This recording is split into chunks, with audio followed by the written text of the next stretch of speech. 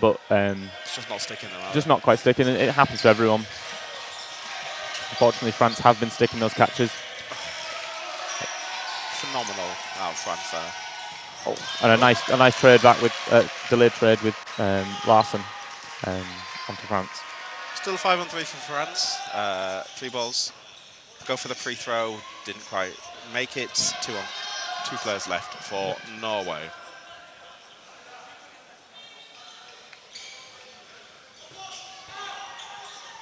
Oh, that cross court out from the French captain is lethal. These first few sets have just been phenomenal out of him. Yeah, that was I think that. Yeah, ref has got bounced there. But it was very close to a hit then. Yeah, did look like a bounce from here. Just a bit of communications to the refs. And we have Soybier. Goes for the free throw.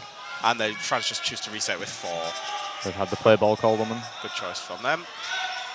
Free throw finds nothing, and then France just hit outside the word. It's always hard to dodge 4 balls. Yeah, it's always, especially with these experienced teams throwing together, will just be lethal. Absolutely. Yeah, France now with a 12-0 lead with about 5 minutes 40 left in the half. Let's see if Norway can pull a set out before the end of the first half. Yeah, I think that definitely, just to break up the flow of play, really. Get them back in the headspaces.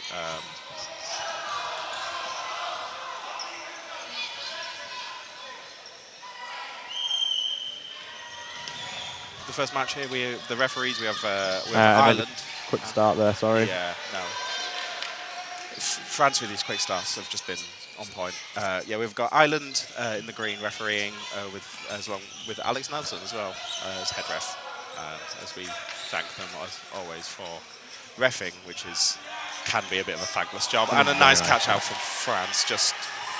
They seem to have really found their stride now. Absolutely. And Norway testing them with that last ball. So France now have 5 balls, and they're up by 3 players.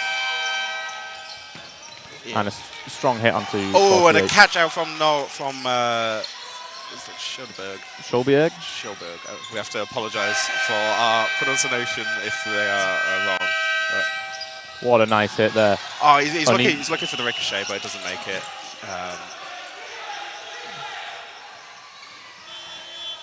I think it's just a bit of a. I believe the Irish referee is calling a catch on the other ball that was thrown alongside Soybier. Schulberg. Yeah, number 9.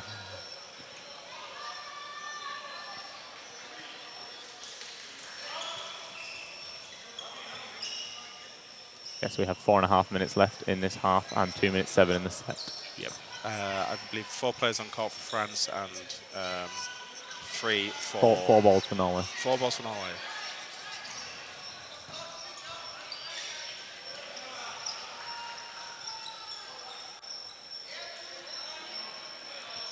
That's interesting. I wasn't aware you had to be start off court. Yeah, so everything is a start off court except for restarts, which is on court. So yeah, when the sets start, all players start off court, whereas for restarts, players start on court. It seems. Strong block by 51 for France. Yeah, he get caught out a bit earlier by those aces throws. So it's nice to see his... and a block catch. Oh, Norway's pulling out all the catches here. Olsen making a catch off of, I believe it was Arnsson's ball, Arnsson's block. They come forward with 4. A 2-ball attack. Doesn't to make purchase, but still 3 balls for Norway. Just got up for this single ball. With a minute and a half left in this set, and they're up by 1. Let's see if they can hold on to this lead. And that's a hit onto number 17. We're now 3v3. 3 balls for France. Oh, that was pinpoint accuracy out there from France. Onto the... just caught slacking. That's a tough one. In these games, you cannot afford to take your eyes off of the opposition. So many people are just willing to just take that snap. Snap hit, yeah. So Norway now with 3 balls. Let's see if Olsen can make anything out of this last set. He does take one with him, but unfortunately being 3-1 set to down. France again. Yeah. So we have just under 3 minutes left in this half, as France are 14-0 up at the moment. Yes, very strong throwing out from France. Just sort of, it's just that clinical edge that's really very much been just them over the end. Some nice things being shown by Norway, though. We can't fault them for that. Yeah, no, I think we've seen some strong performances, some very nice deflected catches that have really just kept Norway alive and showed that they're capable of everything.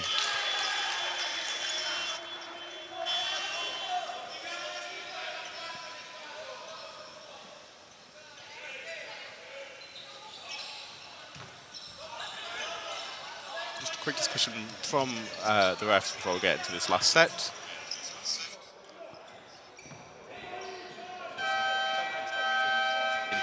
That should probably be the last set.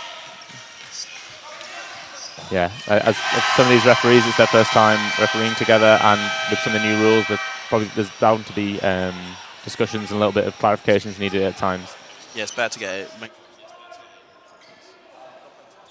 There's been some leeway set out for these discussions time-wise in the schedule, so just make sure we're getting everything right. Yeah, so this European Championships, I believe there's 52 teams across 19 different countries. Wow. So it's a hell of a Euros, and it's going to be a very strong day.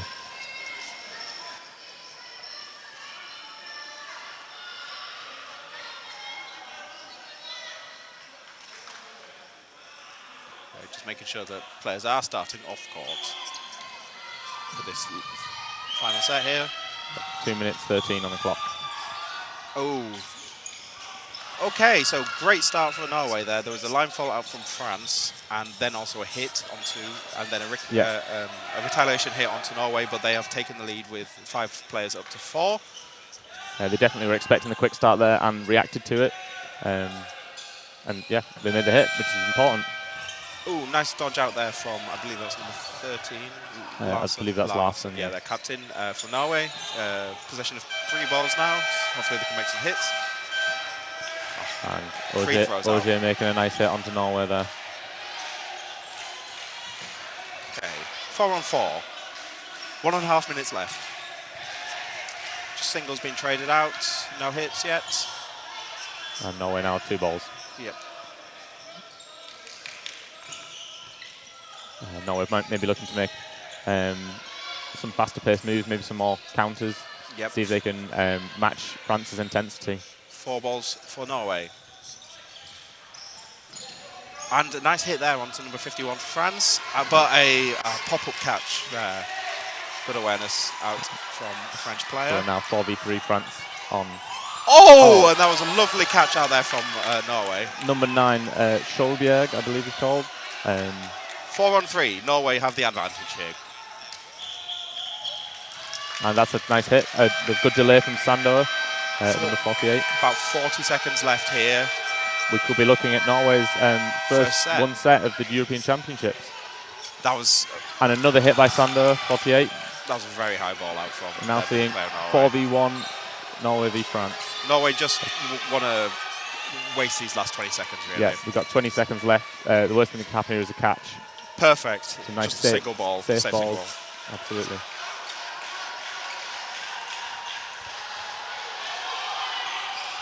Ten seconds left. 4 players up for Norway. A phenomenal set by number 48, making those strong hits. Doesn't seem to find purchase on this last throw from France. And we see Norway take their first set of their European Championships. You can see how much it means to them. Like, it's a phenomenal situation. And yeah, it looks like Denmark on the right-hand side and Sweden are equal support. Yeah, it's such a nice feeling being here. Like, everyone's so supportive. Absolutely. Yeah. So we have a 5-minute break now between the halves, and then we will resume the play again. 14-12 up for France. 14-2, sorry. 14-12 would be quite a nice game, but no, 14-2. Yeah. But yeah, to see Norway take a set at the very end, that should give them confidence going into the half. and we'll see if they can pull that into some more sets won in that second half. Yeah, as we've been saying, Norway have been keeping up with France. The free throws, these are a couple of things I think they probably should be looking at. The free throws have been catching them sort of unawares a lot, especially out from the left side of France as we're looking at them from the court.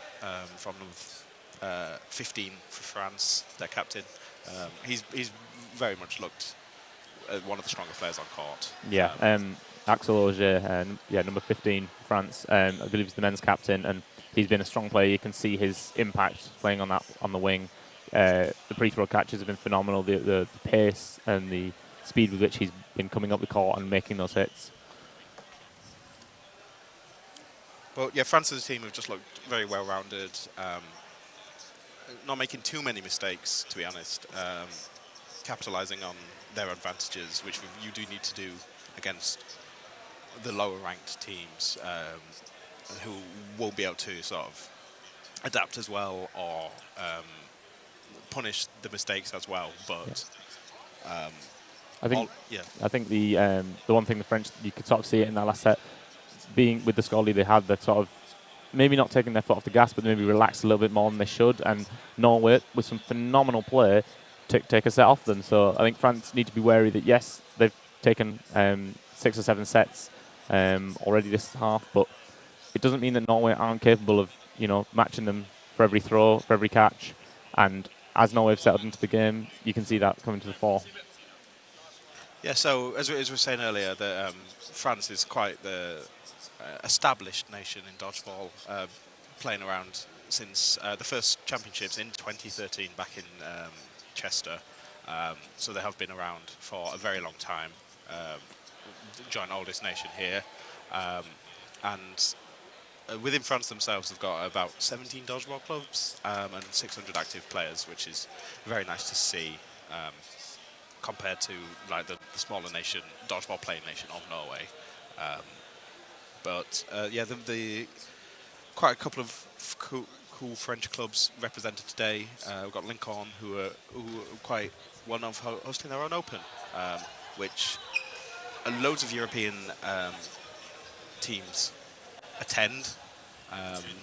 Yeah, the Lycon Open tends to bring in teams from across Europe, and that's quite nice to see. Sometimes it'll be more like like touring teams that aren't your typical teams that don't play in a league, but they're just a collection of players from say England or from Austria, from Italy. They'll sometimes come together in different ways to put a strong, fun team together, and it's always very fun. Yeah. Yeah, we were looking at actually entering a team, but it was sold out within 3 days, I believe, for the men's category. So we unfortunately didn't have a look at it, but it just shows how popular it is. Absolutely, yeah. These fun opens are a chance to experience some of the thrill of the European Championships, see the players that you'll see at these events, but in a more relaxed atmosphere where you can have a really good time with it and show your chops on the international stage a little bit. Definitely. It's I'm so excited to be here. Yeah, no, this is brilliant. For me, this is my first Euros, so I'm just taking it all in and just really enjoying the atmosphere already. It's brilliant. Yeah, the great opening ceremony. Croatia have really gone above and beyond hosting today. Yeah. So very much thanks to them. And for those that have flicked through the different streams on the YouTube, you'll see this is the smaller hall with 2 courts in it, and the larger hall has 3 courts, with court 1 being the focus court in that hall.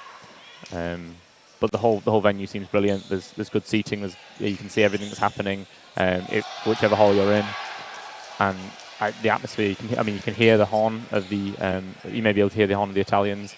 The atmosphere is brilliant. Can't fault them. And all the tech as well, with all the cameras, all the different setups. Lovely media team. Just thanks to all of them for absolutely. what's going to be an absolutely phenomenal European Championships. So I'm just having a quick look, see what the other scores are, so we can get some updates on them. Yeah, that'll be interesting to know.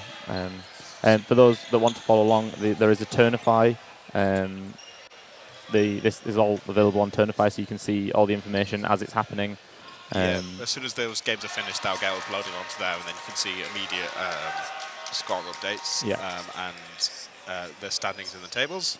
So on court 2, currently we have the Czech Republic versus Croatia.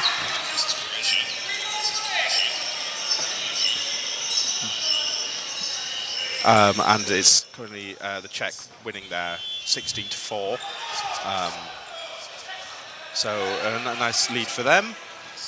Just checking what's on the other court in our hall, court 5, which is Italy-Denmark. Again, Denmark's first Euros as well. So there's obviously that camaraderie, yeah, between the Scandinavian nations, yeah. And it's really nice to see that, the support that teams like Denmark and Norway have been getting. Yeah, like France, for example, I believe they have like a large contingent with them, so there's like 40, 50 French players and all the support staff. Yeah, whereas teams like Norway and Denmark, it's a much smaller group, but that doesn't mean that their passion is any less, and honestly it's really nice to see that the support is matching that. Yeah, it does currently look like Italy is winning 16-0 against Denmark. So it shows a very similar game to this one, maybe then. From just looking over occasionally, it does look like they are sort of holding their own, but Italy, again, very strong nation in their own right. So, just as we're about to start the second half, just the game you're watching is France v Norway. France are currently on 14, Norway have 2. I'm Sam Robinson, and with me is Sam Warville. Hello. Yes. So on the near side we have France in the red, white and blue, mostly blue, and on the far side we have Norway just in the blue and white, with the red trim on the shoulders. And yeah, France seem to have taken a quick start, quick opening up. Six players up against 4 here. France did seem to have made a couple of substitutions. Strong hit by number 36 of Norway onto, I believe, number 7, was that? Yeah, Gomez of France. The French captain seemed to have subbed off after a very strong half, as we were saying earlier. Very long games. So. Yeah, it's likely to see a lot of rotation, a lot of different players. I mean, every squad's got, some of the larger teams have large squads, so they're going to want to use their players, keep them fresh. So currently France have a 3-ball, 5-player advantage against 4 players of Norway. Just trading some single balls here, and a lovely retaliation hit there from 36 Norway. So we have, I believe, 4 and 4 at the moment here.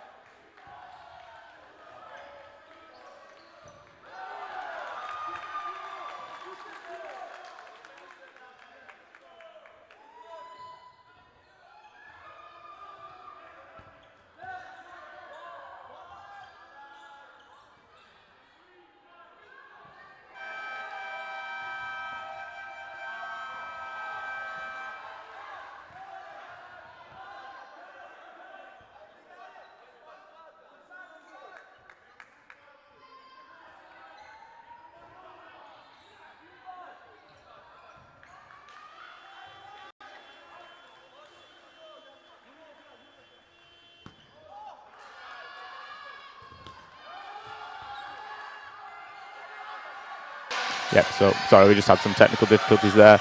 But as you can see, we've currently got Norway with 2 players and France with just 1.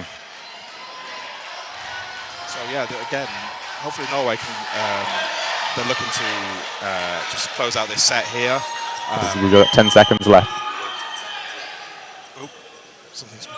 We're missing a ball from the court at the moment.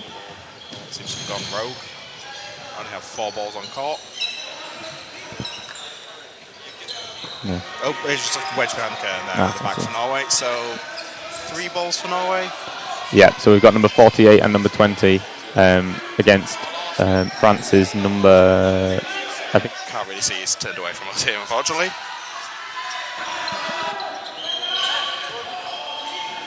I think it is. Yep. It's like a nice dodge and a block, and he comes up. And a phenomenal hit. And a drop the cap. That is an intense moment to see, and you can see the passion in the Norwegian players. They've taken their second set here against France. Dupois, number 1 of France, unfortunately dropping a catch in the neutral zone that looked secured for a moment, and Olsen brings home the second set for Norway. This is exactly what I was saying. The French team can't be too cautious because Norway will take them set for set and is clearly showing a strong sign of improvement. Yep, 14-4 up for France, so still all to play for both teams. Quick reset out here from the referees.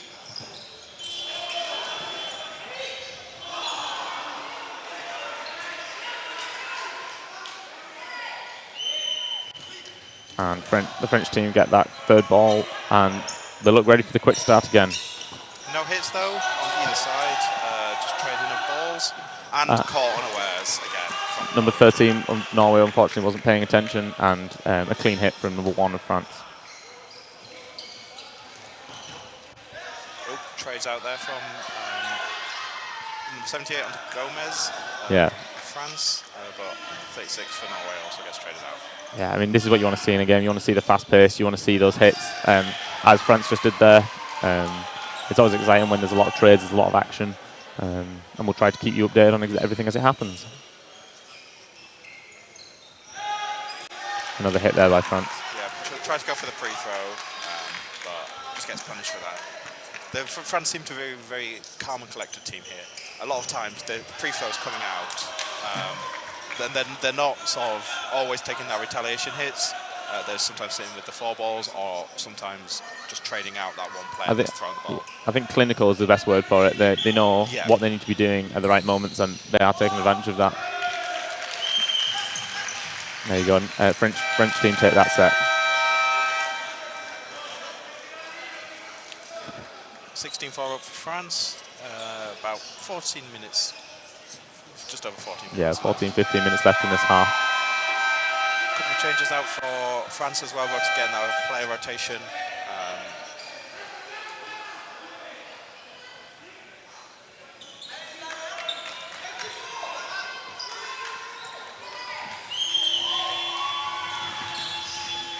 And France get 3 balls, but it's a slower start.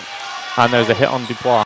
And a second hit. 5 balls for France now, but 2 players down. So that's phenomenal. Norway using the French approach against them and taking advantage and not paying attention with the quick start. Taking out the middle player there for number 9, who's had some strong performances for Norway. Definitely, they've seen him as a bit of a threat there for Norway, so take him out early. Ooh, Norway again lost possession here. 5 balls again for France. Still a player down. Looking to make a hit. And that's 2 hits then. Yeah. You can hear the intensity building up in the spectators.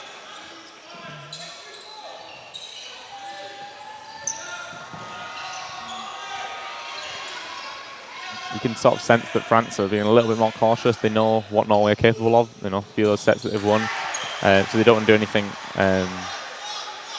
too casual. Yeah, they've shown that with these set plays they can come up out on top, getting the easy hits, and just playing the cautious game. They don't need to be throwing all these balls willy-nilly, I guess. Yeah, I think one of the things that Norway maybe need to consider is they have a tendency to give away 4 or 5 balls, and France have definitely noticed that, and I think are putting more fakes in, trying to encourage that extra ball. Yep, number 7 there, Gomez for France, out for an invalid attempt, so the ball was not thrown within a mutual player. So we're 3-on-3 here, with about 1:15 in the set. So 3-on-3, 3 balls for France. Nice block out there from number 48. And a phenomenal hit by number 13 on France. We see Norway with the 3 balls and a player up. Yeah, Sizin, I believe, got her over France. Oh, what a hit there, catching the French player after he'd done a great dodge out. Just throwing that third ball to make sure to get that hit. Looking for a free-throw catch here out from the French player. But Norway not opting for that. And Norway take their third set. And, you know, it's now 16-6. Yeah, Norway looking good. Absolutely. Especially Olsen, number 13. He's... I believe Olsen's number 20, or you... Sorry, I may be getting confused. Yeah. Sorry, you know, you're correct. Olsen's number 20, Larsen's number 13. 13, yes. But both players have been lighting up the court. Yeah, both very strong performances individually. I've been particularly impressed by number 9 of Norway. He's had some strong throws in him, and you can sort of sense that he's an arm to be dealt with. On, as I just was saying, number 9 makes a catch. So, Norway taking an early lead in the set here. 10 minutes Unfortunately, left. I believe it was a line fault, or I think they may have got, number 48 may have got hit. But Norway, you know, for every hit that play they lose, they take one back. So 5-4 lead for Norway, 3 balls for France. Free throw just into a bounce there for France, resetting with the 4 balls, having to throw 3. And that's 4 balls now for Norway. But I think that's the important thing, that Norway realised that they were caught not paying attention, so they're now sometimes trying to do the same thing with France. Yeah, if they're underestimating you, might as well take these easy hits when you can. So absolutely. 2 balls for France, 4 players. Free throw not finding purchase, and Gomez gets punished. Yeah, number 13 with a really strong throw just off the shoulder of number 7 for France. A clean hit. France looking for the counter, just to throw that single ball, not finding purchase. The French definitely have to be wary that they have 10-point lead at the moment, but Norway is showing they can bring that back, so maybe France will be looking to slow this whole game down. But 2 single hits there coming out on the third hit onto that Norwegian. Just clean single ball throws out from France there, bringing it back to a lead for France, 3-on-2. See France putting the pressure on to try and stop Norway doing too much.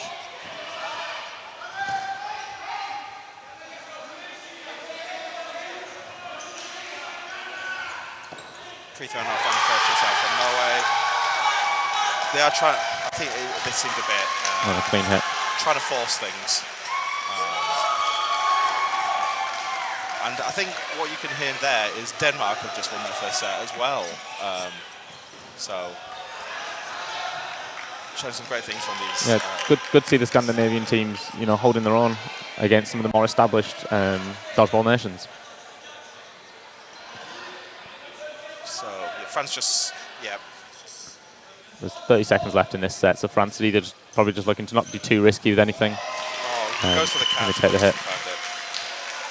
Nice comeback set there from France. Yeah.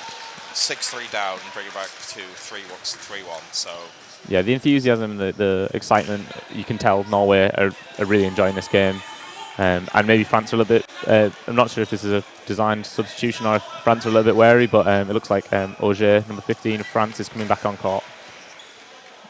Yeah, I think they've just been having these player rotations. Yeah. Every other set. It's one of the big things these larger squads will be able to use, is to be able to keep people fresh. And you know, you got 40-minute matches for a change, so you might as well use the depth you have. Yeah, and a lovely hit there out from the French captain subbing back on. So 6 players up for France. 5 versus 5 Norway. 3 balls for Norway though.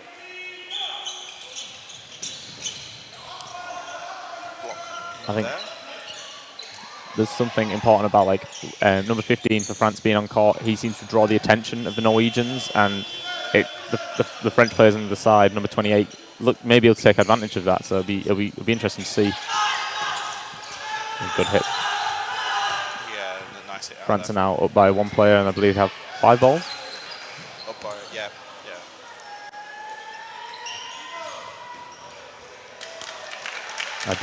2 players out there.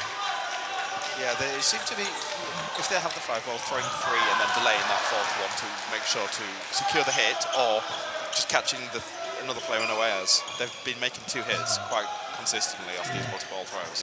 I quite like how the French played that there, where they had a single ball and he moved to the centre of the court to sort of completely protect his team rather than go for a counter. He was just there to draw the fire and make it hard for them to throw anyone else. Yeah, and he's been showing that with the ball he's very capable of blocking and just keeping himself alive. And so. with the free throw catches, he's been showing he's capable without a ball as well. Yeah, so very much a danger man for France. 2 balls. Yeah, I mean, France have a tough group. I believe they have England, Scotland, Norway, France, and Hungary in their men's group.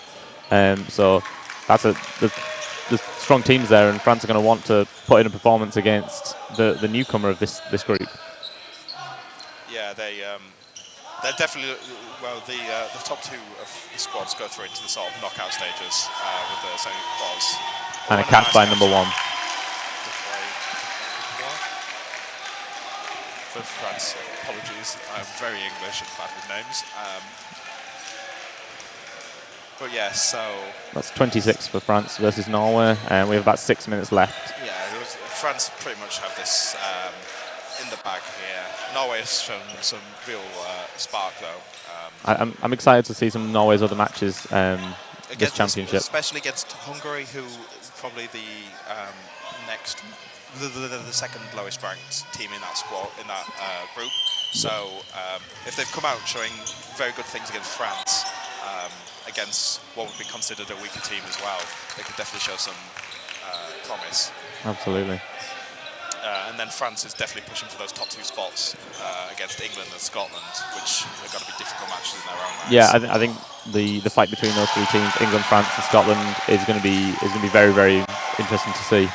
And Norway are down to 3 players now versus the 6 of France in this, what may be the penultimate set. And you are just seeing the presence, number 15 for France has on that wing. Like, their winger for Norway just can't do anything. He's just very much... Oh, very nice free throw there. Yep. Very much shut down by just the presence of the French winger there. Yeah, I mean, it's just a lot of pressure, and it's the fact that if you don't keep your eye on him, he is taking those free throws, as just shown there, and then France is setting with 4 and taking advantage of the possession as well. Lovely tracking from France. Big dodges out from the Norwegian, but just to delay in that second throw, it's just getting the hit, working very well for them. Free throw attempt, but again, France just reset. With 5 balls now, the 4th one just run over. Big dodge out from They take Norway, the hit. They made a hit. Unfortunately, yeah, you can see from the French captain, he's just saying, just calm it down a bit, just keep it calm for this last probably 2 sets, maybe 3. It'll depend on what they want to push for, yeah. France will be aware they do want set difference if they're to compete against, say, Scotland, England for that second spot. Especially if they beat England or Scotland and then the other one beats themselves, so it's that sort of 3-way tie.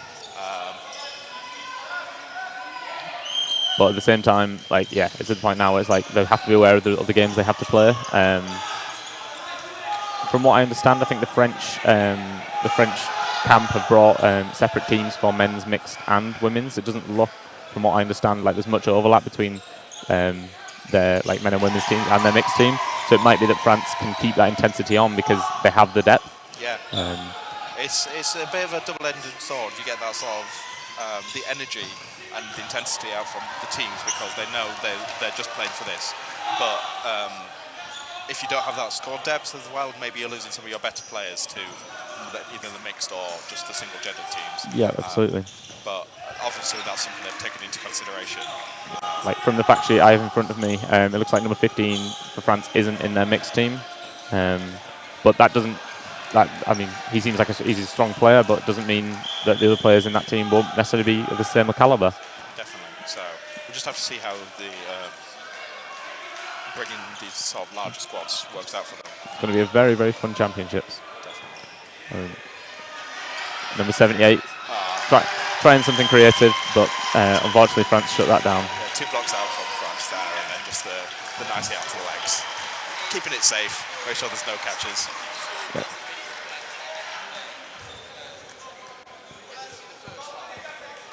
So about 2 minutes-ish left. Possible last set here for this men's Group D match between France and Norway.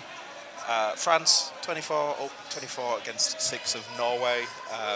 But it's one of those things where it's not super reflective of how the game's gone. If you saw a score like that, it's like, France have been absolutely whitewashing them. But I think the important thing there is it shows French composure and their game discipline as well. Like we've seen Norway, unfortunately, have had some leads that they've then not converted into a set. I think that's a testament to French, their game management, because they're understanding how the game goes and they're doing well because of it. So again, French lead in this final set here. 6 players against 4.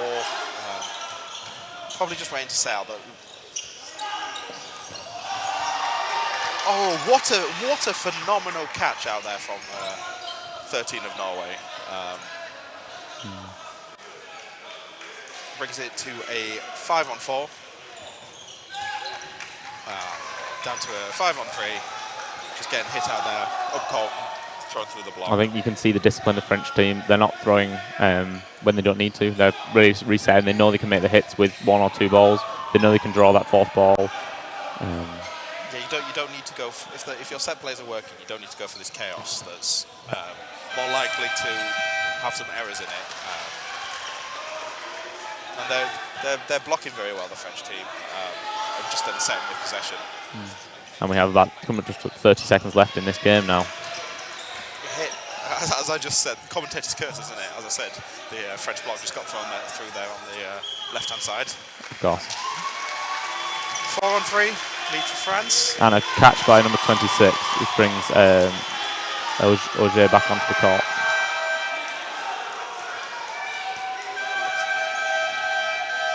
Auger then comes forward and makes a hit on number 78. And he wants this last set, the French player does. And he makes the hit, so. With 2 seconds left on the clock, I believe that means there is one more set. Yep, 90-second set, final 90-second set.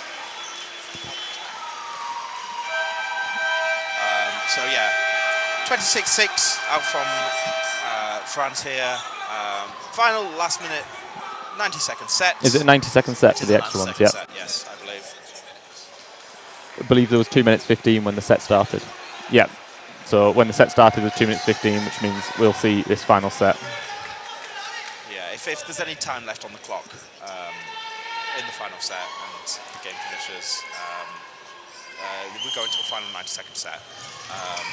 And the French get that, what looked like a quick start, but because they fumbled a ball, they've actually ended up with all 5. All 5 balls, yeah. Norway threw a ball, hoping to catch them unawares, and unfortunately there was one of the other balls was not collected properly. And that's 2 hits. Yeah, they've been very clinical with these multiple hits, as we've been saying. So, absolutely. Looking to get those last 2 points out. As we draw into the last... Hits. Oh, wow, that was very strong to see by Norway. Dupois went for the catch and dropped it, and someone who previously made a big dodge got hit as well. It looked like a clip there onto number 13 for Norway. 4 balls now for France. As we have about 35 seconds left in this final set. Yeah. And yeah, just a nice group throw there onto the winger there of Norway, and I'm not sure if that was another hit onto number 95 as well of Norway. Yeah, so it would seem just number 78 left. Can he pull something out of the bag here? And he made the catch of court, and that is quite a definitive win here for France. 28-6. A strong result from the French team, and exactly what they want to open their Euros championships this year with. But however, Norway for their first European Championship match. A great match out there. Yeah. Yeah, it's been brilliant to see. Getting their 6 points against a very strong team. Been showing some very strong individual performances out from some of the Norwegian players as well. As we just see the teams congratulate each other at the end of the match. But smiles across the Norwegian faces. I mean, they can't be disappointed with that. It's been a brilliant play by them, and they've done everything they set out to do. And you know, it's a shame that France is just a strong team that they couldn't break down more. But yeah. For those that are watching this call, the next match will be, I believe, the Republic of Ireland versus Serbia in the mixed on court 4. But if you feel free to look across the YouTube, we have all 5 courts being streamed. As I mentioned before, there is a Turnify that has the different standings, and those scores will be updated throughout the day. But yeah, I think it's been a good match. I think we're going on a break now, and then we'll be back commentating for this next match soon. Yeah, so thank So you. yeah, thanks. Cheers, mate. Thank you.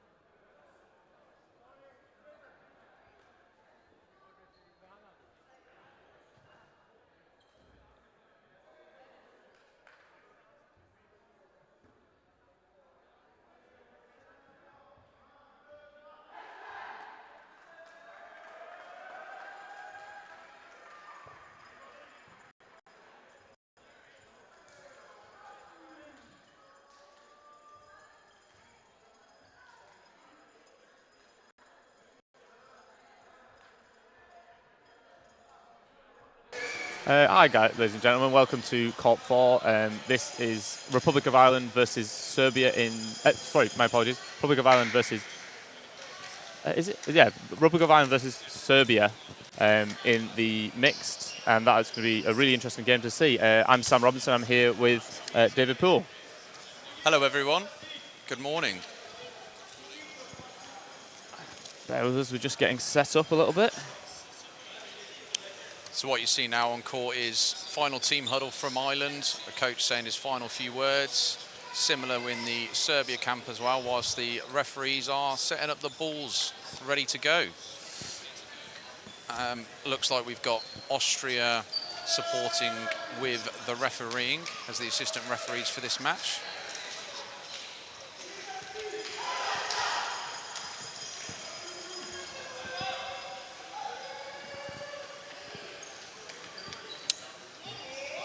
Appears that we're missing some information out of our media pack, but I'll figure it out.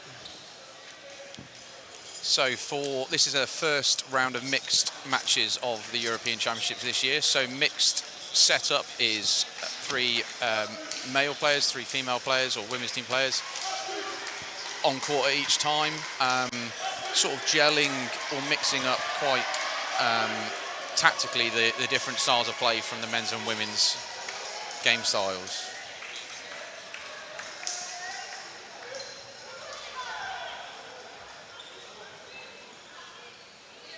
Yeah, so it's going to be an interesting match because Republic of Ireland are a mainstay within Euros. They're frequently coming along to them. I believe they first competed in 2012, but for Serbia, this is actually their first Euros. They've come here with a men's team and a mixed team, but I don't believe they have a women's team. So, it'll be interesting to see how Serbia play. It's their first Euros, and nobody knows what to expect. You'll have to bear with us. We may not be perfect with the pronouncing various names, but we'll try our best. But yeah, it's been an exciting day. I've not seen the results of all the courts yet, but on this court just before we had France versus Norway, and France took the lead. And on the court next to it was Italy versus Denmark. This was both in the men's, and Italy took the lead in that. But some strong results from Norway and Denmark in pulling some sets from established teams. So just kicked off to the right-hand side, you see in the corner of the screen, we've got Czech v Switzerland, I believe, kicking off in the mixed. That seems right, yeah. I'm not 100% sure who that second team is, but yeah, on this court we have Republic of Ireland just getting lined up now, and the game will be starting shortly.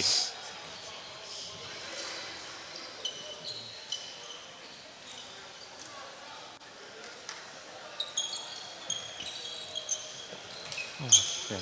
It's nice to see the camaraderie. And I think, the European Championships so far has been a very exciting day.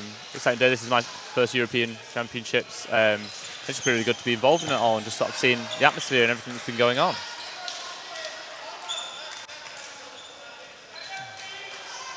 So high fives done. Teams lining up at the back of the court. 3 ball retrievers aside, and we're nearly ready to kick off.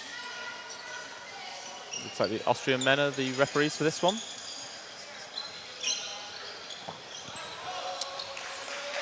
So I believe Ireland have just come off a men's fixture. I don't believe Serbia have played yet. So it'll be very interesting to see if, that there's a benefit or to either side of being more rested or actually having game time on the courts with the balls. It'll be very interesting to see. Yeah, Serbia have not yet played. Because they don't have a women's team as well, they're going to have less fixtures during the day. But I believe their first men's match is in 2 games' time. So captain's in at the moment, just doing some final, just kind of running through some of the logistics. This is our first European Championships with a full automated scoring system.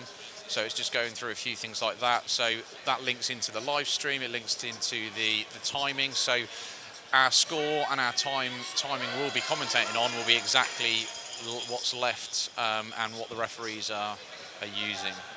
Yeah, it definitely helps so much. Makes things simpler, makes it clearer to you, the viewers, and everyone's on the same page then, which is good.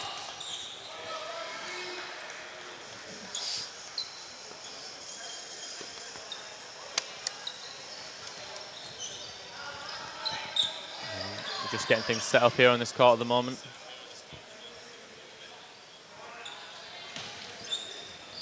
Yeah, I believe court 5 is Croatia v Switzerland, which is the court you can just see in the corner of the screen.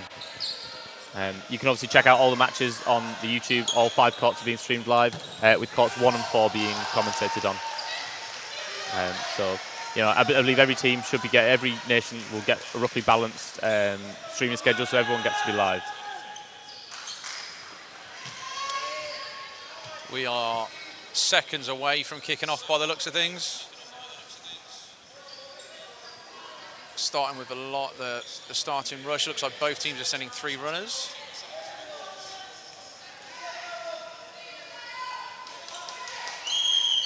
And we're off. And Ireland claim the middle ball. But no quick start. Just a nice, slow, structured approach by the looks of things. Got a hit. Ireland take the first hit. And regain possession as well. Ball rolls back from the hip. Yeah. As Serbia's their first Euros, it'll be interesting to see how they play. They're definitely an unknown, and Ireland will hopefully will be hoping to take advantage of that.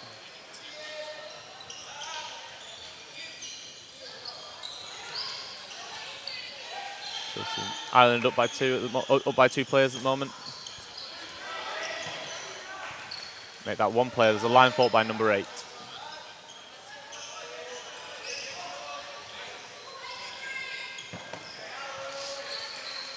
Four balls now with Ireland.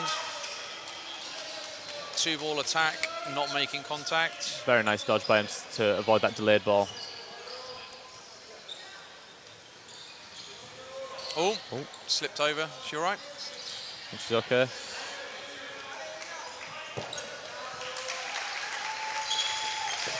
Oh. And a clean counter. So we're currently 5 on 3. 5 on 2, a player's just been called out for a line fault. And Ireland with all 5 balls. Hit with 4 balls now. Yeah, Shine and Ladiri making the hit on the left side.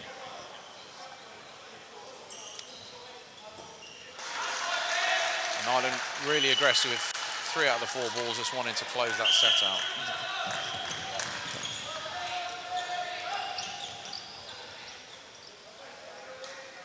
We may not have the half-time time currently set at the moment, which seems a little bit unusual, but I believe the referees are looking into at the moment. You know, these technical difficulties are always expected, and hopefully, you know, this is the first day we'll get them all sorted out.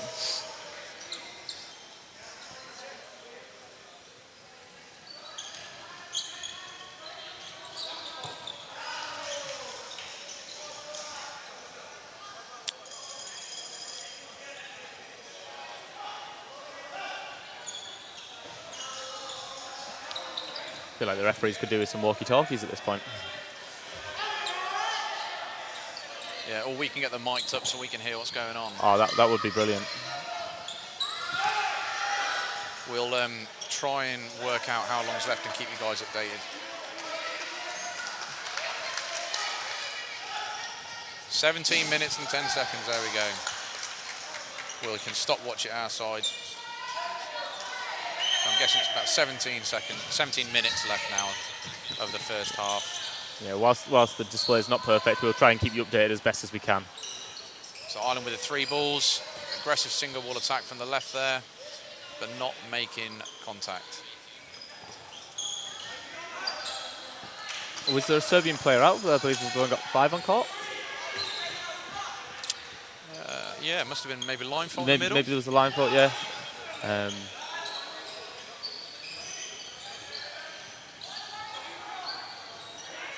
Some nice dodging by number 10. Very nice to make the hit.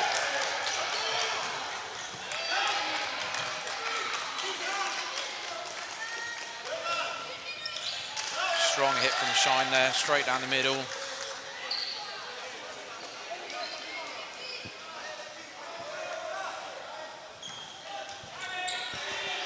counter there by Serbia, taking out the winger on the right. Ireland coming up with 4. Throwing 2, but not making a hit.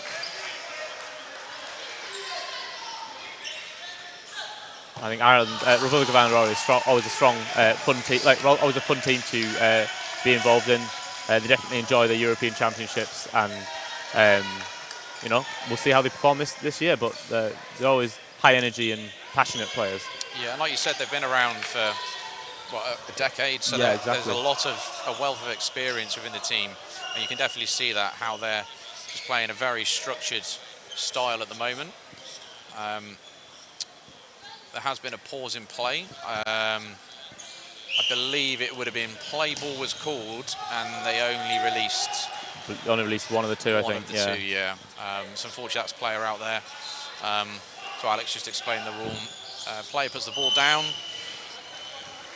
It's to be expected with Serbia's first European Championships. And Ireland with a very aggressive 3 balls thrown out of 3 in possession to finish the set, taking a early lead of 4-0. Yeah. So Serbia, from what I understand, only has 3 dodgeball clubs with approximately 30 active players. But there is a junior league system with around 100 players. So although this may be their first European Championships, they've definitely got those players coming through that that will be pushing the nation to the next level. And you'll find that the experience they get at this kind of level really helps accelerate the progression back when they go to club training. Oh, absolutely, yeah. I've seen it with the players in my home club that play internationally. The wealth of experience and training they get, it really does pay dividends. So when taking that home to a nation, it's very valuable. That's very, very close to a line fault there on the right from Ireland, but he doesn't touch it and then gets a nice quick running counter off as well. Yeah, with number 15 was involved in a fun altercation with number 9 of Serbia, where he made a nice hit up close. And that's Serbia down to 3 players with Ireland on 6.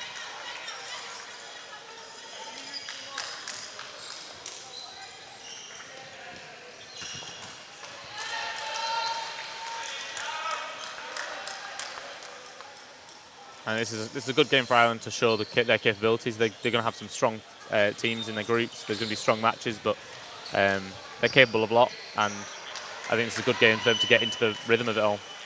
Absolutely. And bouncing back off a preview, I think they've just, the men team lost to Northern Ireland, which is obviously a very competitive match for them, a close rivalry. Bouncing back off those kind of results are always key for kind of the team mindset.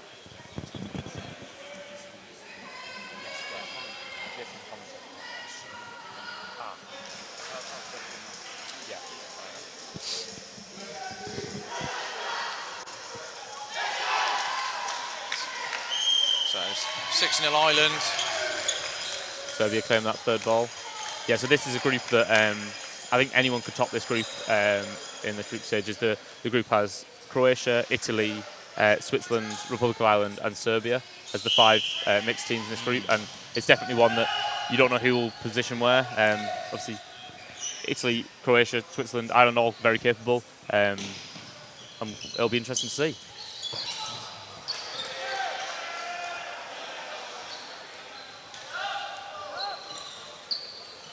Looks like Serbia have made a couple of substitutions.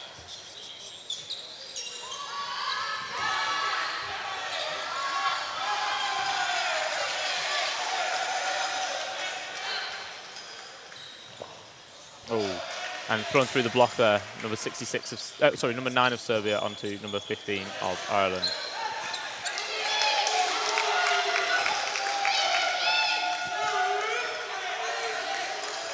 So players even, possession now with Ireland, making a single running counter, a loss of control from Serbia. Ireland now takes the lead.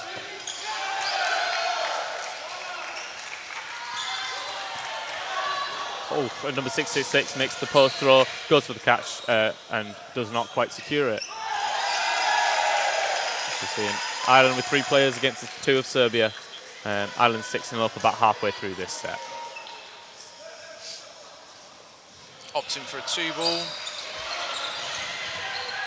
And Ireland responds with a fast 2-ball running counter there. Yeah, that's clinical. Didn't see that second ball coming because he was too focused on that first one. And a clean hit. And 24 takes the opportunity of a player up court with 2 balls. That's a hard one to block in that position. Absolutely, yeah. So by my reckoning, we're roughly halfway through this first half, maybe 11 minutes remaining in the half, and Ireland are 8-0 up. But bear with, because we're not perfectly sure on the time, so we might be a little bit off. I believe, did Alex just say it was 10 minutes there? Yeah, it was 10 minutes then.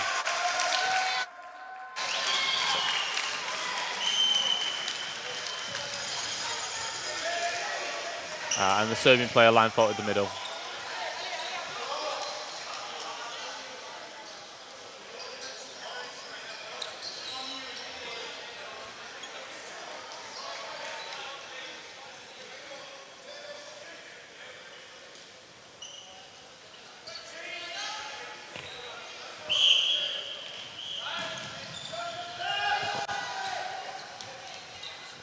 And just with the 2 balls at the moment. Serbia maybe looking to just calm down, get themselves set in this game, handle a lot of the teething problems of their first match. Obviously, this is their debut European match. I believe possibly debut on the international stage.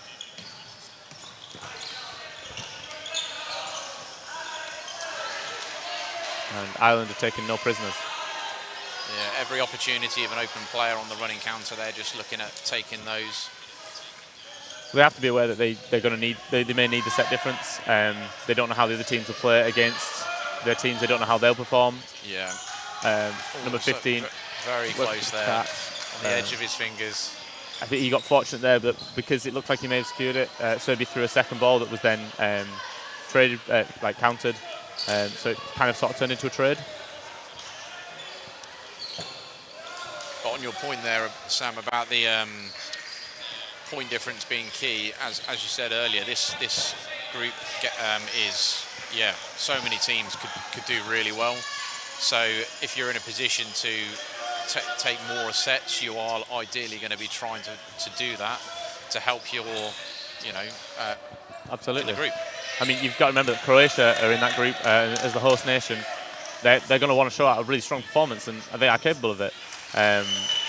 But then teams like Italy and Switzerland, they know that they're doing on a dodgeball court. So I think it's a good group for Serbia to be in, because I don't think there's any of those really, there's not the England, Northern Ireland, Austria teams in there. So there's opportunities for games for sets. But yeah, Ireland can't be taking their foot off the gas at all. Couple of subs now on Ireland side. So this Euros, the rule. This is the first Euros with the rules, a few rule changes. So we're now at 20-minute halves, opposed to previous with 15-minute halves. So what you'll probably see a lot more is a bit more rotation now across the depth of your squads to keep your players fresh. Yeah, it's definitely something to get used to, and those nations with the bigger depth, with the larger squads, may benefit towards the end of the days, or even just towards the end of a match. That if you can keep rotating, you can have an intense 2 sets with a winger and off, and just keep repeating that, then it'll pay dividends versus some of the nations with smaller squads. Absolutely.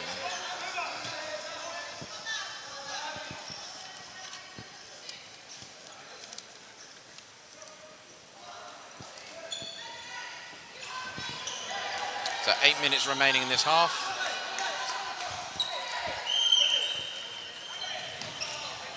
And that's a slow 3 for the Serbians, but the middle player, 73, looks happy. He didn't make the false start. Not false start, didn't line fault. So we see Serbia with 6-3-6 of Ireland. Yeah, it's always a tough one if you lose a player from the start. I think in mixed, it adjusts your tactics if you lose one of your male team players early on, because that's potentially one of your throwing threats. Yeah. Which just changes your style of play, which affects potentially the outcome of the match or the game. Yeah. And you can see, I believe it's number 48 of Serbia. They just made a hit.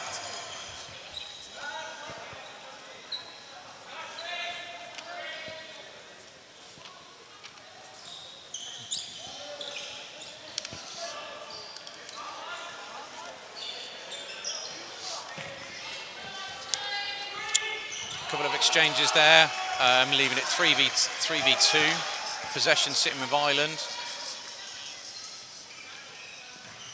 who respond with a single ball down the right wing and making contact. It'll be interesting to see what Serbia can pull out. Number 5, Serbia. I was got to be looking for a catch here with a 3-on-1, but there's a minute and a half in the set, tons of time to see that perfect opportunity. But unfortunately for her, number 36 makes the hit. An aggressive 3-ball release there. So that's taking a 12-0 lead. Yeah, I believe there's roughly 4 or 5 minutes left in the half. And yeah, we may be able to hear from the referee in a second.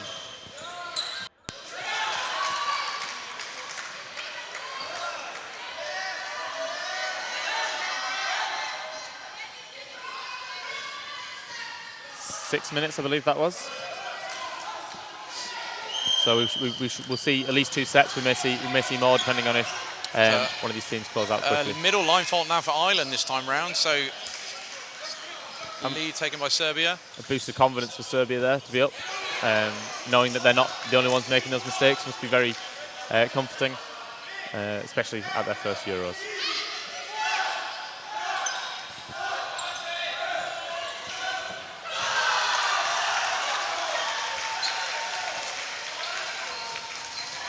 A very nice dodge by number 44 of Ireland.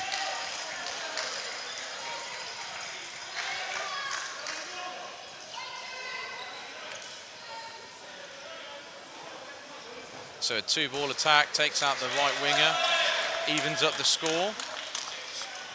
Serbia coming back with a fast return, but don't make a hit.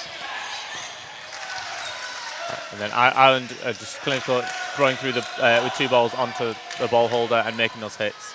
They may have noticed that they can get those hits on the ball holder, and it really stops the pressure coming back at them. And again, an aggressive approach there, hitting out. Is it 44? A strong hit by Serbia may bring them back into this a little bit. With 4v3.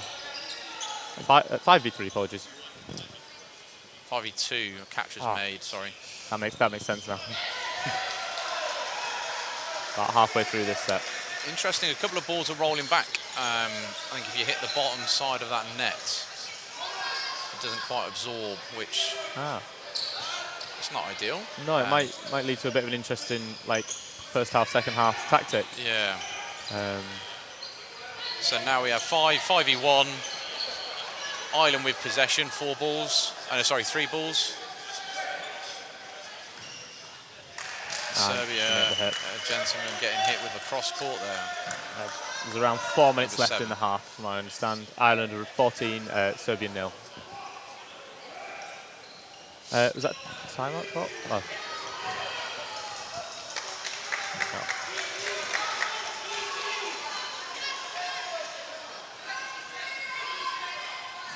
3.5 minutes.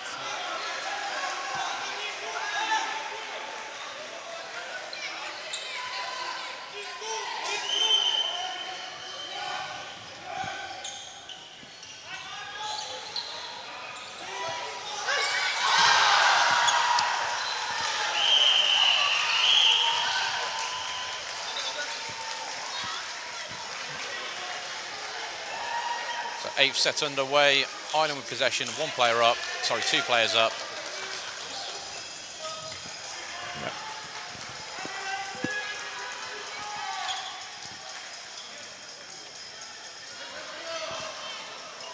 Yep. Serbia coming forward with 3. Play 2 called. No hits made. And again, Ireland with a very fast double running counter there.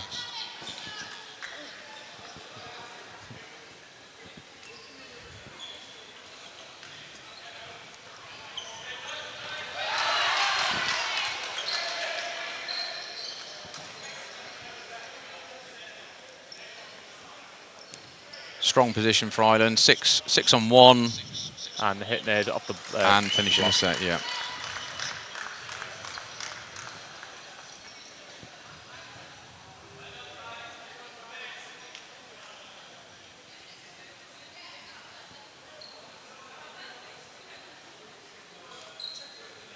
Yeah, I believe we have around 2 minutes left in the half, so this will be a shorter set.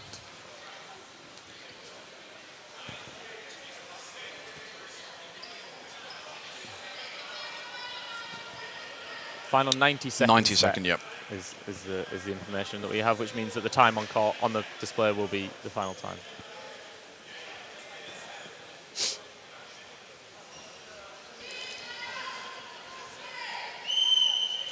For those that are interested in following on with the tournament and all the scores, there is a Turnify, which I believe you can just search like Dodgeball and it comes up quite quickly, which will be updated with the scores after each match.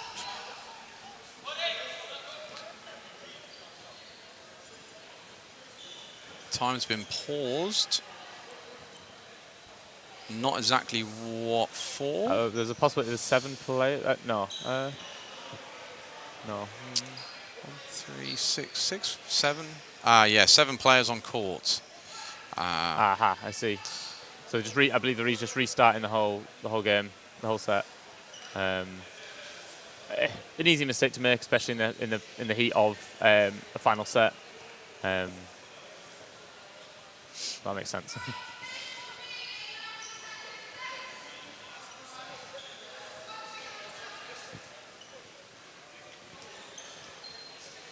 So it is a 1 minute 30 set. I know it says 3 minutes on the stream, but it is 90 seconds.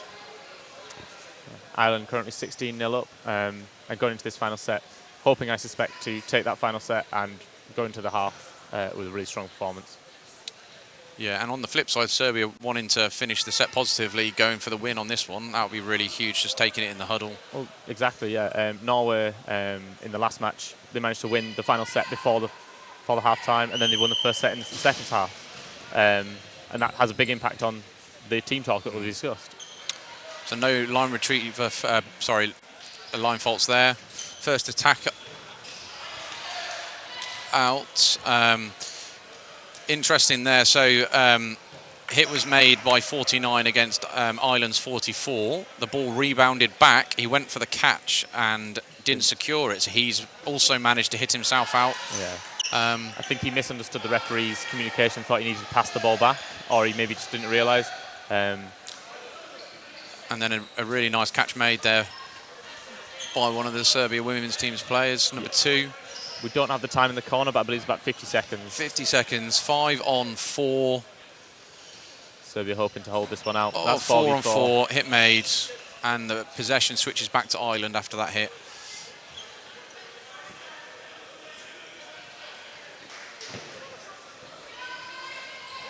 Ireland determined to try and make that hit and then just not getting it. And the catch made by 36, that changes it to 5v3 with around 20 seconds left. There we are, 20 seconds spot on. And Serbia a hit there by Serbia. Very aggressive there, that was. But another catch made by number 2. That's two in the frame. Player just coming on, 3-on-2. 5 seconds left, it seems. 3-on-1. I think the player must have gone around the side. And that's time. And there's time. Oh, so close. Yeah. So that's the half time, and we end the first half 18, Ireland 18, Serbia 0. We'll probably have a brief pause, and we'll be back with you in a few minutes for the second half. Yes. So now you're off. You can take your headphones wherever you want, and when you want to go live again, you have to put it on. That's amazing. But every time you speak with the headphones, we can hear you. It's only for the live stream. Right, okay. So when you have some we can't questions. say mean things about you ever. Sorry? We can't be mean to you ever. Yes. You're Right. here. Yes. Yeah, perfect. Yeah. I'm hungry. I'm hungry. Is it all sounding good and everything? Yes, sure. We have just a problem with your mic, with your headset, but as you can see, and we will change it that we'll have the same microphones, headsets here on the court, that everything is the same level. Yeah. I'm also quite loud. We're not getting the times have not been quite working here. That's not you, is it? Yeah. I'm sorry, this is not in our system. This is from the system from the Dodgeball Federation. Yeah, that makes sense. I might go and ask check with the ref in case it's showing on their screen where it's not getting it. But maybe they can, I might just get it slightly tilted. Yeah. Or you can go to your side to tailor it. They couldn't record it, so they did it. I mean, it's tilted enough the camera can see it, and then sometimes it's more. It's a very good system. They should have play for it. Here's the link, have a play. Well, it's the same one they used in Netherlands, and it was the same problem for the first day. There was like TV quality, and people get used to it. When they get used to it, it's easy because it's also the way getting players to do it. Which that's also then the fabrication of trying to teach someone who once they've done it, it's easy. So it's actually meant to be. So the other centre rep is a nation like volunteer nation. The actual other EDF rep is the responsible for the time. So they should be the ones on it, but they still need to learn how to do it. Oh yeah. They're not actually repping. What's wrong with you?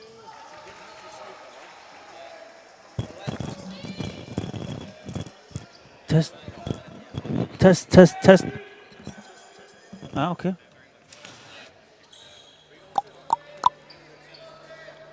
Za.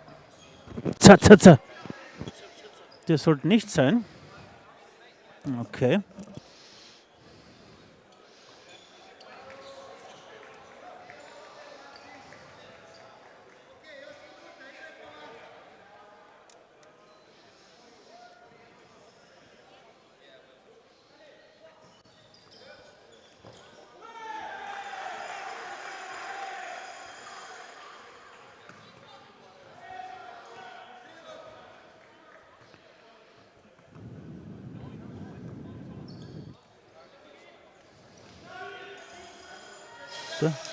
So.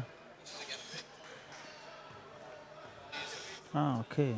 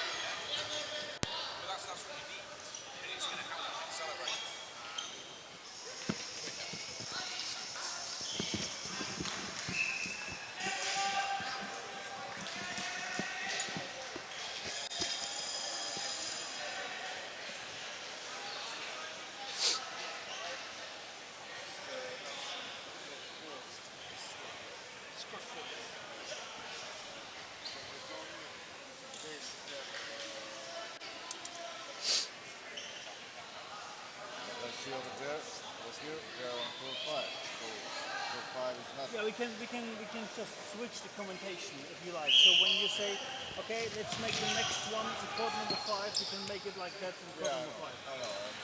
It's really easy.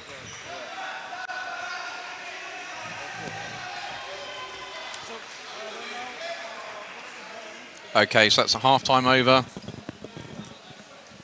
Both teams had 5 minutes to get some water on, have a huddle, go through the tactics of what adjustments they want to make. And then we are about to kick off the second half. 20 minutes left to see if Serbia are able to pull it back. Yeah, it'd be really good to see a strong showing from Serbia in the second half. Just to remind those viewing at home, this is Ireland versus Serbia. Serbia on the near side with Ireland on the far side. I'm Sam Robinson here with David Poole as the two commentators.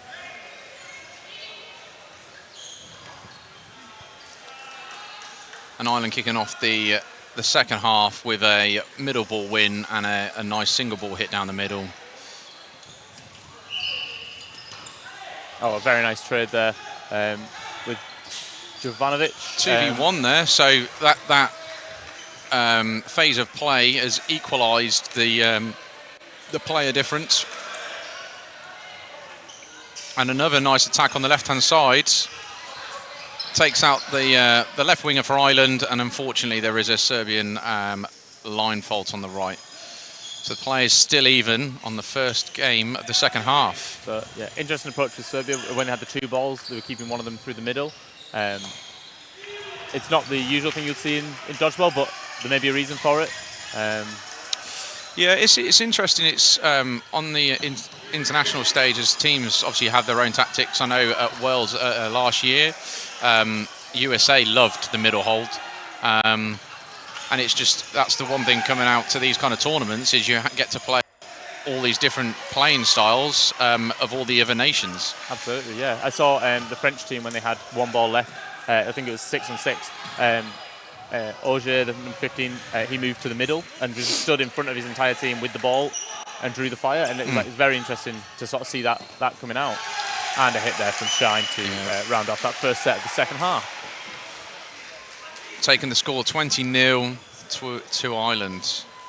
And as you can see, we have got the timer sorted on the stream, so 8 minutes, 13 seconds left. Yeah, and the score is 20-0 at the moment.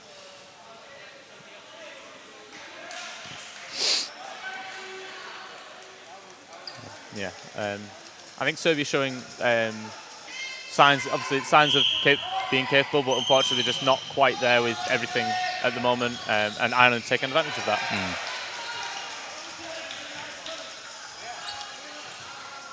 They are starting to settle in, though. You can start to see them reading the opportunities. Their throws are definitely getting kind of more on target, just getting used to the balls. Getting used to the court size and everything as well. Like the line faults that a couple happened in the first half aren't happened absolutely as much as the game's gone on. And I think what we'll see is actually, as a team, they're just going to get better and better. The tournament progresses. And as you can see there, a great opportunity. Number 1, captain, seeing an open player, and he just takes the opportunity, makes a really nice conversion. And Serbia with the 3 now. Doesn't quite pay off there. I think there's a little bit of lack of coordination, unfortunately, with the play 2 call.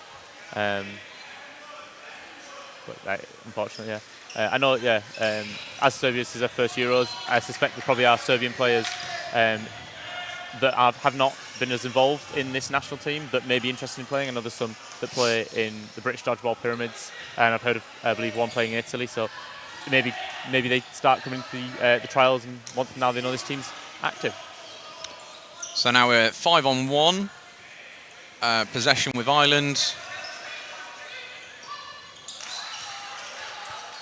And he dodges all 3, opening up. He's got 5 balls now. Unfortunately, number 10 makes the catch on him, and he doesn't get an opportunity to use those 5 balls.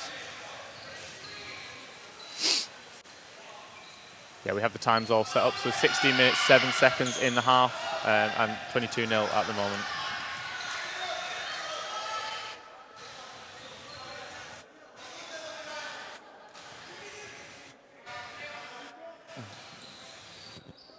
Yeah, the Serbians just adjusting who's on court at the moment, I believe.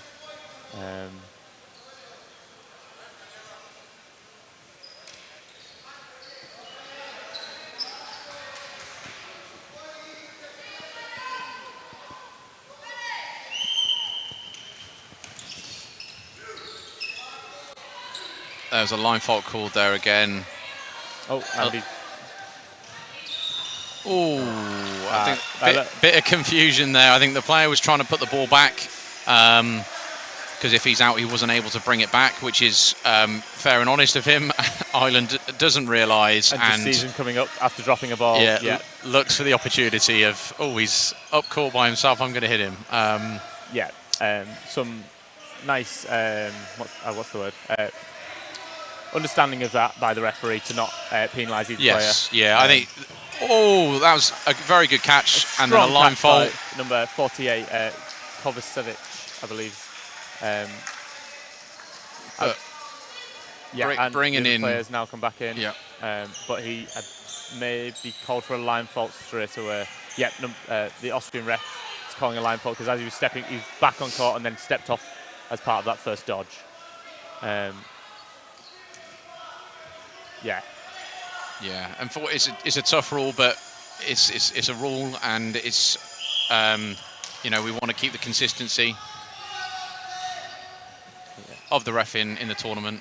I believe he may be okay. May have been he may be okay with that actually. And he is the last player left at the moment with 3 balls. We'll see what he can make of this situation. Gets double hit there. Ireland with a ruthless 2-ball there. It's always going to be a tough one there. He has to try and aim at somebody off ball because he's just not going to be able to do enough otherwise. But then he's just opened up to that 2-ball counter. I believe one of the Austrian referees is just explaining the specifics now. Yeah, they are less familiar with less possibly with all the rules, and everyone remembers their first top, and this is obviously if their first international will be so much pressure, so much on their mind. It's easy to forget little things. It'd be also interesting to know the European rule set back home. I know some nations have rule sets in their own nations for a variety of different reasons. I know back in the UK we play under British Dodgeball and have adjusted rules, court sizes, so we have to adjust, similar to probably a few of the other nations. Yeah, like an interesting one at Norway that we're playing last match. They have a regional variant called Cannonball, which is a different style game but similar mechanics. So for the Norwegians to come across, it's that same sort of thing of knowing the specifics of British Dodgeball.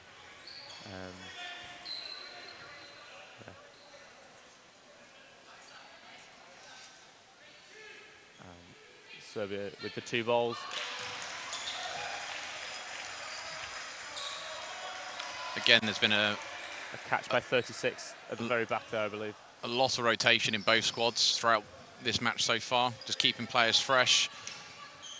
Yeah, from how I understand it, the Serbian squad has like 9 or 10 players, I believe. So, whereas like Ireland, I believe, have 13 or 14. So there's different amounts of rotation that's possible, but there's also value in being kept in the game and just pushing through.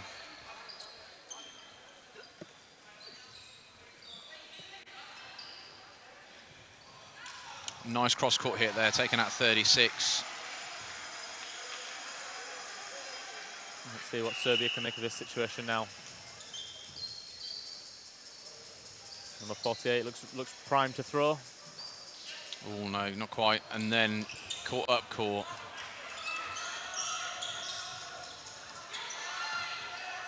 Serbia's playing a very aggressive play style, and it's not quite coming off at the moment. It's just enabling Ireland to open up some kind of single ball responses. It'll be interesting to see if they do adjust or learn from this throughout the tournament. Yeah, I think Ireland are also, they're sort of seeing that aggression. They realise they can just absorb it and either go back with 2 balls and just hit, or they can, otherwise they can sort of just manage that and take the catches and reset with 4 balls at situations. They seem very willing to make those trades and seem to be having a good impact because of that. Serbians a little bit unsure of who's on court at the moment, I think. We do have 6 ready. We've got 10 minutes, 50 seconds left of this half, score being 26-0 to Ireland. Yeah, a very strong game for Ireland to come back to, after the Northern Ireland men's defeat. Yeah, I think that's an unfortunate line fault there from number 9. I think now if I was the Serbian team, be just looking at trying to, slow things down and just secure, your first game win. The Irish team, you mean, or the Serbian team? No, for the Serbian team, yeah. Right. Just, when you've 26-0 down, I think you're in a position where you just want to secure a set. Yes, sorry, I see what you mean. Yeah. Great catch. A really good catch there from number 5. Bringing in number 9. It has been called catching out. Unfortunately, there was another hit as part of that play, so it does leave it 3v5. 2v5 to Ireland. We'll see what we can make of this. Yeah, Yeah, there's so much time. There's 2 minutes. 2 minutes left in this set. There's so much time. Ireland go for a catch that's a little bit possibly awkward to make and is hit instead. So down by 2 for Serbia.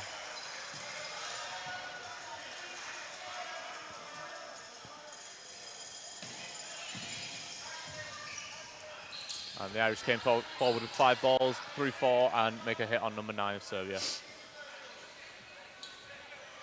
About halfway through this set.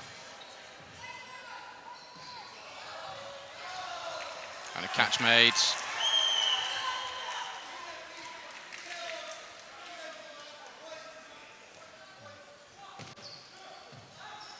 And in that set, 20. I think it's now 28. 28, yeah. Just less than 9 minutes. Yeah.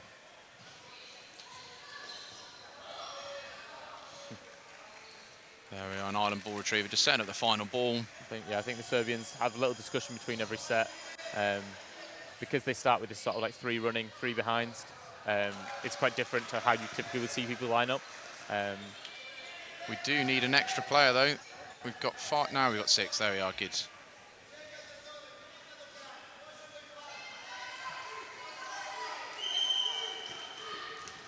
And Serbia get the 3rd ball and a slow 3-ball start.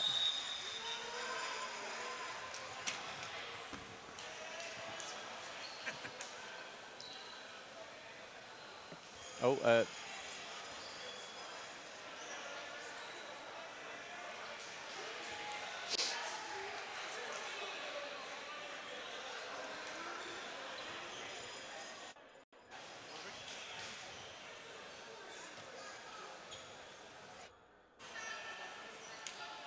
so just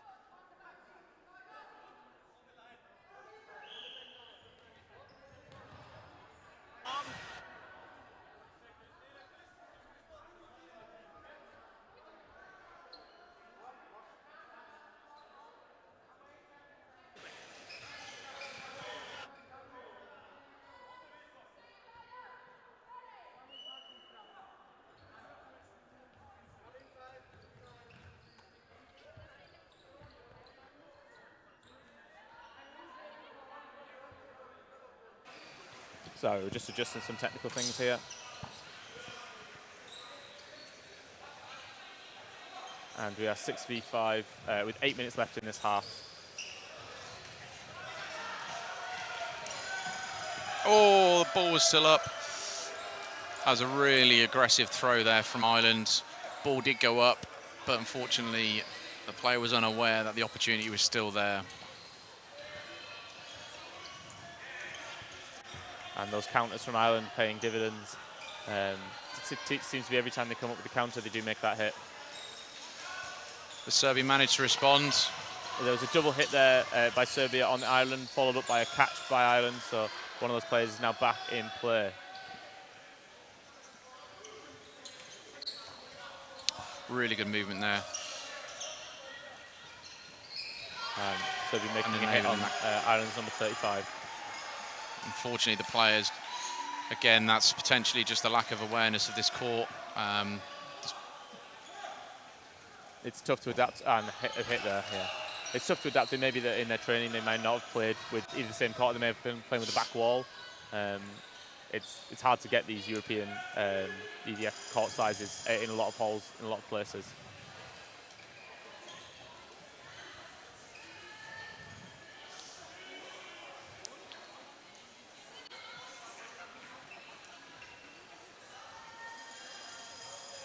So we have around 6.5 minutes left in the half, and the score's 30 now. Yeah. So what we'll find with the matches being 10 minutes longer total is that the scores, in theory, it gives the opportunity for more total games in a match. So here, for where a team is being quite dominant, the score will get a lot higher, but it also means that actually games which are close, rather than finishing 12-12, say, could be 16-16, 18-18. Yeah, absolutely. I think it actually it'll favour the teams that can consistently perform, because the underdogs can't hold on to a lead for as long in some situations. Yeah. But that doesn't mean it's not possible. And I think you've also got to remember that some teams might get tired, not be expecting it. And that's the exciting thing about the European Championship. So we're 5 on 2, 6 on 2 here.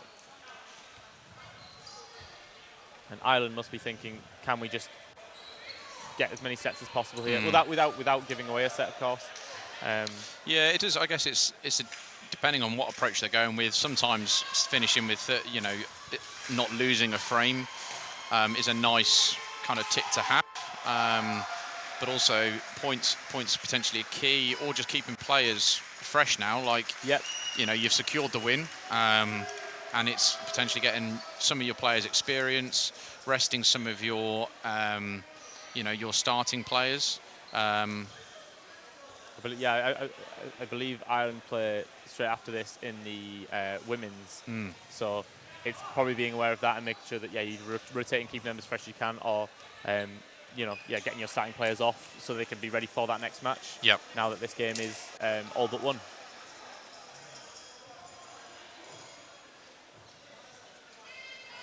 It's always a brilliant opportunity to give some of the less experienced players. I'm not saying I don't know enough about the specifics of the Irish team experience, but give some of the newer players, or like that may be debuting, give them that opportunity. Can be really, really nice to give them a few sets to get into a game where they maybe need later on in the championship if there's injuries and such. Absolutely. So now we find ourselves 6 on 4. Serbia with possession, not quite converting that hit, but all still staying alive. Absolutely. This is a great opportunity for Serbia. What can they do? Ooh, that's an unfortunate double hit. Bouncing off number 6 to the back of number 13. And then there was a hit as well, so now we see Serbia down by 1 player. And number 15 of Ireland makes the hit, and there's possibly being warned by the referee about something there, I think. Maybe not getting off court quick enough. I'm not sure if it was because the ball had hit the floor and then he went for the kick on it, which may have been like the equivalent of rolling it back after being hit. Yeah, true. But he may not have realised it had hit the floor and was hoping to just send it over to a teammate. Very risky play there, which didn't pay off for Serbia. I believe Markovic, number 11, made a hit on number 8 of Ireland, so it's now 2v2. So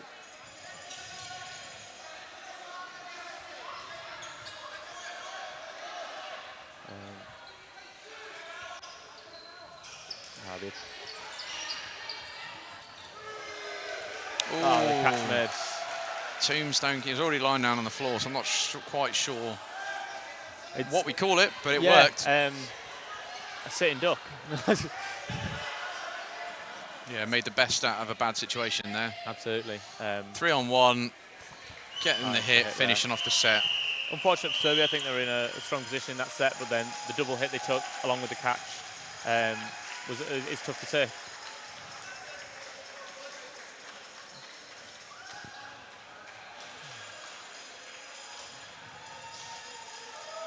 So 2 minutes remaining. I believe this might start as a 90-second set.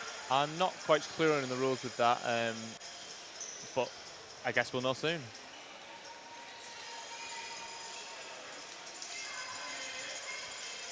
On a minute 50, yeah. That does mean that Ireland will be able to possibly get 2 more sets out of this if they wanted. Because if this set does finish before the end of this half, then there will be a 90-second set.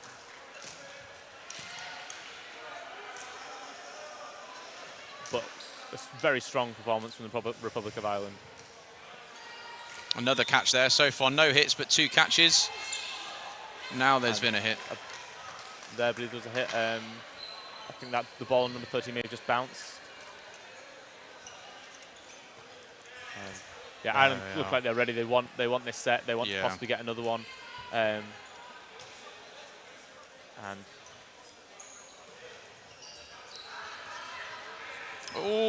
a catch made by number 13 on number 66 of Ireland.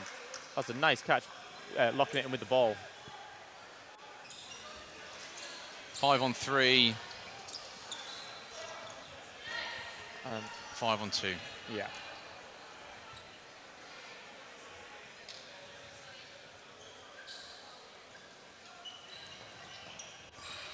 Yeah. Yeah. Ireland definitely punishing the ball holder there by throwing 2 on the counter each time. Yeah, Ireland's double running are just on point.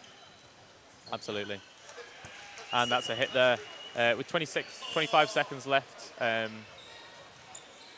don't know if this is a 90-second set, is it? I believe. I believe we're playing it by the looks of things.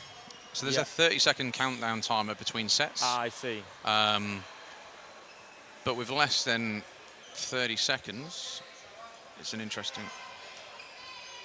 So we are playing a 90-second set. There we go. So yeah, that was something that I wasn't 100% clear on myself. But yeah, if there's 30 seconds or less on the clock, it will still be that 90-second set. That's useful to know.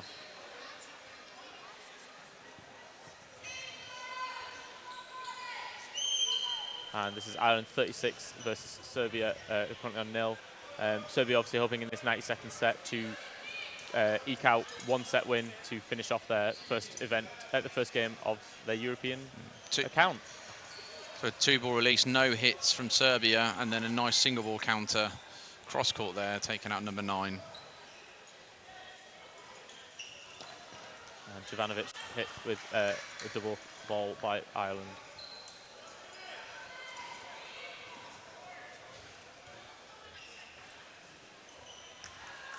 And Serbia came back strong there with a hit on number 66 and then number 15 as well.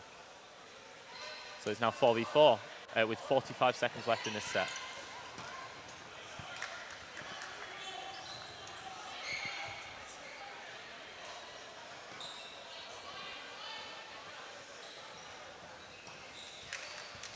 Serbia making a hit on number 35. So 25 seconds left.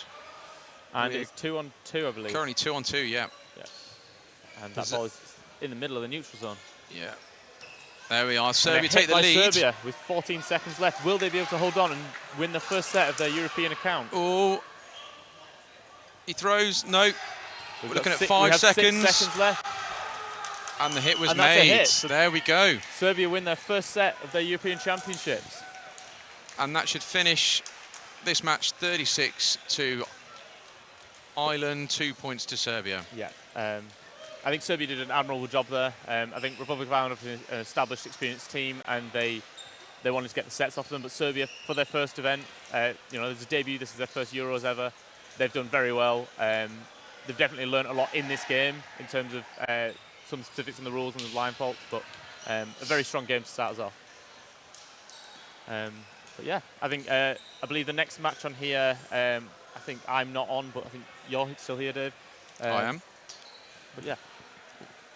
We'll catch again in a couple of minutes. Yeah, I believe we'll be back in like 5 or 10 minutes or something like that. So see you soon, guys.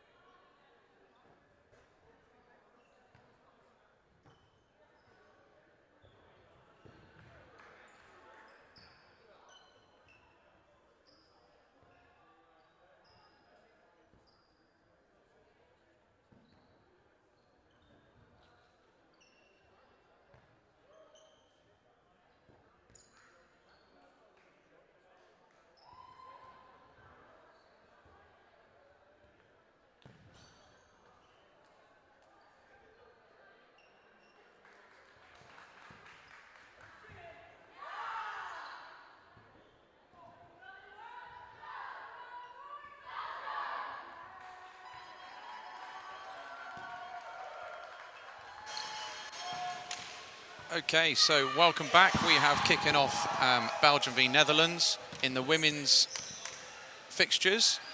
You've got myself, David, Paul, commentating alongside. Et Juliette Lachaud, en français, pour les Belges. So just about to do the shaking of hands of the two teams, and we have the French ladies team doing the assistant refereeing.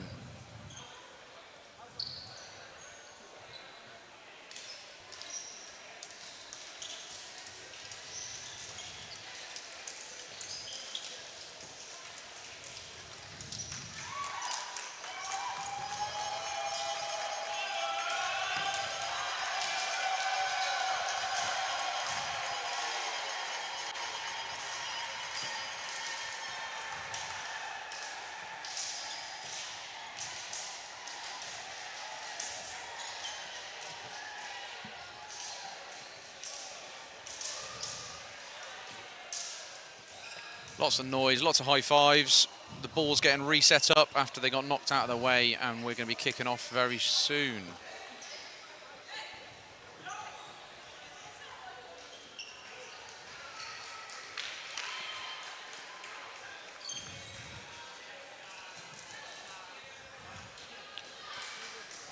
So I think on paper, Netherlands are probably the higher ranked team. I think they finished 5th last Euros. Belgium finishing 15th. Ouais, 15e.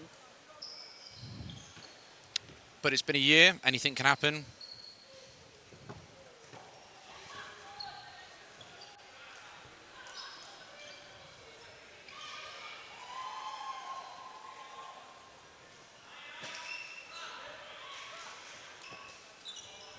So I was waiting for the referees to sort out the timer, just to make sure it's all up to date for us then as well on the live stream. There we go, 20 minutes is ready.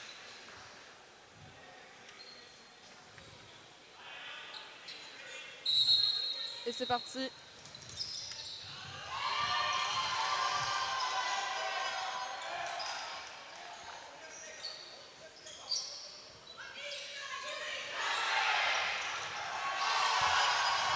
Ok, ça commence fort du côté de la Belgique.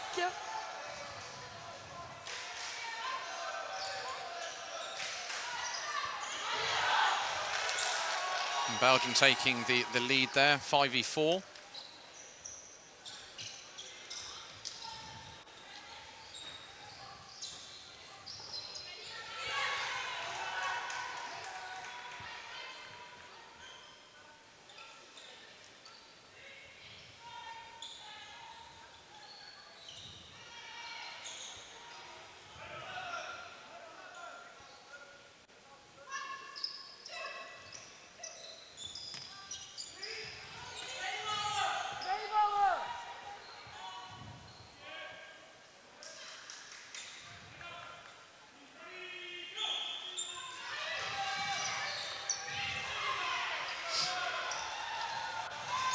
Both teams just favouring quite the slow play at the moment, with single ball releasing on their main attacks.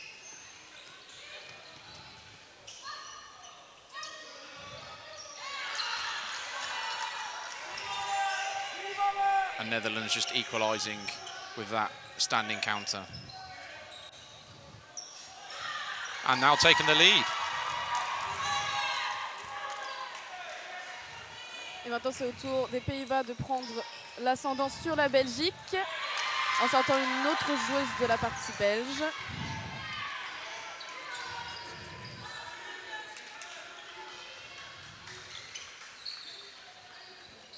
On est à 3 contre 1 pour les Pays-Bas.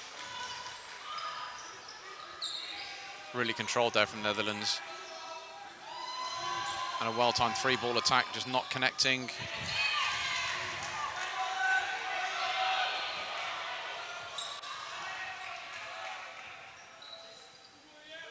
So it's currently 3v1 players with 40 seconds left in this frame.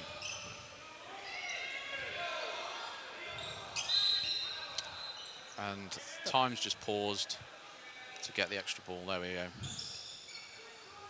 Et ça reprend.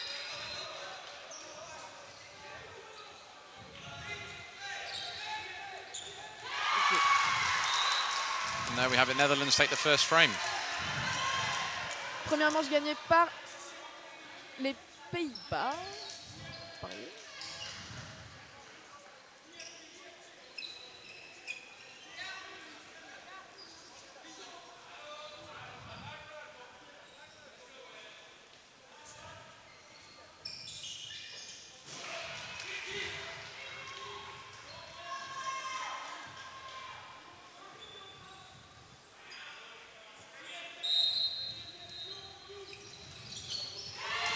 Trois balles pour les Pays-Bas.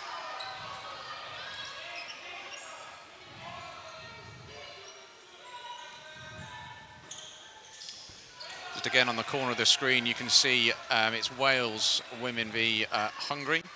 Not too sure what the score is there, but that's going on in the side.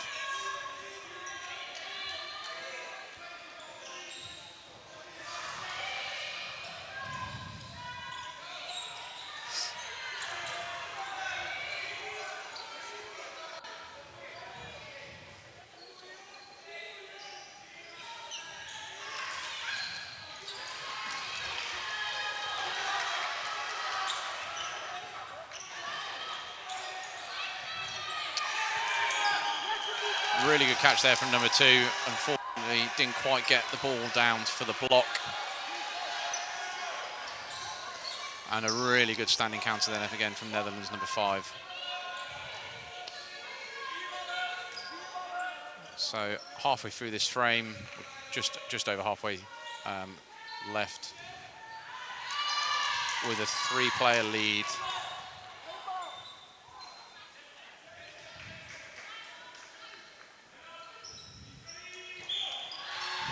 Two-player lead.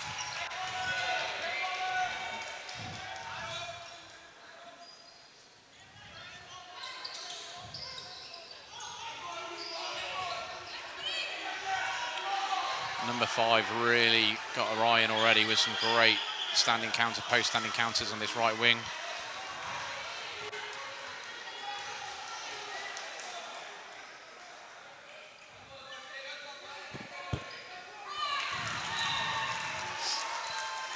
And Netherlands take the second frame.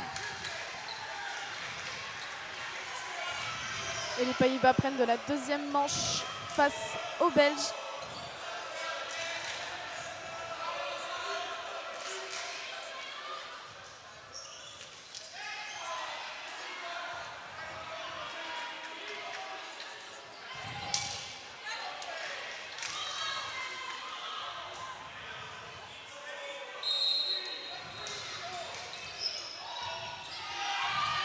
Trois balles pour l'équipe belge.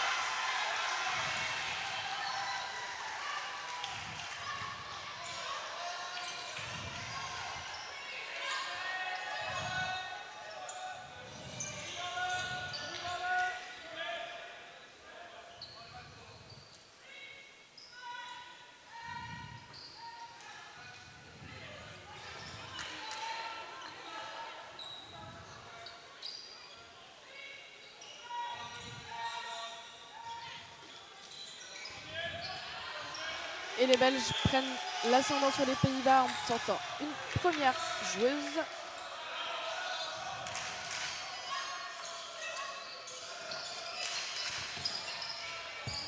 Un pour un.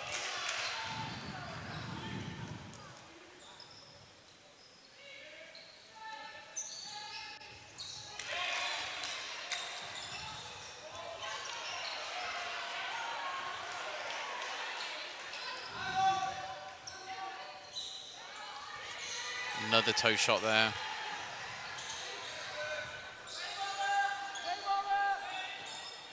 And another one. Some really good accuracy from both sides at the moment.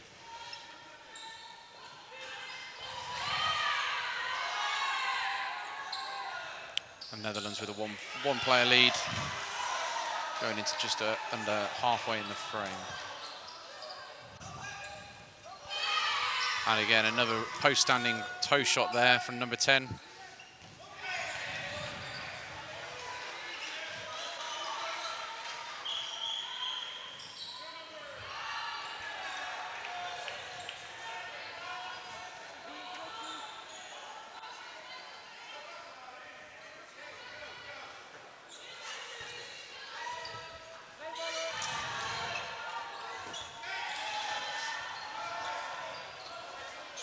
So 45 seconds left, 3v1, possession on Belgium's side.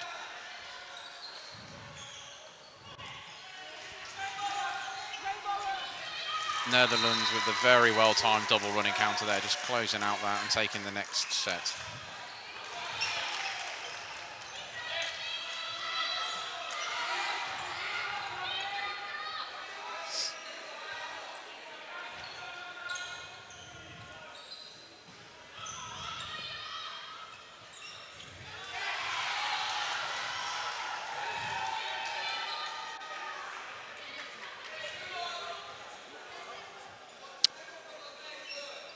So I believe Belgium have taken a timeout.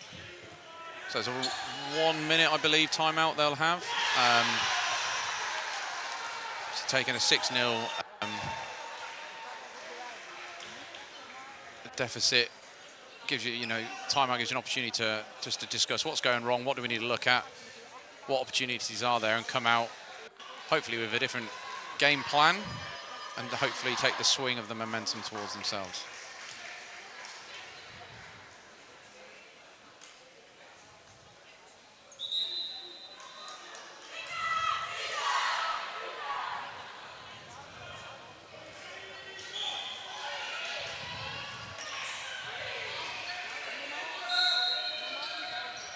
Et le jeu reprend.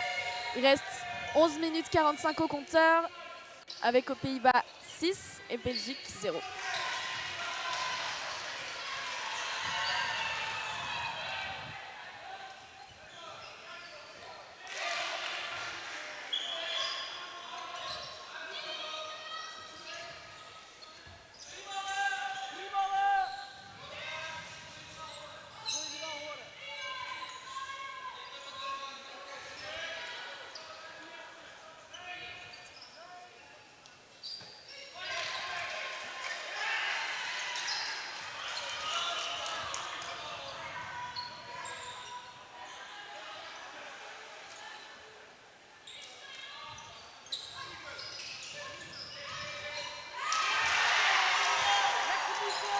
So Netherlands with a 6-3 lead here. Both teams playing quite a calm, controlled approach.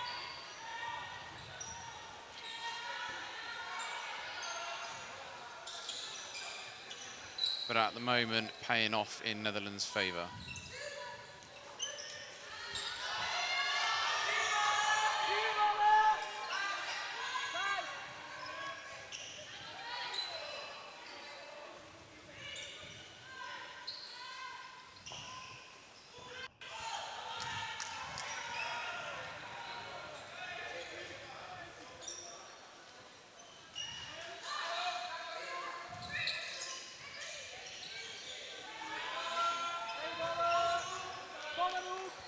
C'était un V6 qui se profile contre les Pays-Bas.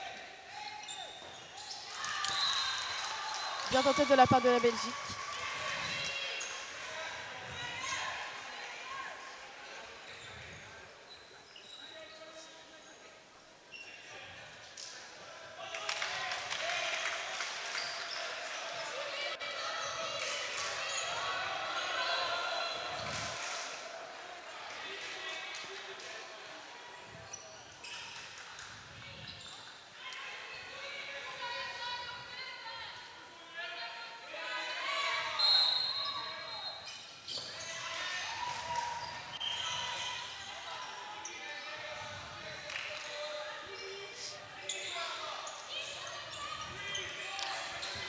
Again, the post-standing work on the right wing from Netherlands is working really well.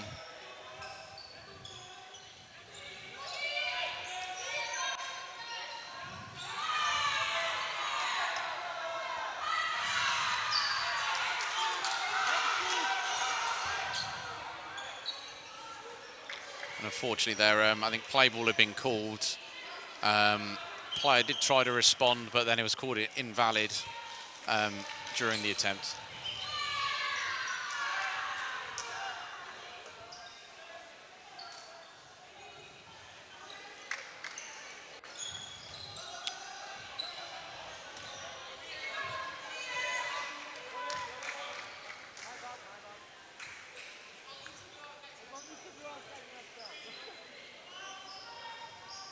So I think that was player 22 getting called out for hair, I think.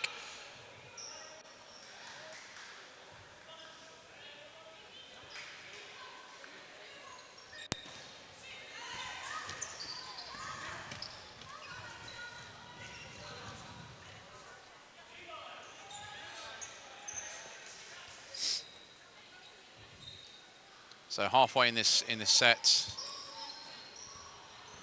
and Netherlands with the lead, 3 players to 1.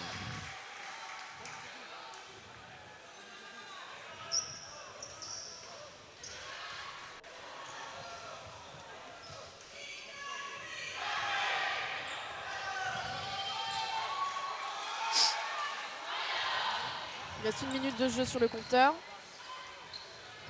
Tout peut se passer.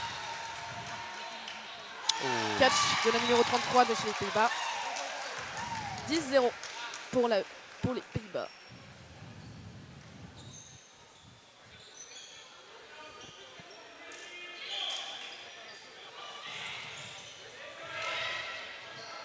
So we've got 7 minutes left of the first half. Score currently 10-0 to Netherlands.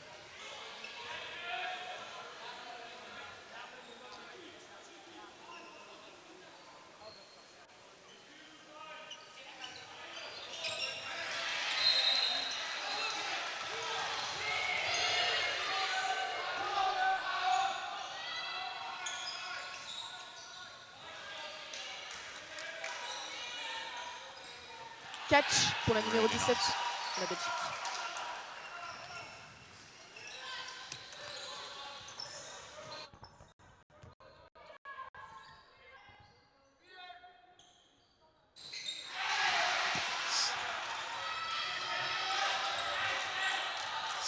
C'est une double touche de la part des Pays-Bas sur la Belgique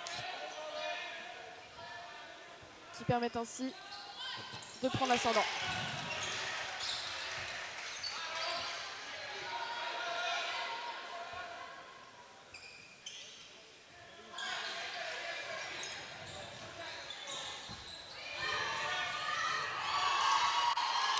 Really nice cross court there.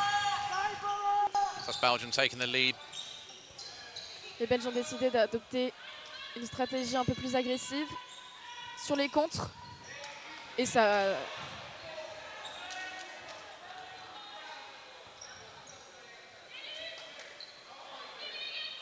paye.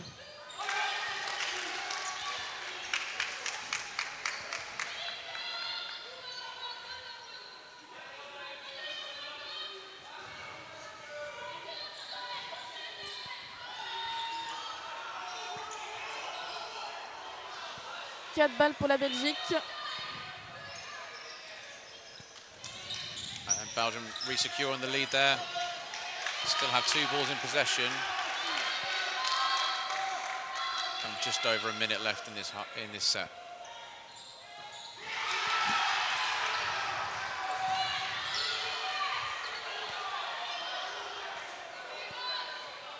Plus qu'une minute au compteur.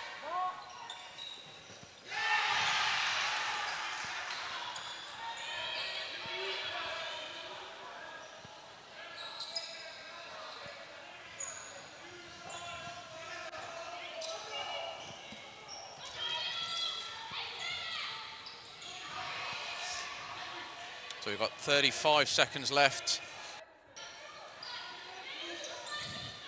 30 secondes restantes. Belgium still with a 1-player lead.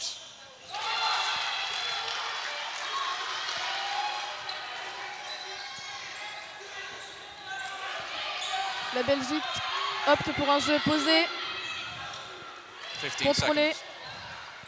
10 secondes.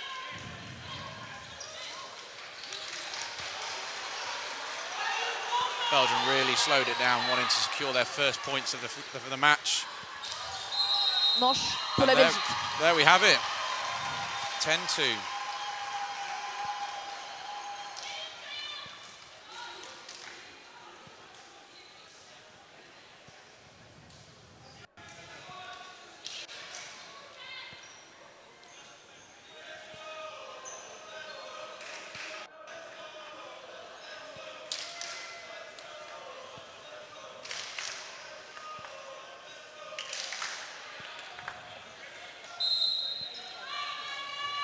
And on our neighbouring courts, we currently have Hungary leading against Wales 6-4.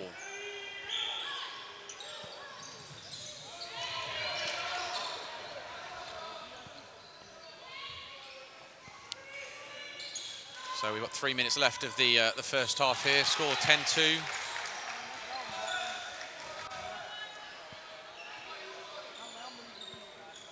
Still 6 players apiece, but hopefully Belgium, looking at driving off the momentum of winning the previous frame, can they secure another before the half?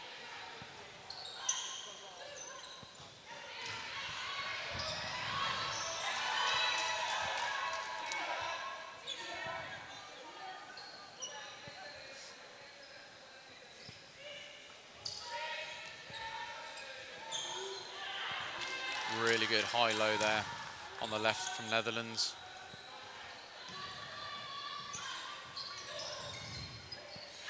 But Belgium respond, keeping the score even, with 1 minute 50 left in this set.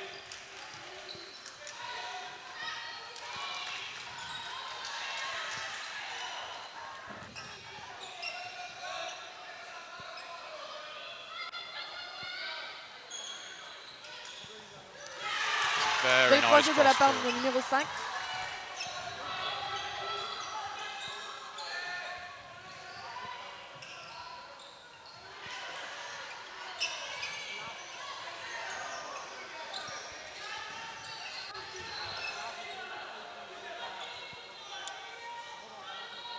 So we've got Netherlands with possession, 4 balls. Just over a minute left. Not converting on that attack.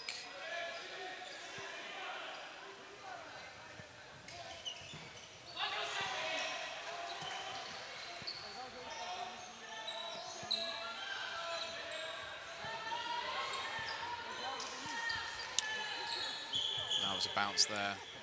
So 40 seconds in the set.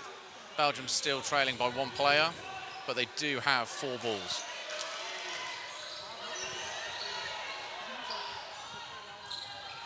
« 30 secondes pour la première manche.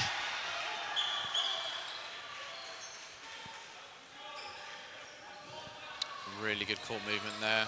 Très belle esquive de la part du numéro 27. 15 seconds now. 10 secondes pour la Belgique de remonter ou pour les Pays-Bas de gagner.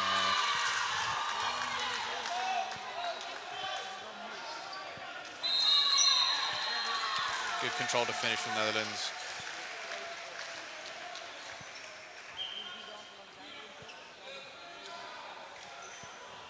So the score is 12-2. 12 pour les Pays-Bas, 2 pour la Belgique. And we should be playing a 90-second set to finish this half. En effet, manche d'1 minute 30.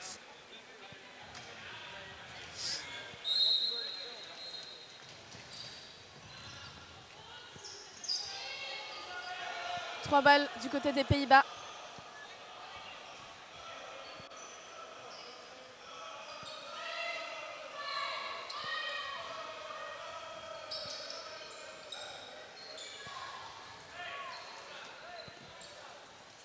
Just over a minute, still 6 all. Belgium really wanting to take this set, just to go into half time with another 2 points and taking that momentum hopefully into the second half.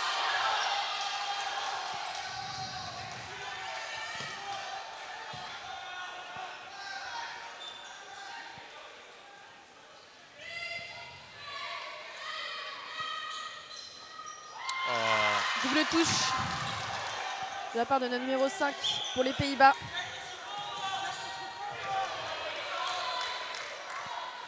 « 4 contre 6.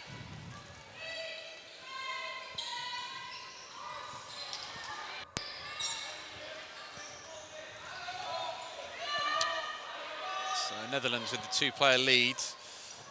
Just over 10 seconds left. Now a 1-player lead. Probably 1 phase of play left. Sol I think time will be called. Yeah.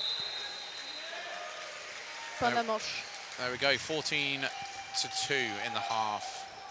14-2 pour les Pays-Bas.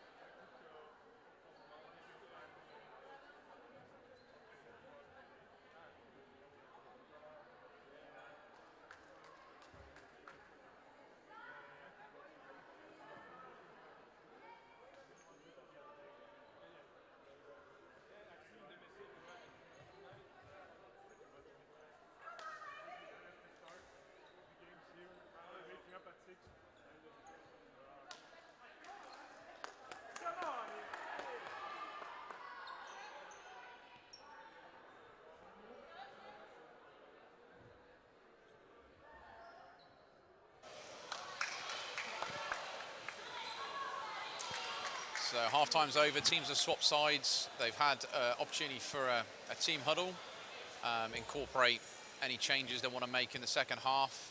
Probably in the Netherlands camp, taking the lead 14-2, and giving Belgium the opportunity to just remuster, have a look at what they want to do differently in the second half and come out firing.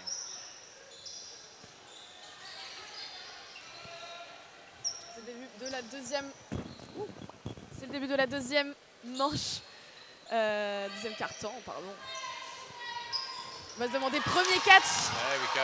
Is that a catch on either side? Belgium taking an early lead, 2 players up. On observe un jeu beaucoup plus agressif du côté de la Belgique, qui a décidé de ne plus être calme. Voilà.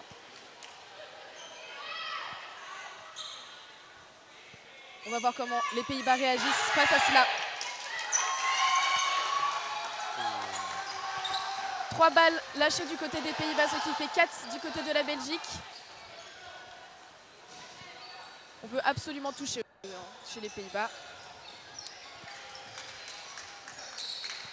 Belgium capitalising on the 4 ball there. Now with the 2-player lead. And they've managed to start dealing with the standing counter from that the left wing now, from number 5. Again, some court movement staying alive and responding with an incredible toe shot there against number 19. Très belle touche de la numéro 14 sur la numéro 19 au niveau des Pays-Bas.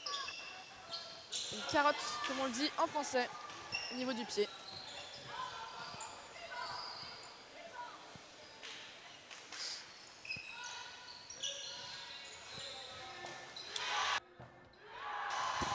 Catch pour les Pays-Bas, ce qui fait 3 contre 4 pour la Belgique.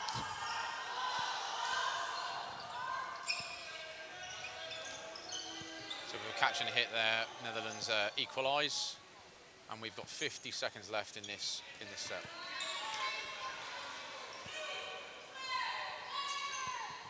« 40 secondes restant sur le set. 3 balles, 4 balles pour la Belgique, qui va essayer de rentabiliser son tir avec un autre catch de la même joueuse. «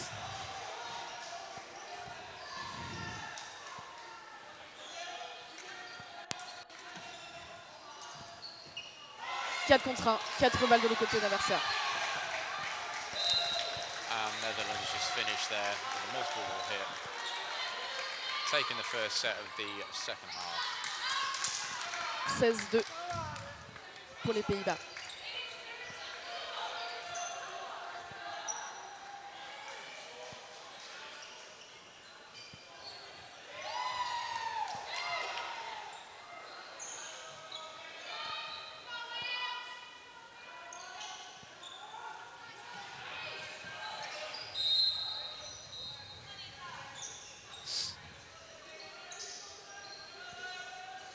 Et on débute par 3 balles pour du côté de la Belgique.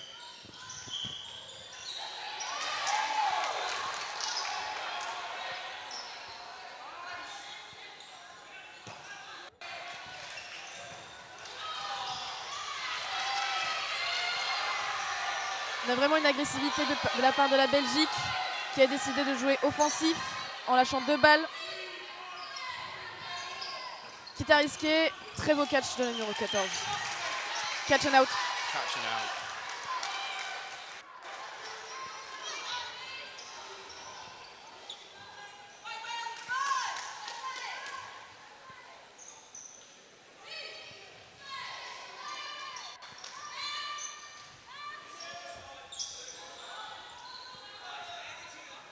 Les Pays-Bas ont décidé d'adopter un jeu calme, mais contrôlé.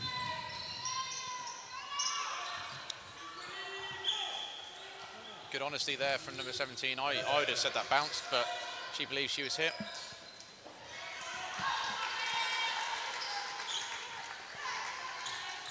Netherlands again just taking the lead in this set. 5 players to 3 with possession.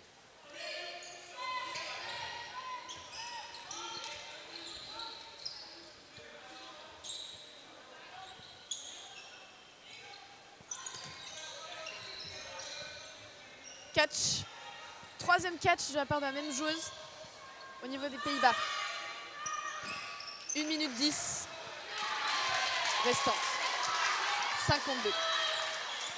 6 contre 2, pardon.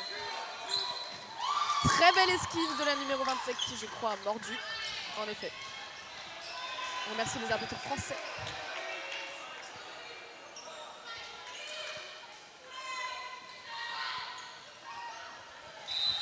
Belle tentative de tir en montée de la part de Madame Stube, je crois, si je prononce bien.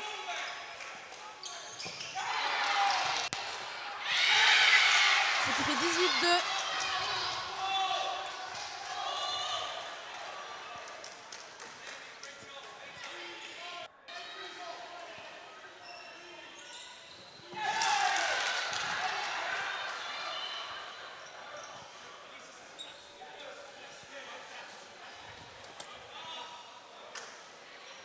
Temps mort demandé.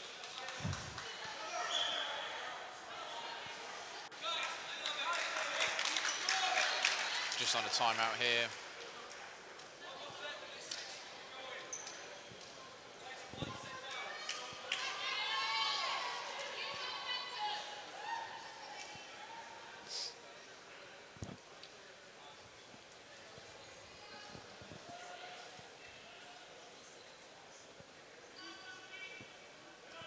On dit merci à l'arbitre française qui vient me dire qu'il y a 18-2.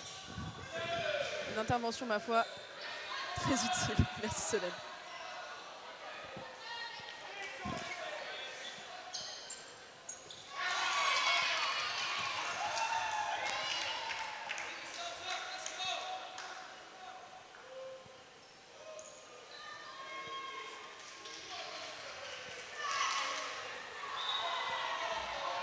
Fin du temps mort, le match reprend.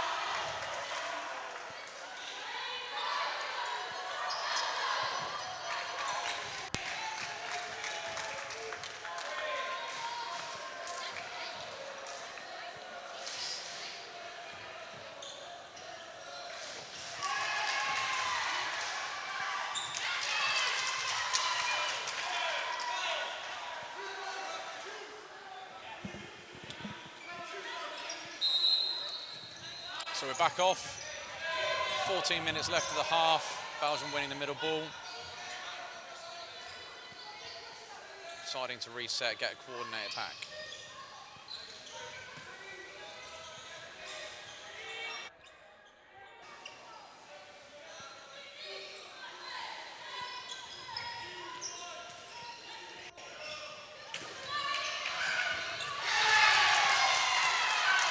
Toujours un jeu basé sur la pression de la part des Pays-Bas.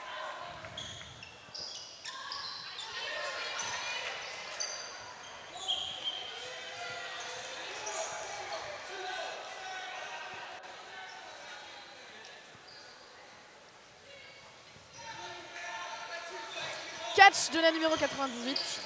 Catch and out.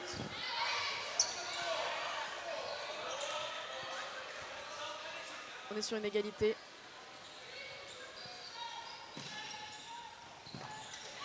Again, another toe shot there.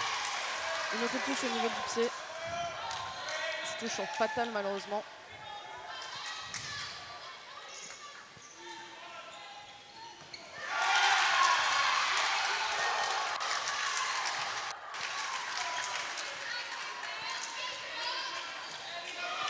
Ah, le tir dans la montée de la part du contre des Pays-Bas. Still just under a minute and a half left in the frame. One player in it. 1 minute 20 restante sur le set. 12 minutes sur la manche. Belgium evening it up. Et la Belgique revient.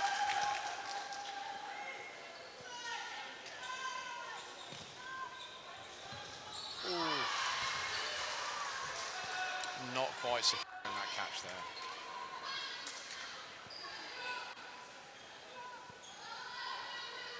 Et c'est Madame Lay, numéro 22, qui se retrouve seule face contre les deux. Ce qui fait 22 pour les Pays-Bas.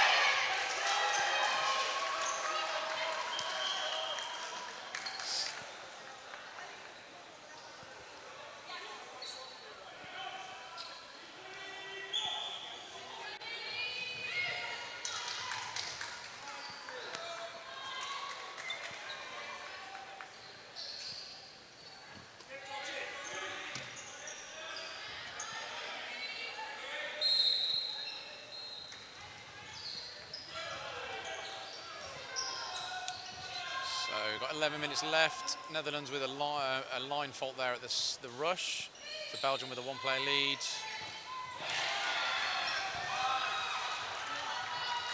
Two-player lead. Nice cross-court there from number one.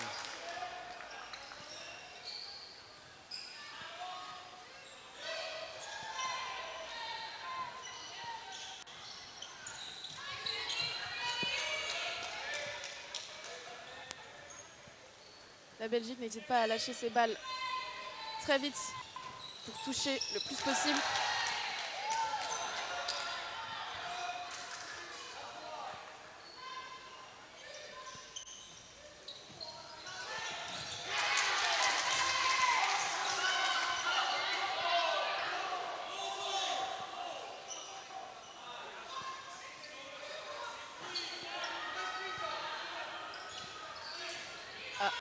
Balle manquée de la numéro 14 pour la Belgique. Faute. Belgium with a two-player lead. Minute 40 left in the set.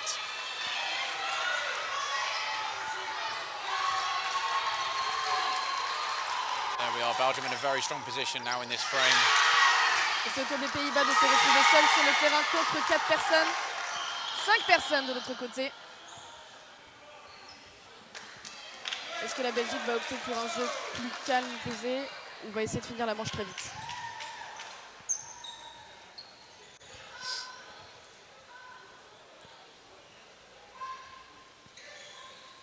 C'est plus un jeu de la sécurité pour la part de la Belgique. Il reste 1 minute aux Pays-Bas pour remonter.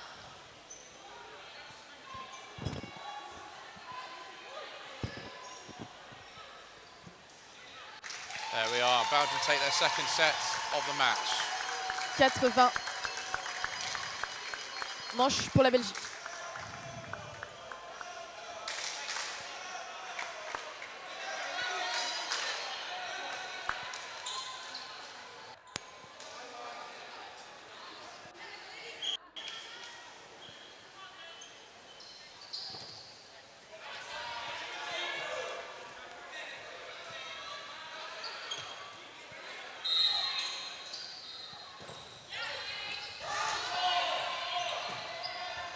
Trois balles pour la Belgique.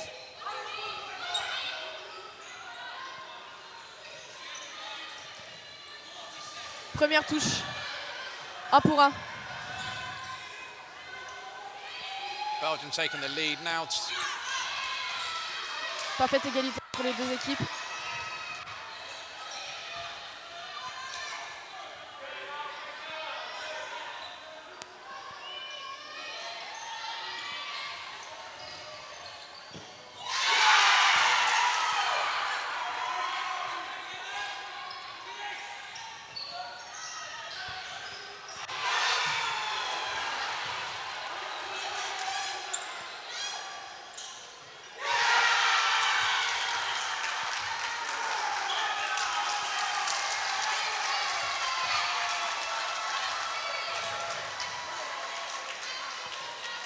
A lot of background noise from the other court. Wales-Hungary is, I believe, level. So potentially 11-11. Ouais, très gros suspense de l'autre côté sur le terrain 5. And here we're approaching halfway in this set. Belgium on the attack, one player down. 1 minute 30 restante.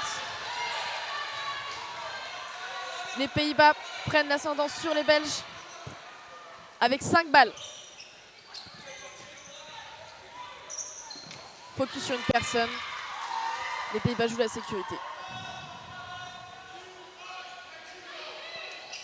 Catch. Quatrième catch pour la numéro 5. 22 à 4 pour les Pays-Bas.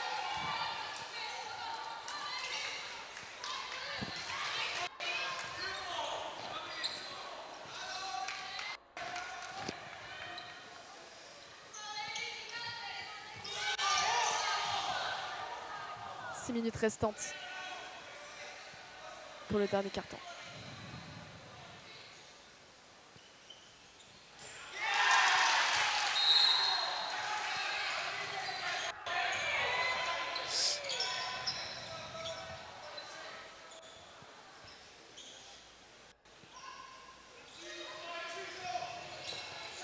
Lots of rotation of players on both teams you'll see throughout the match. With them now being 40 minutes in length, you want to keep your players as fresh as possible. It's a long tournament, 4 days potentially of playing for some of the players.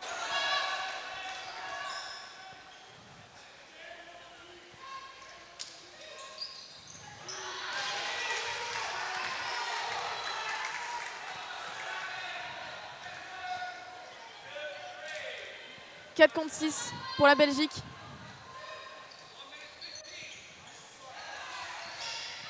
Les Pays-Bas remontent. 5 contre 4.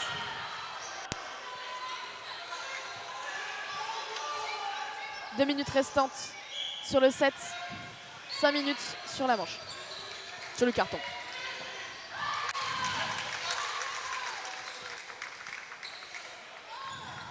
On notera la réactivité des ramasseurs belges.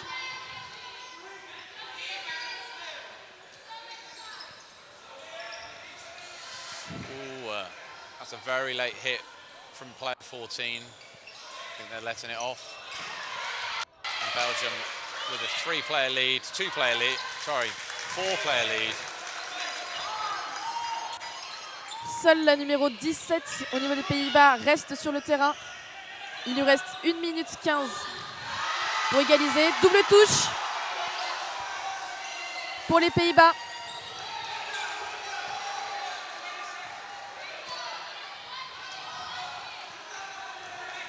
Il reste 1 minute à la Belgique pour finir la manche, ou 1 minute aux Pays-Bas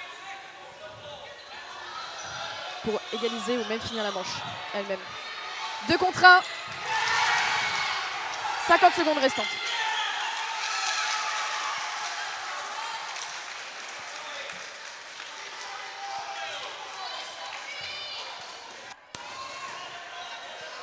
$35 seconds left.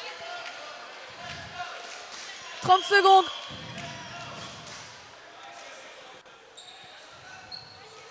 C'est serré. Touche, manche. Belgium with their third set of the match. Et la manche revient à la Belgique.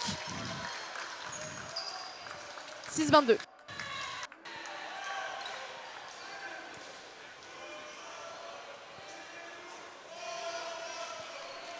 So there's just over 3 minutes left in the whole match.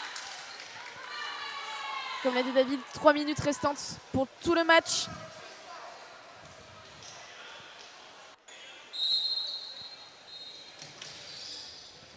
Trois balles pour la Belgique.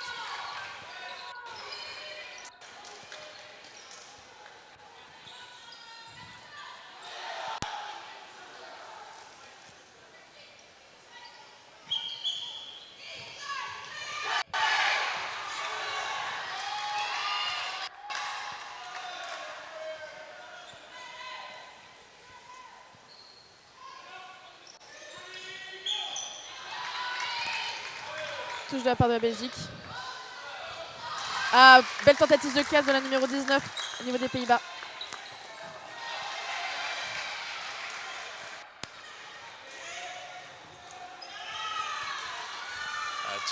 Two balls, two separate targets there. Et ça joue rapide des deux côtés.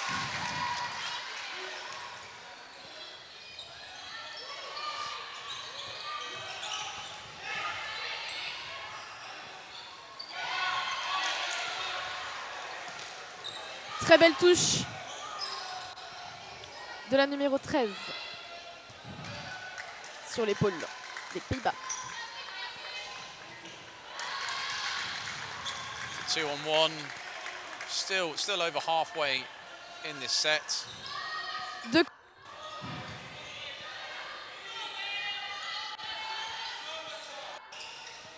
Belgium with a hit. There we go. Fin de la manche, la Belgique remonte avec 8 et 22 pour les Pays-Bas. So we should be edging into a 90-second set now. I think Belgium will be very happy to,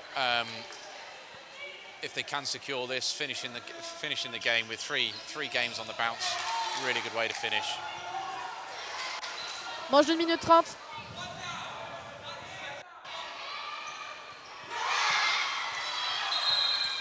Les deux équipes se donnent jusqu'à la fin.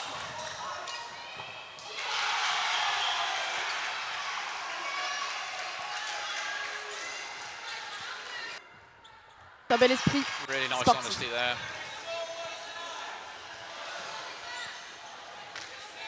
3 balles pour la Belgique. So we're currently even going into the last minute.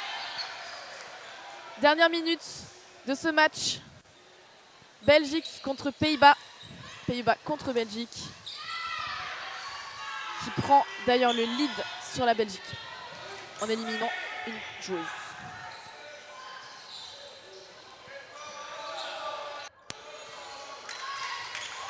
Et la Belgique égalise. Belgium equalised in the last play. It's 3-3 with 32 seconds in the match. And the 30 set. secondes et un très beau catch de la numéro 2. Really nice from the captain there. Pre-throw catch. Taking them into a 4-1 lead with 20 seconds. Madame Cuvelier. And they finish with a hit. Et la Belgique remporte cette dernière manche. Really strong way for Belgium to finish there. I think they won the last 3 on the bounce. Didn't win the match, but that's a really good way to finish. Hopefully taking those learnings into the rest of their tournament. Très belle fin de match pour la Belgique qui s'est battue jusqu'à la fin, qui n'a pas lâché. So final score 22-10. Teams shaking hands. 22-10. Thank you very much. Thank you.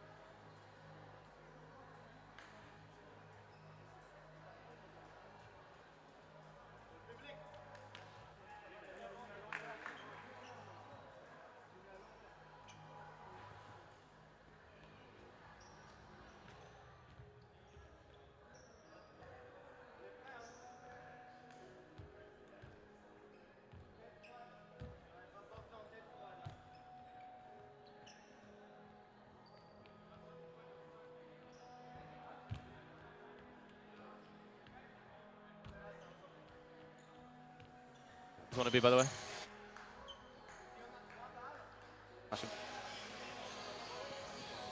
Okay, we are kicking off with the third, fourth, fifth? I can't remember. Fourth match of the day. We have Serbia v Switzerland. Yeah, this is the men's division. I'm Sam Robinson, obviously here with David Poole.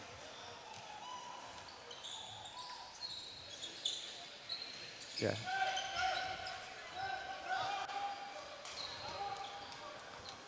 Is this Switzerland's first men's match of the day? I know this is Serbia's first men's match. Both of them have had a mixed match each. Yeah, this is Switzerland's first men's match, but they played Croatia in the mix just before. So both teams' first men's match, but some of the players already had court time with the mixed. Yeah, absolutely. I think Switzerland will be favourites in this game. They've got the experience, they know what they're doing, and Serbia, it's their first Euros. They're still warming into the intensity of European dodgeball, I guess. Yeah, and I guess this is Switzerland of improving year on year, and this is a great opportunity for them just to really show the stuff they've been working on. A nice deflected catch there.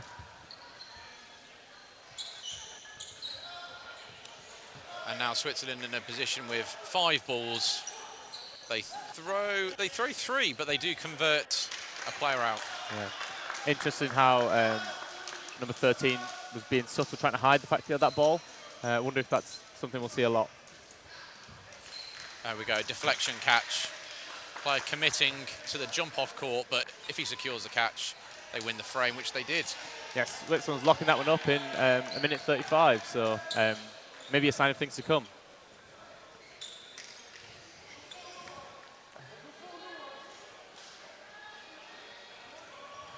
Yeah, this is men's Group C. So the other teams in that group I can find out soon. So in that group you have Austria, Wales, Switzerland, Netherlands, and Serbia. So 5 strong men's teams. I feel like Austria are probably favourites in that group, but it is very unknown who will come second in that group. There's a lot of good, strong contenders there. Marshall there with a very strong double hit off the attack, followed by a further counter, which 15 seconds into the first half leaves them 4 players up. As Sam was just saying, it's a very tough group. You've got some historically potentially higher ranked or stronger teams, which when you've got lineups like this and you're in a potential situation where you can be aggressive, points are really valuable, and we might see Switzerland being really aggressive when they get possession, when they're a couple of players up like that, trying to take those hits to really create a high score line. You might see at the corner, on the corner of the screen, you'll be able to see the England-Hungary men's game that's going on at the same time, which you can view on Court 5 on the YouTube stream if you see something spicy in the corner of your eye. So Switzerland take that second set, and it looks like they're gunning, getting a lot of the sets down quickly as we line up for the third set.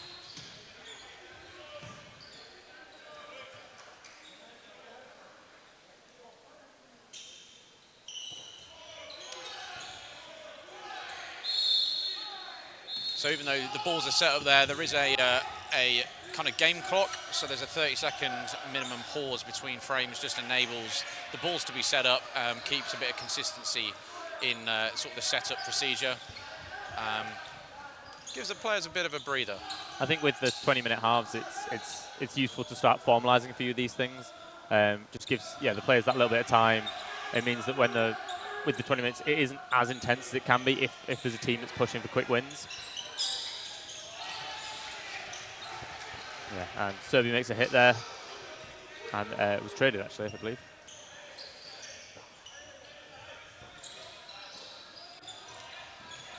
Interesting tactic there. Serbia had 3 balls, and one of the players came up with 2, even though they got 4 players on court, which is something different.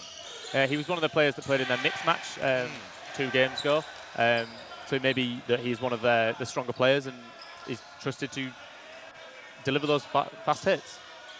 Yeah, potentially. again, that's it. We said it before. That you get to all the different styles of tactics by playing all the European teams. Everyone comes in with different styles they've potentially brought in over the season. You know, reflecting on the talent they have within their team, and that enables a nice experience of actually playing against lots of different styles. Yeah, absolutely. And there we had an underarm kind of out of the wrist whip from number 7. Didn't convert the hit, but it looked kind of cool. I think it's one of those they wouldn't, if he'd made it on target, that was likely to be a hit, just so unexpected. Oh, that was a noise. That was a quality standing counter there, right off his toe. Very satisfying noise that was. And yeah, we've got about a minute left in this set. Will the number 7 of Serbia be able to turn something around?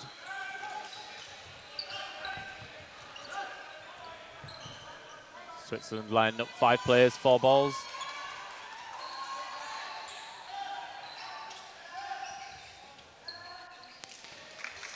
And a nice delay throw closes out that set.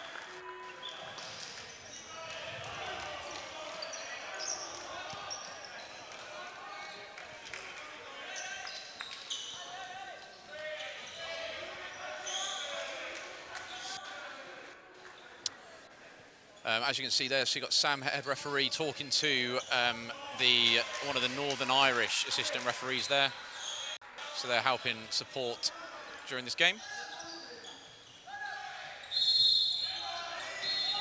Yep, so for those that are wondering, there is each court will have one main referee that's in the middle, in this case Sam Mason, and they'll have 3 referees from one of the teams in the competition, acting as the corner refs and the other middle referee.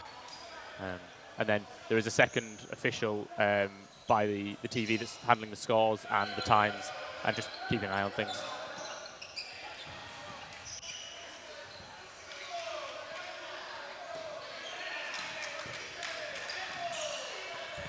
I can already tell from the last match that Serbia were playing, which was 2 games ago in the mix, you can tell that they've already settled into the tournament a little bit more, and there's some of the simple mistakes that may have come through that aren't happening. Good awareness there of the rebound catch.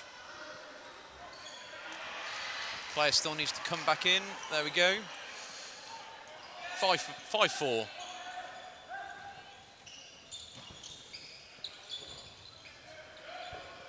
And that's Switzerland with 2 balls, up by 1 player at the moment.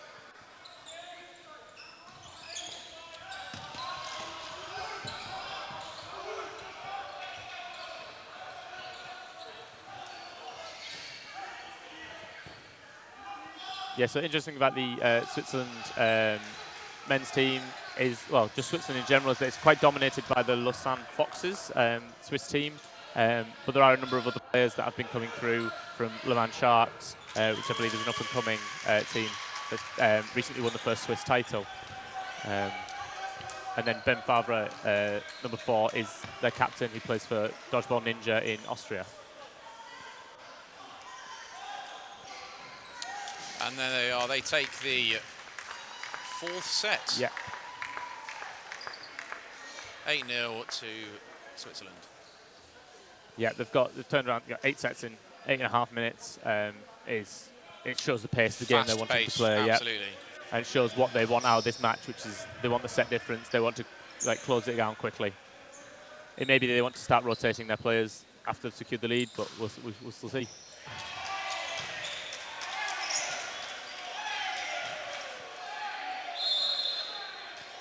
There we go. Switzerland with a middle ball. Looking for a quick attack from the middle, but it doesn't quite convert.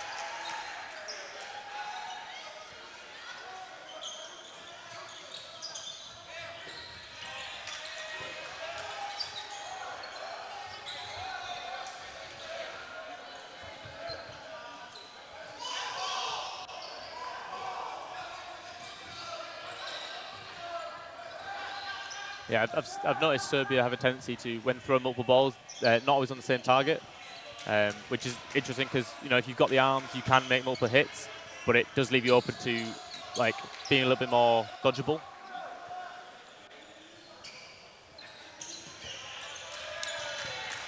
Yeah, so with 45 seconds in, 2 players up for Switzerland. They have given away 4 balls. Can Serbia convert? I think Fortunately not. Was that a catch? Or, It was a catch, yeah. yeah.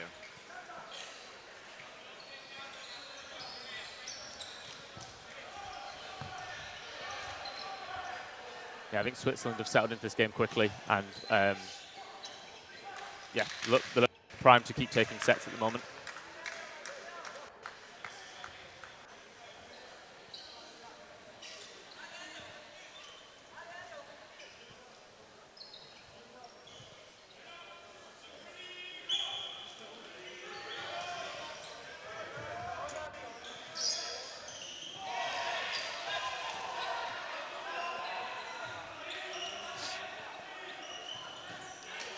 So again, just waiting for that 30-second clock.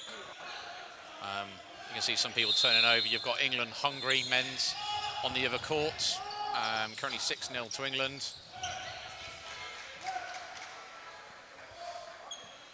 And we're back off. So there's 9 minutes left in this half. The opportunity for the catch was there, but the pressure from number 7 of Switzerland meant Serbia couldn't go for that. That's the noise of someone knocking over the bin as Switzerland managed to gain 3-ball possession. 4-ball possession and convert the hit.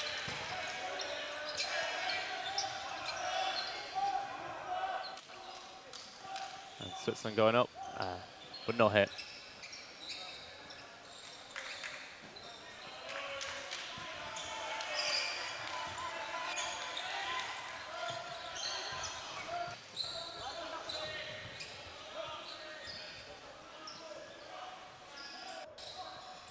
I think this is my first time watching Switzerland play, actually, and I'm happy with what I'm seeing. I think it's a strong team. Like, obviously, you know, they've done well in Euros in the past. Yeah, it's a strong throwing team.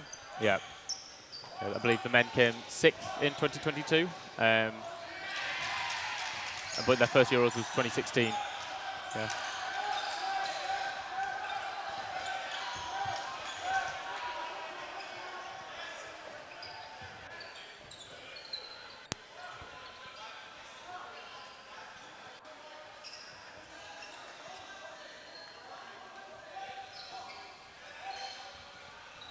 So the minute 15. This is probably the longest set of the half so far. Yeah, absolutely. Serbia maybe just learnt that they can hold on a little bit longer and very try nice and slow it down. 2 hits from 2 throws. Doesn't quite bring them back into it, but it does bring them within 2 players. 3 players. It's hard there for the Serbian right winger to do a lot when you've got 2 players holding the line against you. Quite liking the whip that the throw that number 48 had there. It's nice, yeah. Unfortunately gets hit with 3.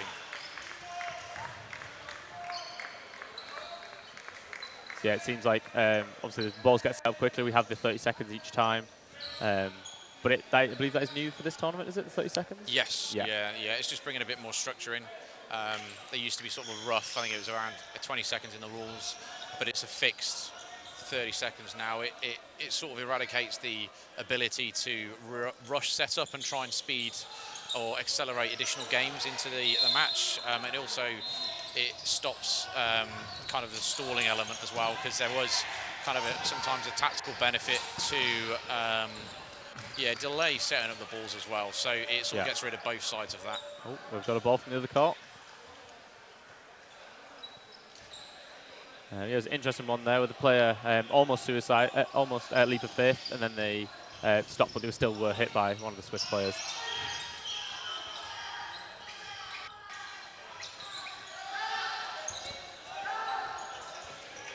Switzerland will now be going forward with 4 balls.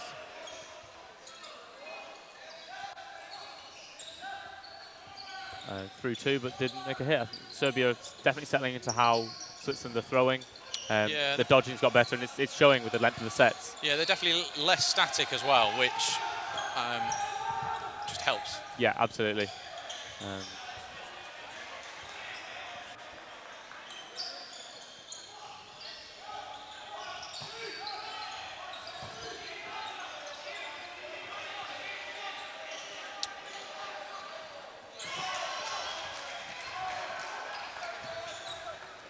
Yes, we're coming up to almost halfway through this set, and we're about 5-on-4, I think. 5 Swiss against the 4 Serbian. Switzerland's with 4 balls. Managed to convert there, keeping 2. They're definitely looking very confident in this match.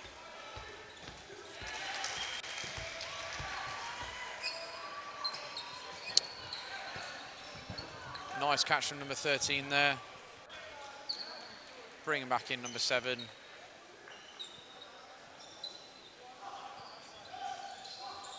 And a little a roll there from tumble, love number it. 1. We like to see it from the captain. A little bit of flair on court, never goes amiss. Let's see if he can convert anything. Nice bit of footwork from 91. Found himself up court without protection, but managed to get out of the way. Again, another 3-ball finish. That puts the Swiss up to 14-0 with 4 minutes left in this first half. But again, that was a 2-minute 30 set, so they are starting to... They're slowing it down. They're definitely building Serbia, into I think, it. staying alive. They're making some smarter decisions. Are they going to be able to secure a point or 2 points before the half? Yeah, it would be good to see Serbia getting a set, especially towards the end of this first half. That could build that confidence they can take into the second half. But it remains to be seen.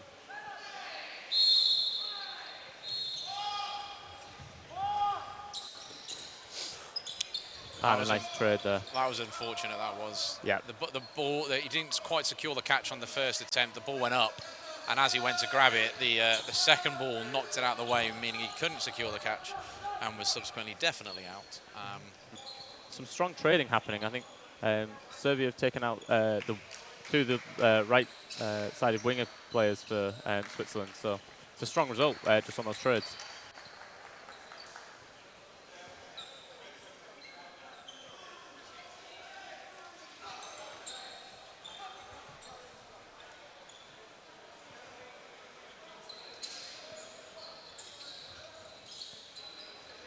Yeah, Switzerland with 3 balls now, up by 1 player. There's about 2 minutes left in this set. I haven't seen many catches coming out from Serbia so far this game, but I know number 13 has a catch in him, so it remains to be seen if that will come through.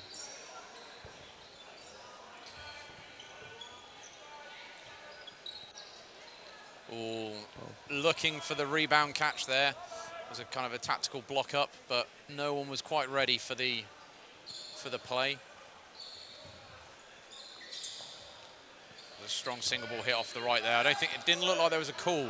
So I think 33 just, you know, made the play himself. Possibly misheard or converted the hit. Yeah, so you know, that's all you really need. And we finished with a toe shot and a half. Yeah, absolutely. So we're going in to the final 1 minute 45 of the half, being 16. I believe it's 16 now. Yeah. 16-0.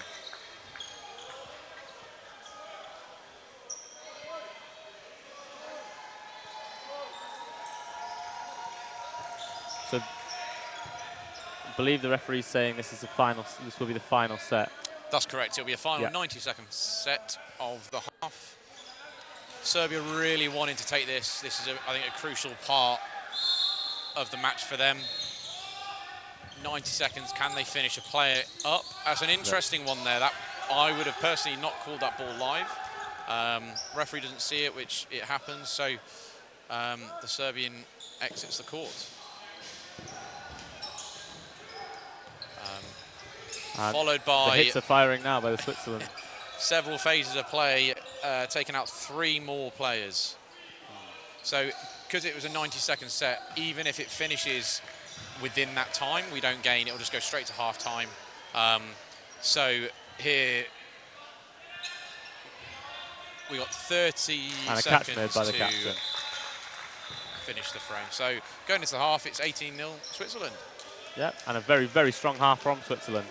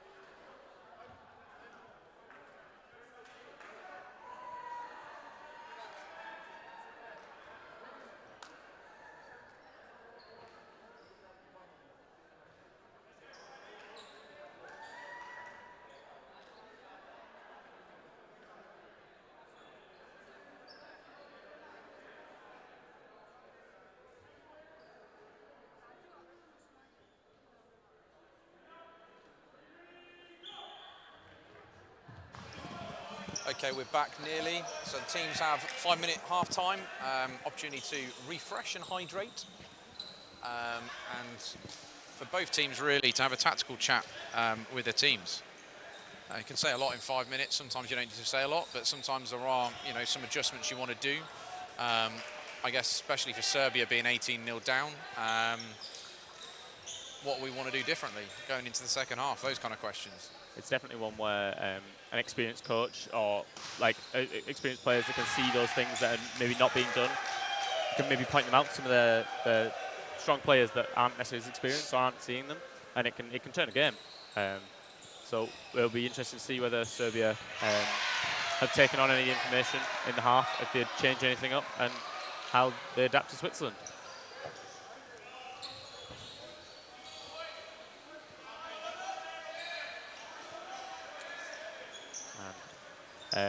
My name's Sam Robinson. I'm here with David Poole. This is Switzerland versus Serbia.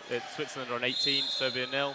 As we're entering the second half of the men's Group C match.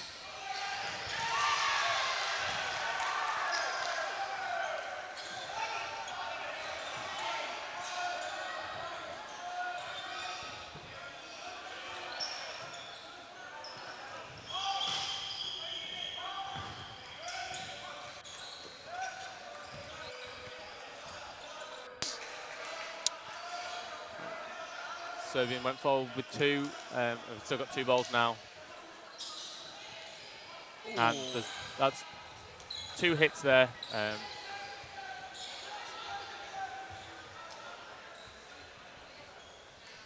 And a player out for invalid because the ball that he dropped crossed the line.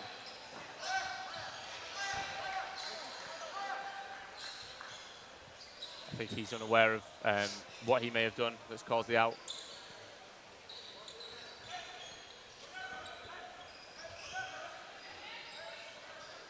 And then you've just got the assistant referee explaining that to the captain. Sometimes you get called out, you're unaware, you don't see what's gone on. I think it's one of the media helpers, for Switzerland. That's, no, it is, you're correct. But yeah, that's how you learn some of these more nuanced situations. Ooh, nearly took it. Yeah, Switzerland have not turning it off in the second half. Really just going aggressively. They are making some rotation in the subs, keeping players fresh. Well, that was 1 minute 35 seconds. As if they've come into the second half exactly how they came into the first. They've hitting hard, making moves quickly, and going to rack up that set difference.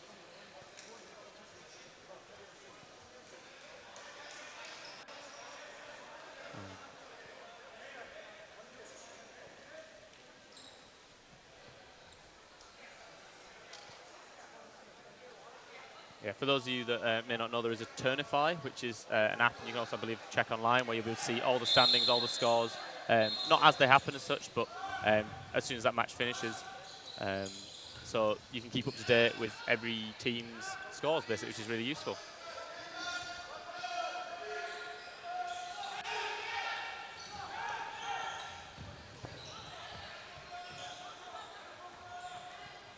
I believe Austria men are playing Wales men at the same time. They are also in Group C.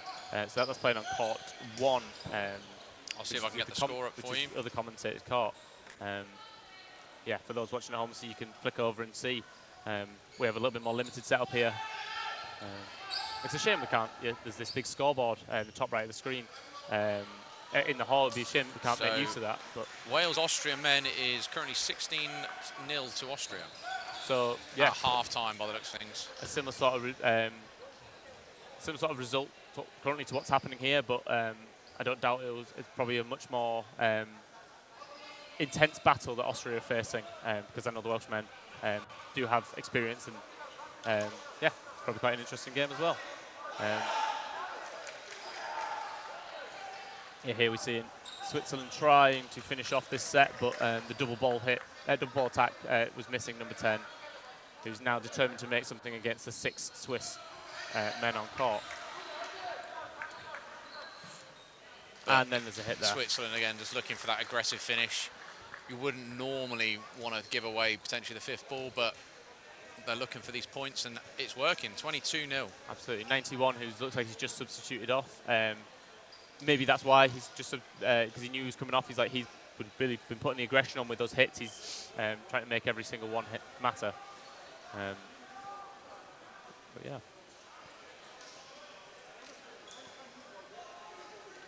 Yeah, so both teams will have a break after this match. So don't see either of their mixed teams playing next. We're off, so 15 minutes, 40 seconds of the half left. And Switzerland straight out with an aggressive start.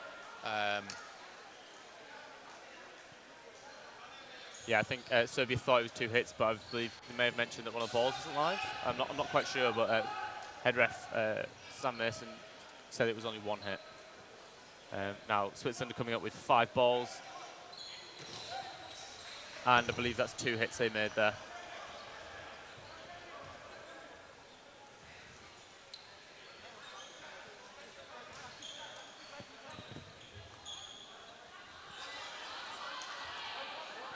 So Switzerland, 15 minutes in this half, are 22-0 up. And they just close out that set to make it 24. That was a quick set, that 50 was seconds. 50 seconds, wow.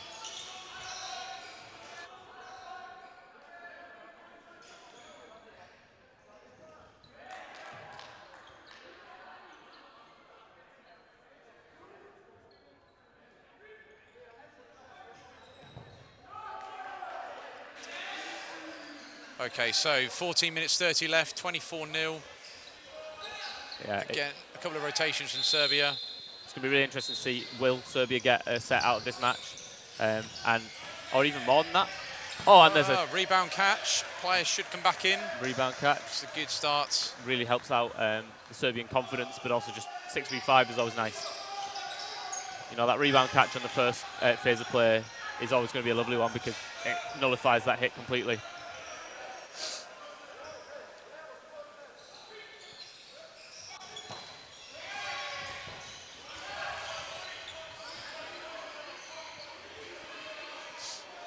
So Serbia coming up with 3 balls, just releasing the 1. You can sense the caution from the Serbian wingers, not wanting to commit too hard because of the power that Switzerland are throwing out there.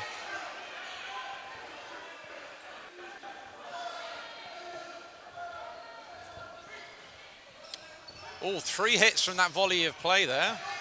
Caught 2 players not paying attention. That's brilliant to see. That's exactly what you need. 6 on 2? 6 on 2 it is, yeah. Huge opportunity now for Serbia. See number 9 trying to corral his team into exactly what they need. An aggressive charge. Didn't quite work. I can see what he had in mind, that he knows that his life is, if you can get that player, it's always worth taking that. Unfortunately for him, not quite.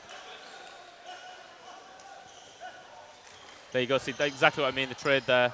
That's what you want. 4 players left v1. 4 on 1. This may be Serbia's first set, although number 11 of Switzerland will be looking for that catch. Ooh, there we are. There we have it. Serbia take their first set of the men's. 24-2. 12 minutes 30 left. Whatever happens now, it might give Serbia some more confidence, but if even so, whatever happens, it's a high-scoring game. Yeah, absolutely. Yeah, Serbia in their first match in the mixed, they had got 1 set, and I believe the final score was 36-2. So the Serbian men are in an opportunity to get more sets on the board. Yeah, so we've got just over 12 minutes left.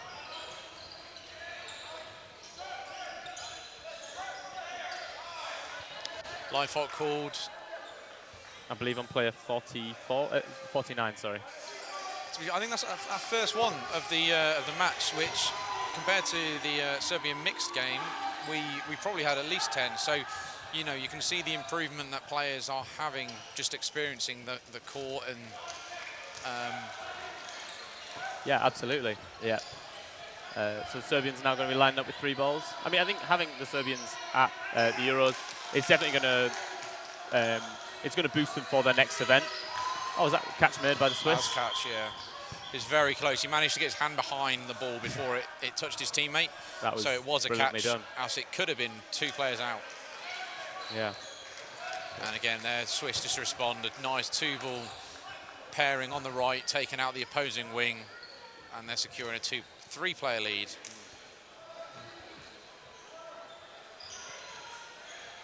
Switzerland trying to get those fast post throws, those trades in there. But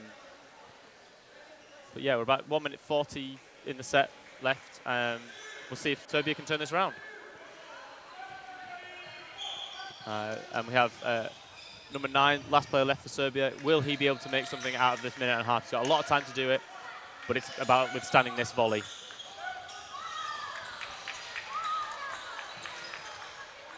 I thought I saw a ball hit his shirt, but might have just been the wind. It's very difficult to tell in these situations. It's hard there when you've got so many players you can potentially hit. Picking a target and then getting the hit is sometimes harder than you'd think. Yeah, and they're all looking for that catch because they know they can afford to try and take a catch. Yeah. But a minute left to take out 5 players. And a hit there on Markovic. Some really good accuracy there from Switzerland, just converting it through the block, off his shin.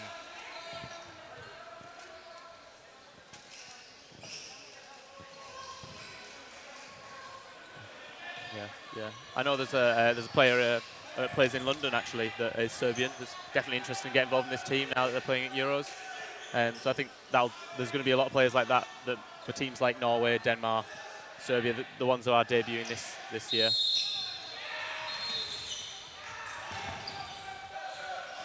And that's 2 balls for Serbia. Oh, really nice shot there. Again, there's, I think, a bit more of the depth of the Switzerland squad on court. Yeah, there's definitely a different team mostly different to the first half. Now that they've secured a strong set difference, they're probably looking to play their rotation players and give balanced game times for everyone. Again, yeah, they're loving that pairing. Serbian are being a bit kind of aggressive, giving away possession. Switzerland just capitalising on those 4 balls very nicely every time. Ooh, number 33 of Switzerland being hit there. Usually when I see a player sat on the floor waiting for a ball, I'm reluctant to throw at them, but he was caught not paying attention.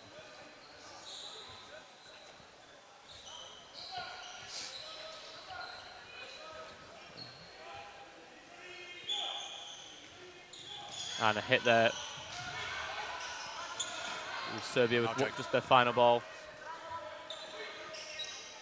Now, will they withstand the 4 balls from Switzerland here? So again, there's only 120 seconds, 1 minute 20 gone in this set. So again, a fast-paced, sets. Yeah, play 73 for Serbia, maybe 13. Take a fair shot there. Yeah, and that closes the set out with 1 minute 40 played. Switzerland definitely gunning for the sets here.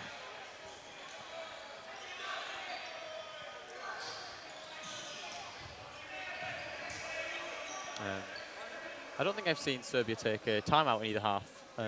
No, that's true. I'm not sure if they may not be aware. There may just be not much to talk about. There's not been too many timeouts at all, actually, this morning, which is interesting. I think sometimes teams like playing with the momentum.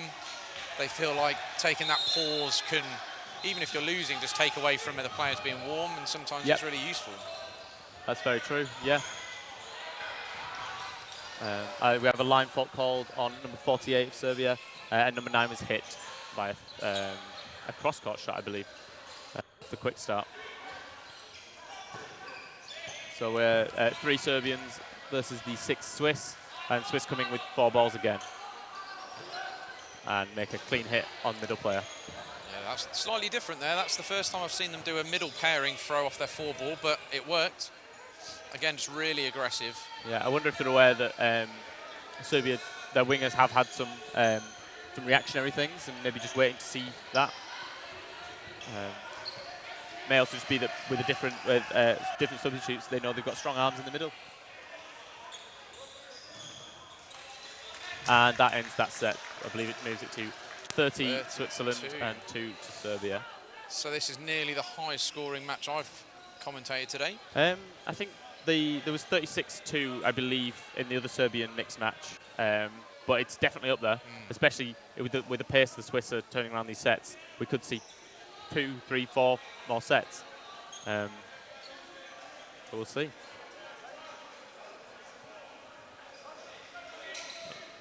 Obviously, that 30-second timer maybe benefit to Serbia at this moment, as it allows them to just have that breather and not have us quickly back in the action.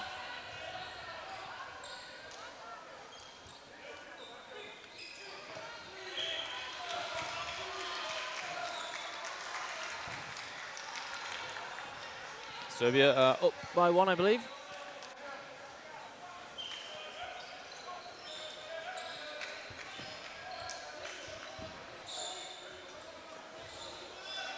Yeah, I've noticed the Swiss seem to be very good at drawing the fire from some of the Serbian players, and then collecting those 4 balls and then using them to lethal effect.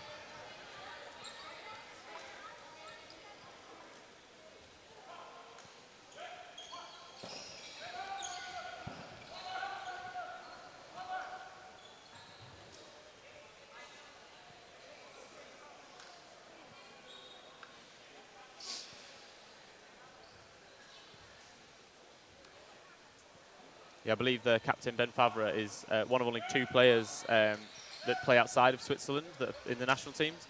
Maybe that may just be limited to the men's. I believe he moved to Vienna just before COVID, and because of his experience with the Austrian players, he brings a lot as a captain to this Swiss team. Obviously, playing alongside players that are frequently medaling in European championships can have a huge impact. Nice bit of flair from the middle, captain then again. Absolutely. And that just ties that set up in seconds. Another 1:40 set. So we may see 2 more sets still. Well, we should see at least 2 more sets. We may see 3.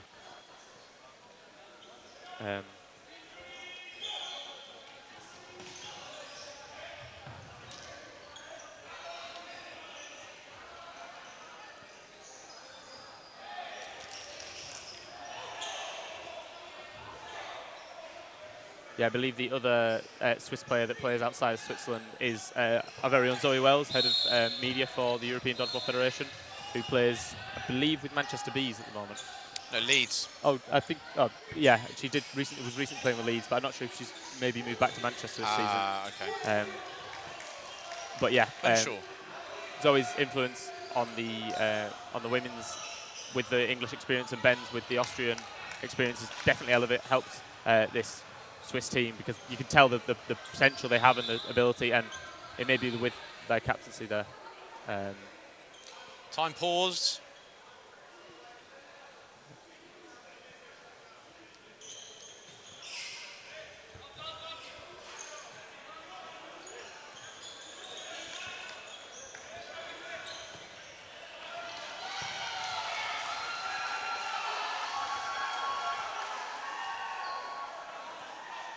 I think the cheers you're hearing are from the England-Hungary game, which I believe Hungary have had a few sets in that.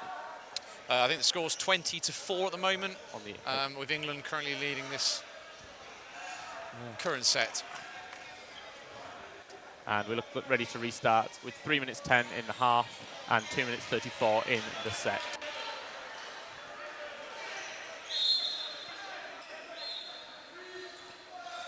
So will Serbia hold out from the onslaught from Switzerland, or are we going to see one more set of a significant length? Was that a catch and out? That was a catch and then I believe a hit. Yeah, great by catch. number 9. Yeah, just no dodge, just takes that catch.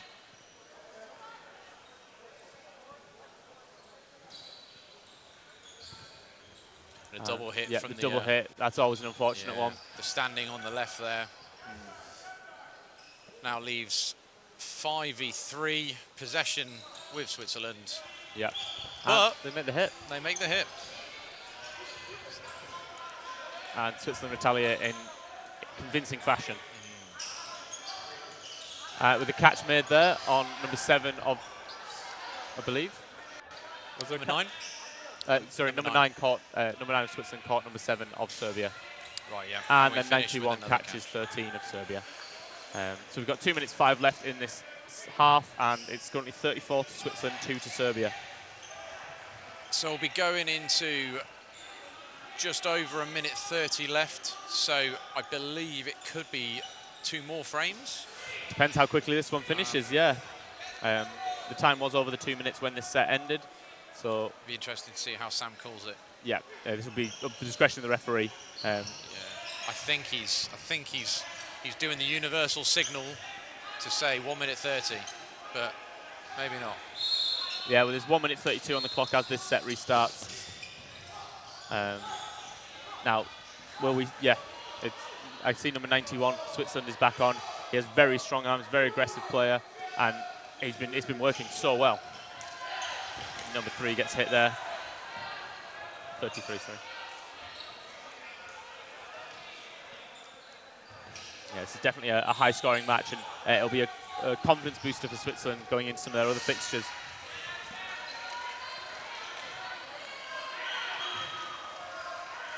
So we're now into the last 55 seconds of the game.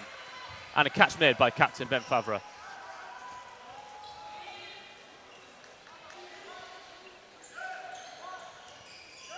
And it was a 2-ball attack across the court, but no hits made. We got 37 seconds left in this half, in this game. And a catch by 91. Another catch. And a little bit of a tumble, but he's all good. Some of the best catches are those ones where you commit to the catch rather than knowing where you're going to land. And a catch made there. Catch. I believe 55 doesn't realise they're out. Oh, and the Serbian players believed the game was over, but not quite. Yeah, I'm not sure what's happened there, but I think number 13 put his hand up to ask for a ball, and the teammates thought it was. Right, okay. Yeah, thought it was like him out.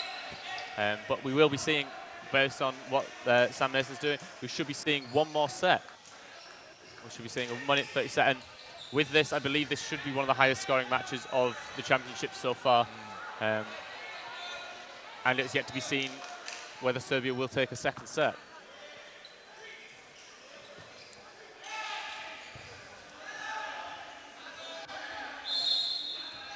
And we're off with this final set.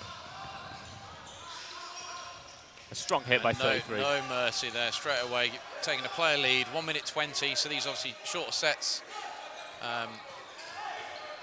And a second down there. Must have called ball not live. Ah, I see. So that's why they're still at 5. But they're now taking that second player lead, and a minute remains.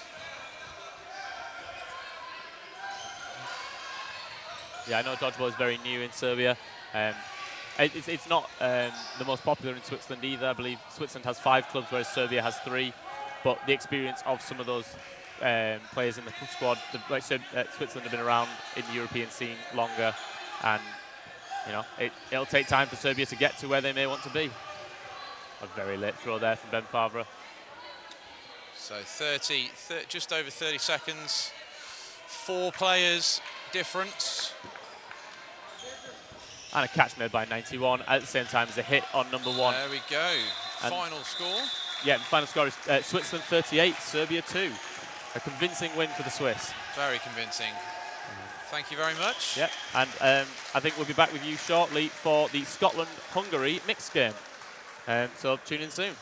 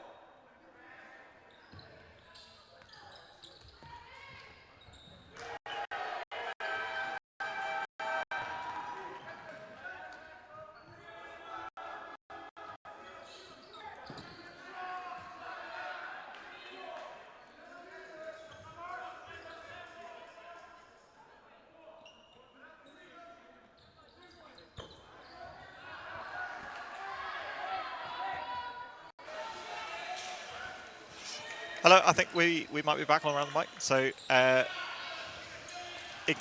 I think this. I hope the stream's been carrying on this, but Scotland currently posting a 2-0 lead. They won the first set in this Group D encounter. Yep, I think our audio, there was a few technical issues. I think our audio was on for the wrong stream. So just to introduce, I'm Sam Robinson here with Sam Ward. We're watching the Scotland versus Hungary mixed match in Group D. Single from Master looking for ball bash. Yeah, it's definitely going to be an interesting game to see the results of. I know Hungary, I believe it's their first the first time entering a mixed team, but given the strength of their teams, they're a caliber they can perform, and it'll be interesting to see if they get out of the group. Yeah, absolutely. I think they would have hoped for a kind of draw in the mixed group, to be honest. Yeah, certainly holding a good account of themselves there. Scotland not finding this easy quite yet. Brilliant response onto from the Hungarian number 4. And 2 balls take out Day. 2 balls on Day. 2 cheap hits for Hungary there. Yeah, let's see how the Scottish women can hold up here. Pre-throw from Tomasvari, block from McMaster. Oh, and a nice nice hit hit from King. 3 apiece.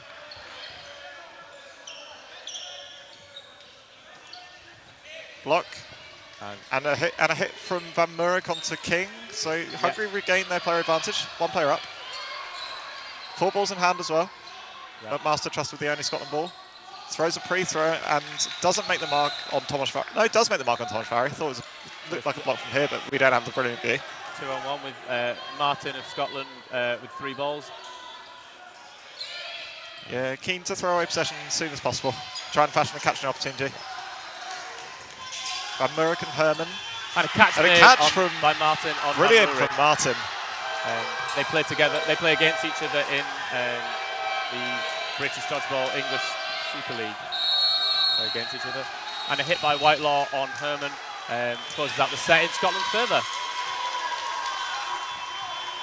Tough one to swallow that for Hungary. They did everything right until trying to close out the set against Martin. Yeah. Phenomenal catch by Martin. Yeah, I think Hungary, we ruined that missed opportunity. See if they hopefully they won't make the same mistake again.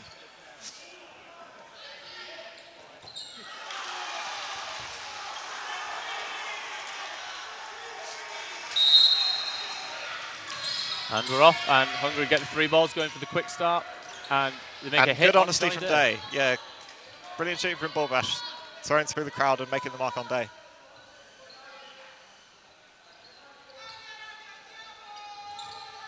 And single makes the mark on Shalaman. Block out from Whitelaw. Doesn't make the mark on Borbash. Does make the mark on Borbash. Yeah, I was of the opinion that was a hit, but was waiting for the referee confirmation. Yeah. But Hungary now going up charge with 4, from Whitelaw, and I think Whitelaw. he might be hit first before the release. Yeah, hit before release. Yeah. Whitelaw just clarifying that he was indeed hit before he'd released. Yeah, and it's now 4-on-3. The Scots with 2 balls. And the Hungarians going up with 3. Pre-throw, double pre-throw makes the mark. Yeah, so end up trading there. Donaldson is hit out in that exchange. I'm sure Hungary will be more wary of throwing a single at Martin. Yep, so she can repeat her heroics. Not quite this time. Herman does make the mark this time. Yeah, if you can hear horns on the stream, that's from Court 5, where the Italians have a big horn thing.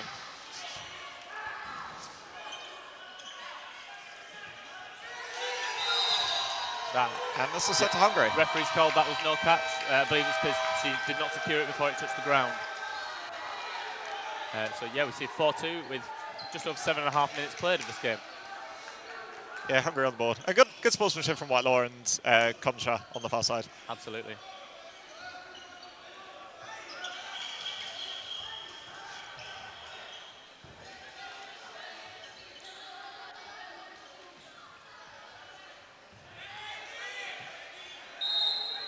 And we're off again. And that's Tomasvari beats into the middle again. Yeah, that's 3 balls for Hungary off the start, but no quick start release this time.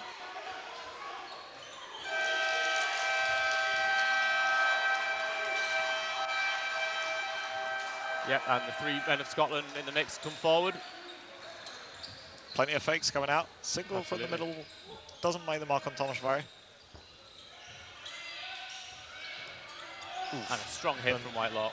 And then, yeah, cheeky four release caught from Day makes the mark on Concha. A couple of cheap hits for Scotland, gives them a 2-player advantage early on. 3 balls in hand to Hungary.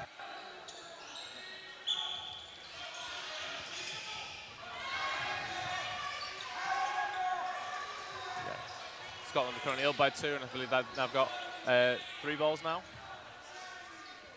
Yeah, Day and Borbash both very reluctant to release while the opponent, Yeah. where their opposite winger is holding a ball.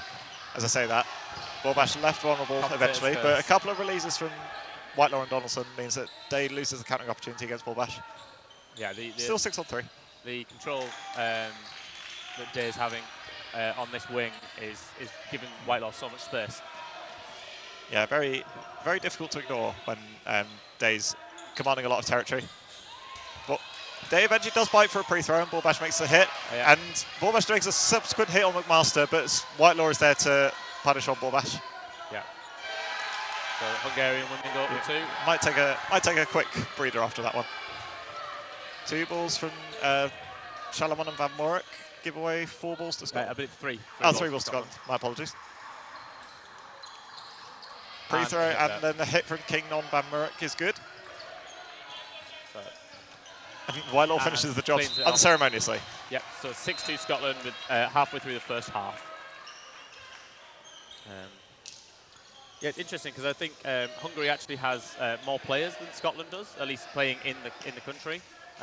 Hungary apparently has about 7 clubs, the same as Scotland, but with 500 players actively playing in Hungary versus 100 in Scotland. Scotland will obviously benefit from a number of players playing in the English pyramid. Yeah, absolutely. And one of those makes his bow. Cam Relton sees himself on the left wing for Day. Yep. And an early hit from Borbash on McMaster. Absolutely.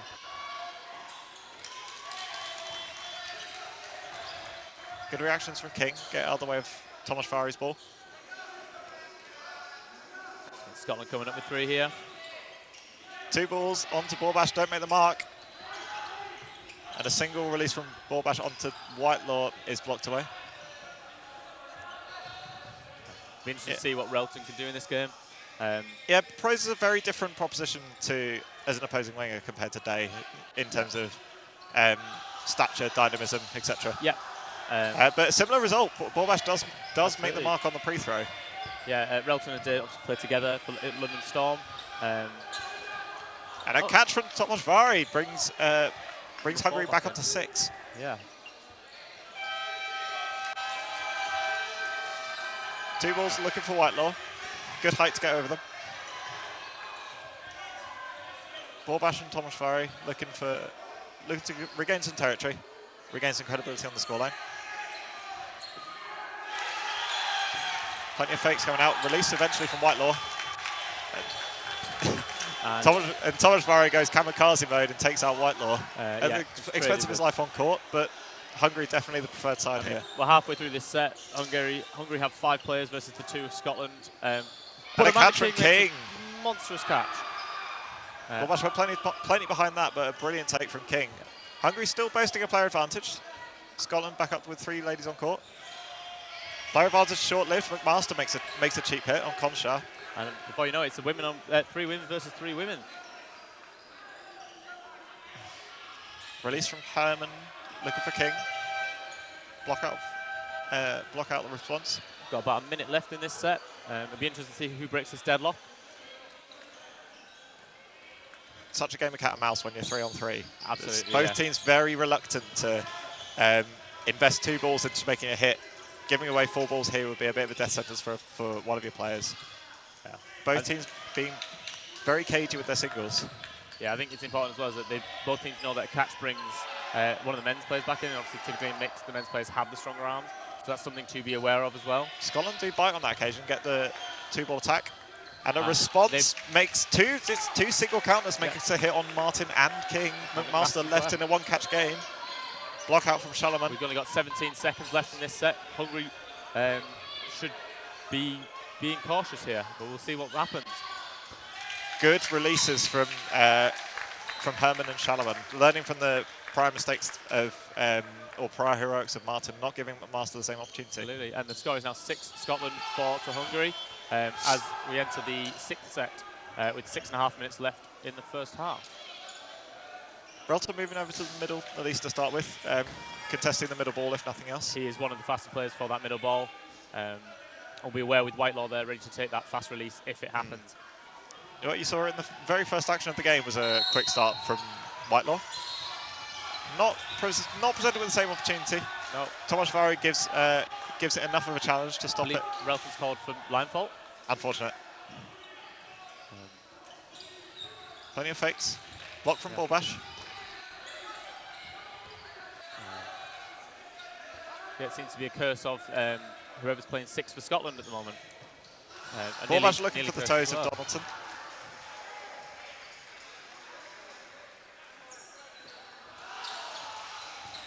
Brilliant take from Tomasz Vary.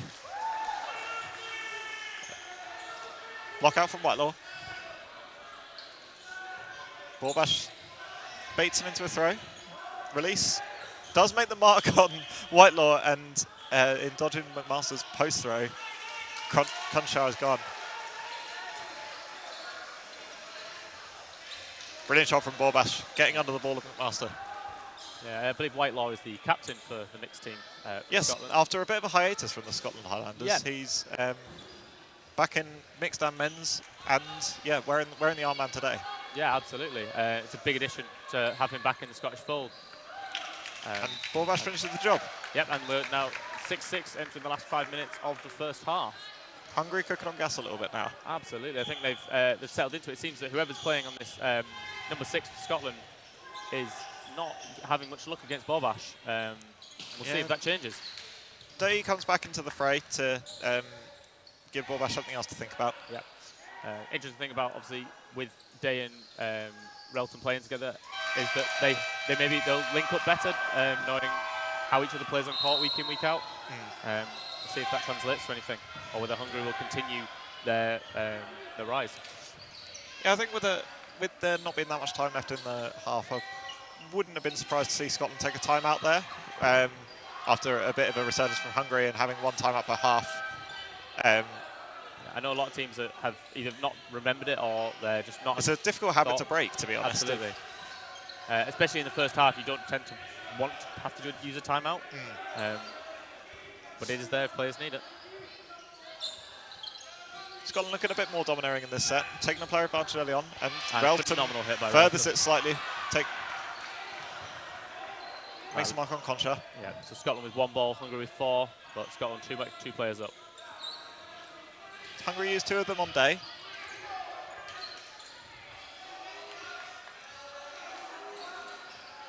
And we'll see if Scotland are going to connect here.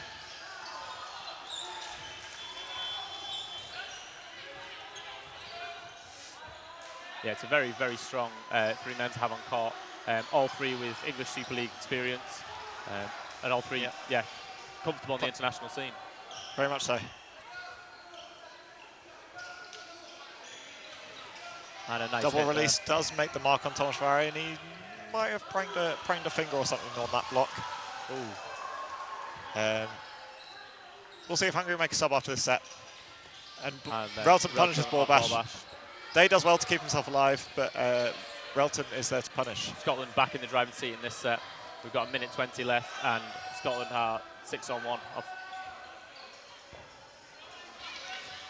Karlshaj doing well to survive, and that's a bounce. Yeah, I think that's the correct decision from the ref. I like how Scotland moved 2 of their women to the wing when it was woman left, because the women do understand the women's game better. So when you're playing against them, sometimes they are the best people to make those hits. Yeah, also just giving the men's arms a break is another thing, and I guess giving just like making sure that the girls get balls in hand and keep, Yeah, absolutely. So we've got about 2 minutes 5 seconds left in this half, which means that there is still the opportunity for 2 sets. And we're waiting on the referee now. Yeah, these enforced 30-second resets, I think, are probably a positive move for the game in general. Absolutely.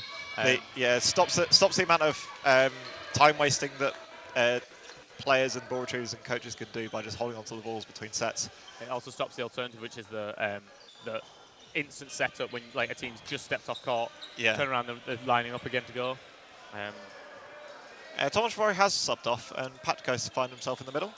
Yeah, he looks like he's holding his hand on the left-hand side, sat down, just off screen. Yeah, he was having a fruitful affair against Scotland, but yeah, an unfortunate one. Hopefully that is not the end of his Euros.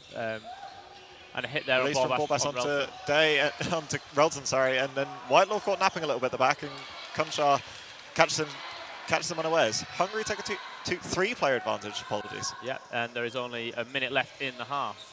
Yeah, Hungary might be thinking about a 90-second set now. I'm very impressed with Hungary this Euros already. Yeah, absolutely. Some impressive results. Double free throw onto Day, and Day throws one straight down the pipe of Borbash, and he clutches it. Brilliant catch from Borbash. He's been dying for that all day. Absolutely. That vote of confidence into the half-time will be invaluable. And Borbash hits on Martin. So King's last left for Scotland against the 5 of Hungary. King does take out Patko with her pre-throw. 5 balls for Hungary. It's a real tall task for King. And the hit happens. The hit is converted by Hungary. And we shall see another 90-second set, I believe. Been a pretty fast-paced game. Getting through a lot of these sets in these first 20 minutes. Yeah. It's also one of those benefits of the 20-minute halves is that the scores are higher. I've seen, I think, a 36-2 or 38-2s on the court at some point today. There's a lot of sets to play. Yeah, so this will be a 90-second set. The score is currently tied 8-8 with Hungary, Scotland, and that was a phenomenal shot. A deflection from the other court, knocking the ball off the line.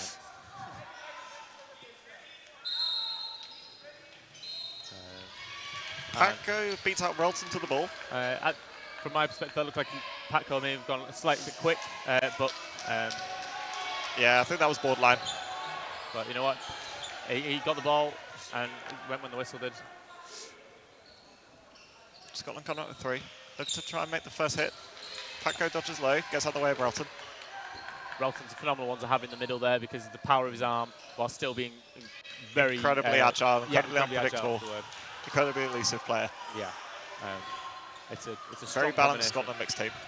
Free throw from Borbash does make the mark on Relton, and then there's 2 hits on Conchar and Shalaman. Yeah. Scotland take that 2-for-1 trade. Day and Whitelaw reacting lightning speed and make those hits hit. Block from and a catch there from Whitelaw. Brilliant take from Whitelaw. Scotland hold all the aces now.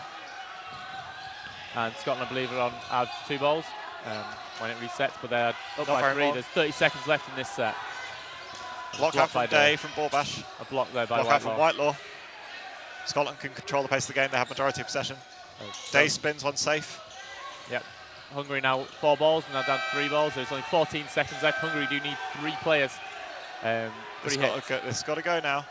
Block and a catch from King, just to rub salt in the wounds. And a catch from Patko onto Day. 5 on 3, failed block, and that's all. What a whirlwind final set. Yeah, Scotland take the final set of the half to make it Scotland 10, Hungary 8. So that's the half-time, guys. We should be back in around 5 minutes, so see you soon.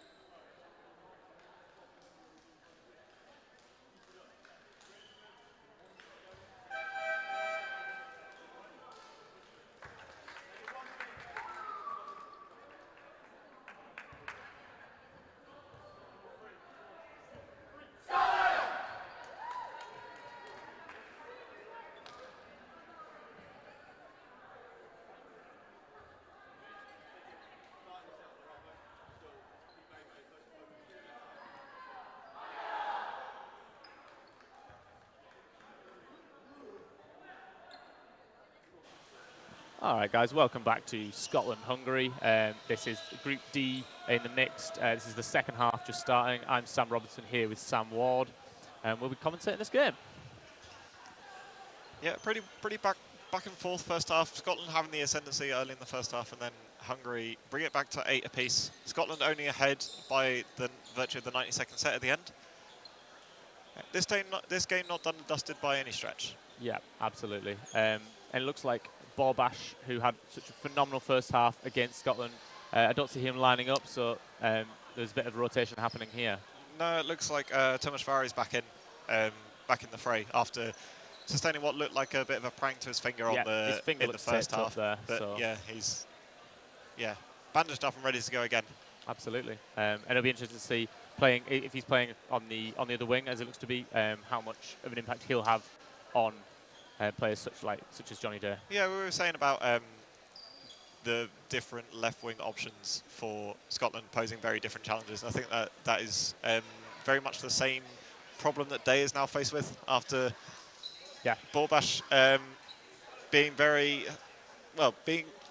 posing a very serious threat, and Tomas Vari, a different style of player as someone who's been playing mostly in the middle for the first half, finds himself on a wing against Day. Be interested to see how much of an impact he can have from that position. This duel between Whitelaw and Conshar looks like it will persist for the start of the second half at least. Absolutely, yeah. Just having a look through to see the mixed team. So most of these players do play for the Budapest Pirates. I know Borbash is involved in the English Super League, or at least he has been in the past. English league system.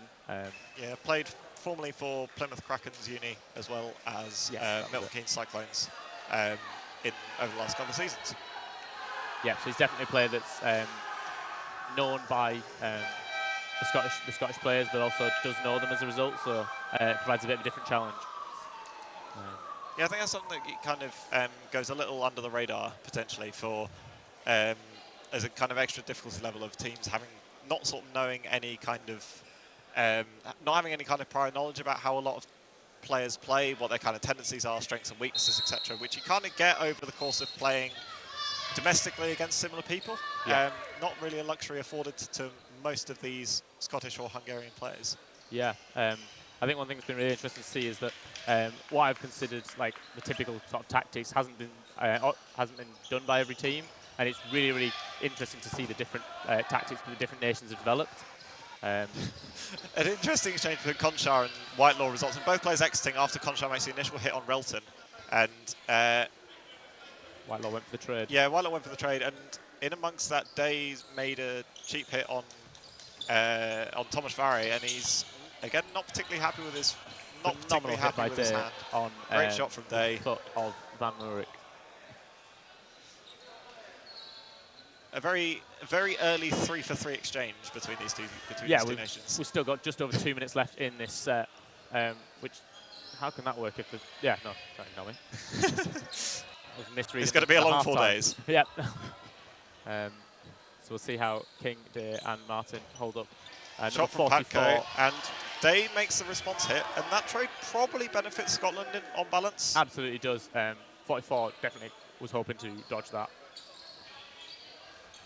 And Scotland now setting up with 2. Shalaman against Day. Yeah. Hungary have to be thinking either putting 2 balls on Day or trying to catch King with a single ball or a catch. Herman gets away with one there. Leaves the ball in uncharted territory and picks it up on the way back to fend off King. 2 single balls at the 2 ball holders. Double counter does hit the mark on Herman. The hit. That puts Scotland in the lead 2-1 with 1 minute 10 left in this set. Nicely executed from Scotland. Very nicely done. Good communication there. King has no interest in ball possession at the moment by the looks of things. I think, more than happy to draw out this set for a little bit longer. Well blocked by King. So now we'll likely see Scotland run for counter, and Day makes the hit. Brilliant work from Day and King to close out that set. Really turn the screw at the end of that set. Absolutely. So the score's now Scotland 12, Hungary 8, as the first set of the second half has concluded. It's worth remembering that despite how quickly they've lined up, there will be that 30-second time between the sets. Yeah, Whitelaw using that 30 seconds to have a quick word with his coach. Yeah, yeah. I believe it's Ross Gregg's the next coach. He sure is. He plays for Bedford Rangers. He's very acquainted with the Scottish team. Played with them. Former teammate of Whitelaw's, in fact, at Bedford Rangers. Of course, yeah. Yeah, he must be relishing the options he has available to him with Whitelaw back in the fold. Yeah, and putting his arm straight to good use, takes out Conchar. Relton recycles the ball in the middle. Scotland take a player advantage. And a brilliant hit from both the two remaining Hungarians on Day and Whitelaw. Yeah, that's both of the wingers for Scotland out. Whitelaw set himself for that catch, but it's always going to be very, very difficult. Yeah, it was very much in no man's land up there. Very good pressure from Scotland with King there. Yeah, does want to protect her other players. Relton entrusted with the last ball for Scotland. Relton's a very difficult player to hit with the ball in hand, especially in a corner of the court. Yeah, not a task I'd envy on anyone to try and hit Relton, even with the reduced throwing distance that most of the British players who are used to playing with.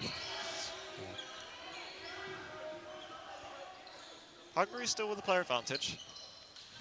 And a hit onto Fraser is good.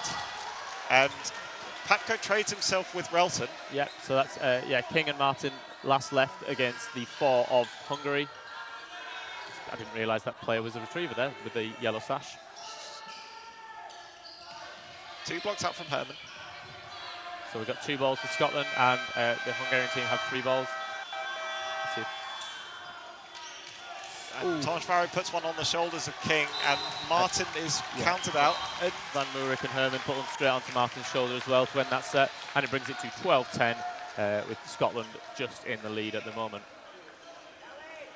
Hungary looking very dominant in the sets that they're winning. I think when they, apart from the first set where Martin's heroics turned around a deficit, I think it's very rare to see Hungary give up a player advantage. Yeah, I think both teams they've been in the lead and they've stayed in the lead and took the set, or they've not been in the lead and Yeah, both teams have been very disciplined and tactical in terms of how they can play when they have that player advantage. Yeah, both teams not giving an inch. Scotland have 2 balls there. Unusual for Relton to not be getting that middle ball. Yeah, Patko tries repaying the favour but doesn't quite make the mark. And a very strong brilliant hit shot from Relton. With the ball even coming back. Gets second prize of getting the ball back off the hit as well. And Patko leaves his hands dangling, but he's okay. And a trade out between Whitelaw and Conchar. Yeah, and then Tomiyasu's gone as well. I believe Relton made the trade after Tomiyasu went on Whitelaw. Yeah, good instincts from Whitelaw to engage in that trading game. Absolutely. Ends out in a 2-for-1 in favour of Scotland. Ooh. Good pressure from Relton, gives 4 balls to his team. Relton celebrating that bit in that 4th ball. Can they make it count? They do indeed. They make the hit on Patko. And they get 4 balls again. Hungary are going to need something special here if they want to take this set.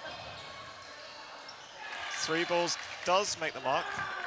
And Van Moorik left on her own. Is she going King to and convert McLeod something? taking the wings. And a catch made by King. Like we said, when one team has the advantage, they're doing very well at toning the screw when they're up. I think Scotland retain their 2-set advantage. Yeah, I think both teams are very good at just holding that lead. Game management has been strong on both sides. And maybe it's the lower risk players is working better, and it's whichever team gets ahead. Yeah, both teams also relatively reluctant to make some changes. Although Van Moorik is now off for Shalaman. 2 Shalaman twins, rather confusingly, both on the court at the same time. But no changes for Scotland, I believe. I think everyone's still as per the prior sets.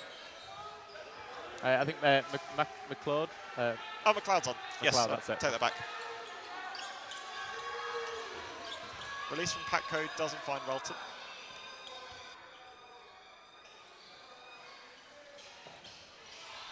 And Day does make the mark on Shalaman, who has, I think, literally just come on, potentially. Welcome to the game. Then the other Chalamon's gone. I thought number 4 put their hand up of Hungary, I think, but I think they're yeah, just I asking think for a ball. it was a gesticulation to hold, I think, Yeah. also. But he does make the mark on Relton, and he does dodge a reply from Whitelaw. And McLeod is hit by 88 of Hungary. Herman, I believe that is. Herman, yeah. Hungary taking 4 balls. 2 separate targets, but they do make the hit on King. Whitelaw gunning for that quick reaction attack. Yeah, it does.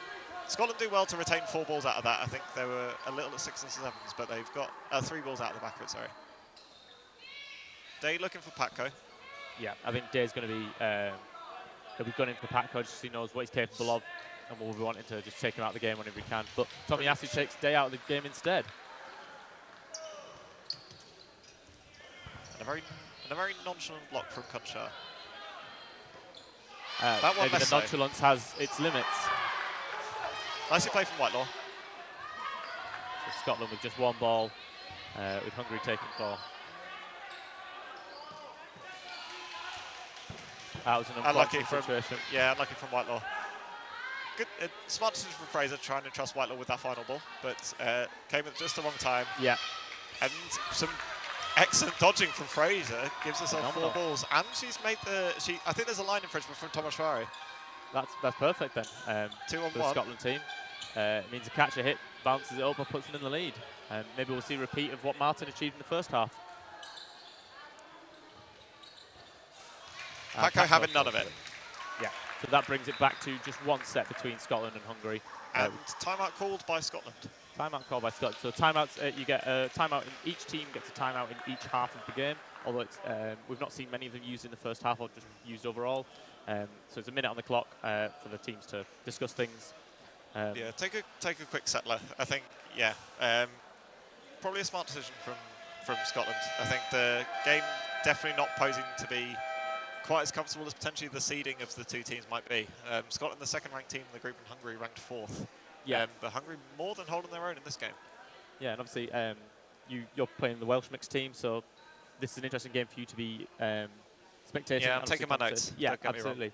I suspect from the Welsh perspective, you would like to see a draw here or even a Hungary win. Like, I think the draw probably helps you out more, but either way, it's interesting to see the strength that Hungary are putting in this Euros. Yeah, very much so. I think all this does is reaffirm that no game can be taken lightly at this Euros at all.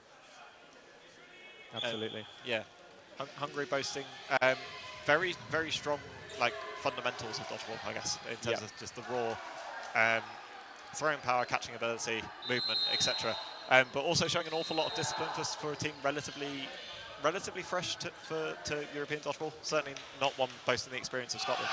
Yeah, I've definitely noticed some teams that have had players with a lot of dodgeball experience in other countries have made a big difference. Like the differences between Serbia, for example, that don't maybe have as much experience from more established leagues versus teams like Denmark and Hungary that have players in that know about those leagues.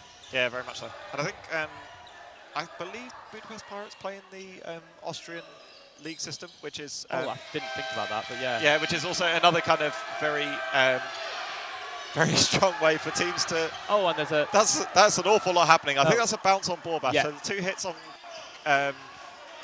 The 2 hits on Hungary are still good, and no ricochet cut. I think that we're going to need to dissect this a little bit. Because I believe someone may have come in for the catch. I'm not quite sure. Yeah, I think everyone's. Okay. Yeah. I think someone had come in for a catch initially, but 3 Hungarians on court with all 5 balls to play with. So Scotland got the 6 players. So yeah. Expecting Day or Whitelaw or potentially Relton to come under some heavy fire here. Yeah. Maybe both. Yeah, we were and correct. That's a hit it on was the Day and a bounce into McLeod. Yeah. Only 1 hit. And Relton moves out onto that left wing. And Not for long. Relton hit by Borbash, who shows his pedigree straight away as soon as he's back on court. Yeah, statement of intent from Borbash, and then makes a subsequent hit on McLeod. Commanding a lot of territory here. Yeah. Whitelaw bites and throws away what could be the 4th ball. Borbash was controlling that brilliantly in that he knew that Scotland would have the possession. Throwing a lot of fire at Master, but she's equal to it. Let's see if Scotland achieve anything here. They do. They can. take out And a Bobash. brilliant Whitelaw catch makes from a catch Whitelaw. on number 9. Takes out Solomon. That Day's brings back in. Day back into the field. A seriously good exchange for Scotland. And all of a sudden it's 4-1 Scotland. Scotland And clean up the Scotland set. put the hammer down on Hungary. Wow. So that just shows the discipline that Scotland had there. Yeah, Hungary building a bit of momentum early on in that. Well, recovering from the 6-3 deficit in terms of making a couple of cheap hits, but some heroics from Whitelaw. Yeah, putting that dream to the sword. You can see the impact Bobash has in drawing the fire and making those big hits on some of the big players in Scotland's men's team, in the Scotland mixed team.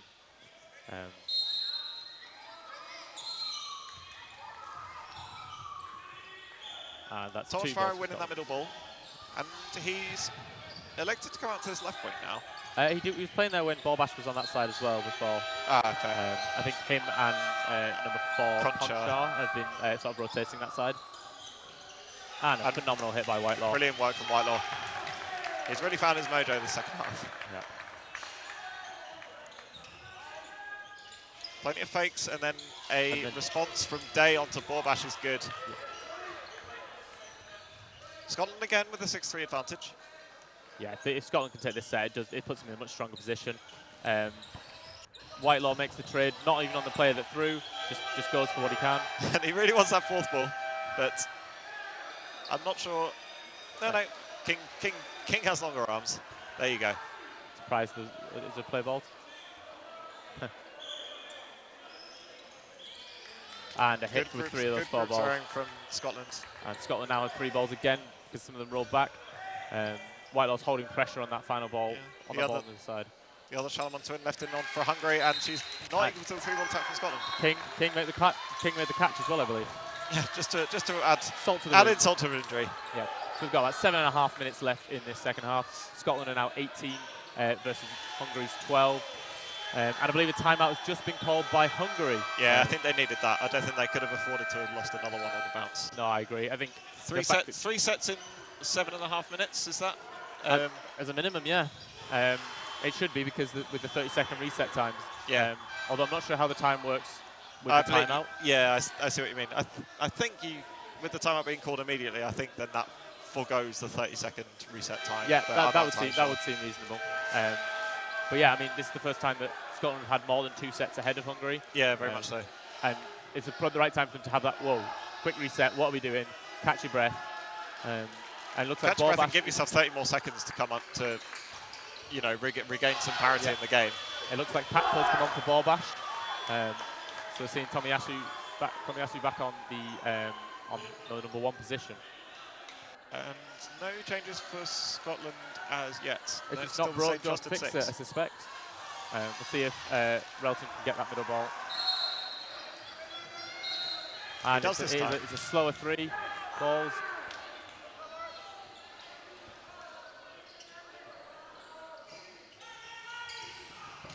Very good dodge by number 19 there to avoid Relton's ball. And I think that's about, McMaster just querying that with the refs. Patco not far away, but doesn't make the mark. Oh, and a shot from there's an awful lot of chaos happening here when people go for random balls. Yep. Patco does try and make a mark on Day. King's there to punish him. Conchar's there to make the final hit of the exchange. Yeah, Conchar threw through the block of Whitelaw, and then Tomiyasu got Relton, I believe, up court. Getting hits in this neutral zone with needing to put balls down is massive. Absolutely. It's just inject some extra chaos into the game when balls are landing in no man's land. And we're seeing this 6-3 situation again, but this time it's a 6 of Hungary rather than the 6 of Scotland. Ooh, she's not far away from that line. Very Looked close. like a bounce, but I think both plays okay. Yeah, I believe her heels were just raised, so she wasn't quite on the line there as well. Thomas Farrow looking for Day, but not this time. It's the best place to catch some of these stronger players is up court. Oh, and Day takes Tomiyasu, but he loses. McMaster left a bit of a sitting duck. Good, clever 2-ball release from Scotland to make the mark. I think they'll consider it a worthy trade, although it does make it a much more difficult game. 2v5. Oh, that's 2v4. Yeah, Day does make the mark on Patco. That's starting to even things up now. Yeah, so one catch game all of a sudden. Yeah, One absolutely. man apiece. And there is that Dame catch. does make a catch. And Dame makes follow-up the hit. hit. And before Control's you gone. know it, Whitelaw's back on court, and it is a 3v2 with Whitelaw and McLeod against number 9 and 88 of Hungary. Herman and Shalaman, I believe. I believe you're correct, guy. Block out from Herman. And Whitelaw thinks about looking for that catch, but decides on probably the better approach of leaving it well alone. Yeah, so we've got 40 seconds left in this set. There's about 5 minutes left in the half. And there's a catch from Shalaman takes out McLeod. Yeah, Dave's there to punish. Out. So it's now 2v2. Whitelaw Dave versus Tomiyasu and Herman. And there's 30 seconds left in this set. And Hungary probably need to win this set. I think a draw here basically consigns Hungary to defeat Scotland. I think Scotland are not in any rush to end this set, but they probably want to make sure they don't lose it. Thomas Vare applying tons of pressure, but Whitelaw throws through Herman's block. This is the perfect situation for Scotland Thomas Vare needs to make some miracles happen here. Day and Whitelaw do want to survive. Free throw from Whitelaw, dodge from Whitelaw. They don't need anything. Good discipline from Day. Yep, and Scotland take that set 2-1. Phenomenal catch by McLeod that turned the tide and unleashed Whitelaw back on court.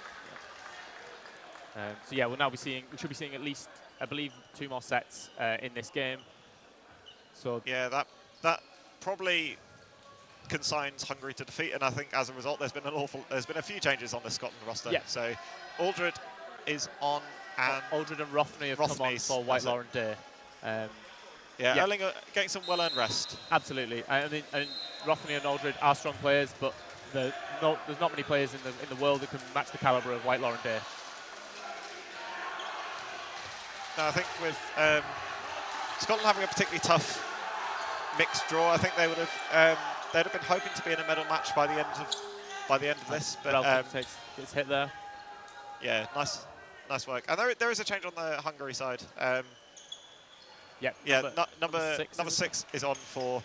Number 6, Pap, I believe it's called. Not seeing much of Pap, but be interested to see what he can do. Same with Rothney and Aldred. It's up. Number 10 also makes her bow. Strong hit for Hungary. Yeah. And a catch from Pap straight away. Nice intro to the game. Brings Patco back in the game, and we have a 6v3 again. So it seems to be a common situation.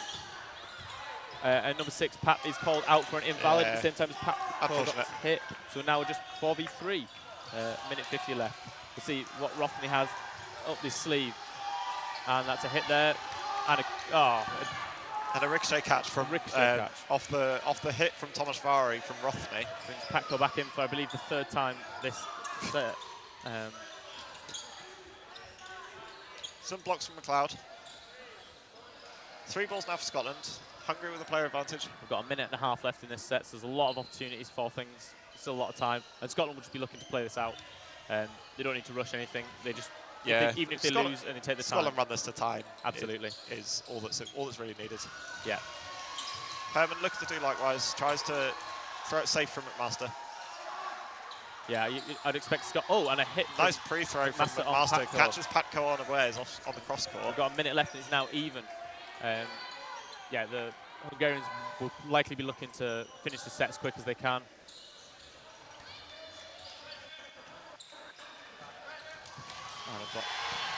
Some nice dodges there. Surviving the fire from Van Murk. Yeah, so still 2v2. We've got 40 seconds left in the set. We've got a minute and a half in the half. I think unless there's something unbelievable here, it looks like Scotland may have taken this game. 30 seconds left. And a drop catch from McMaster. Puts McLeod as last in for this set, facing the 4-ball. Oh, and a brilliant shot from Herman to finish the job. Yeah. Hungary claw back another set, and I believe that will be the final 90 seconds. 90-second final set.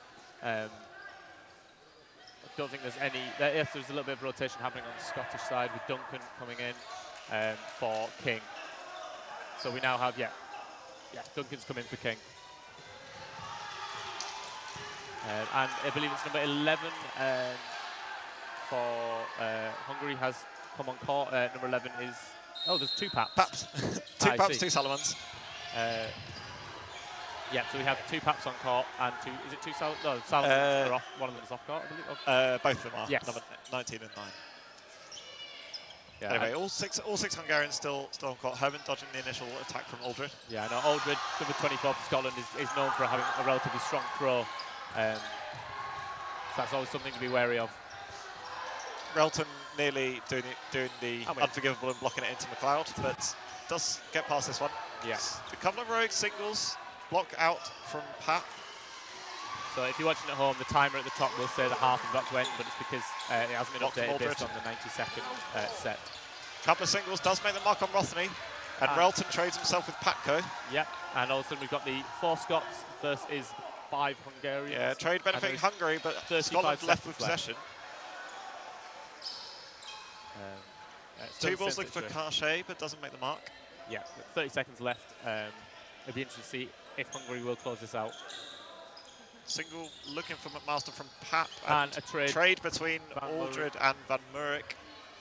Is a trade that benefits Hungary certainly at this point. Absolutely, especially taking out the final man that was on court, especially one known for a strong arm. 10 seconds left in this set. Scotland will likely be looking for something. There's 5 seconds left here. And there's a catch made by Duncan with 2 seconds on the clock. And that's a Scotland take that set in the closing seconds with a phenomenal catch by Duncan. Yeah, Hungary's inexperience let them down a little bit at the crucial moment, unfortunately. I think there was a little bit of lack of communication, and Scotland end the game with 22 points to Hungary's 14. That's mixed group D. Thank you for joining us. I believe, I'm not sure what's the next game on here. We have Switzerland versus Spain in the women's match. So keep tuned in. I'll see you soon, guys. See you soon.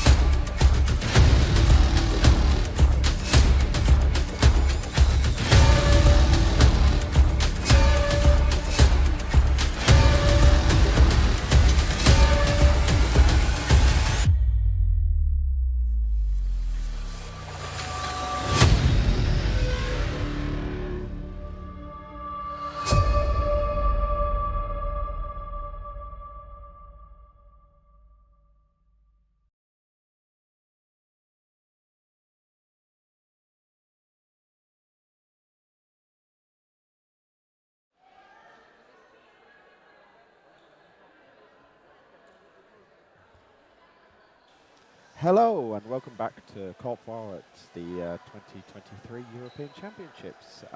You're joined again by Sam Warble, and Sam Ward is joining me here today.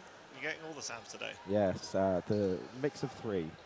So now on this court we will shortly be having Switzerland women versus Spain women, which should be a good match here. Both these teams are both looking pretty strong, I'd say. So I'm expecting a good match either way. They were only separated currently by a place in the European rankings. So Switzerland are currently 12th and Spain are currently 13th. So this should be a close match either way. Yeah, an interesting one given the relative longevity of Switzerland in the dodgeball scene compared to Spain. Spain look posing to be. I think Dragon might have been their debut. It Euros was last year, and yeah, still boasting coming up to the boasting into the mid echelons of the women's rankings. Still a little way to go to get towards the top. Yeah, I think this will be quite a telling fixture for both of these teams in this group. Yeah, see how the group is planning to play out. So as we said, both these teams are relatively well matched, or should be according to the rankings, and both did finish 12th and 13th, the same as their rankings at Dragden. So yeah, I'm not expecting a blowout. It should be a quick, close match here. Yeah, Spain have played already. They lost to Czechia 24-8 earlier on today. Switzerland, I believe this is their first game.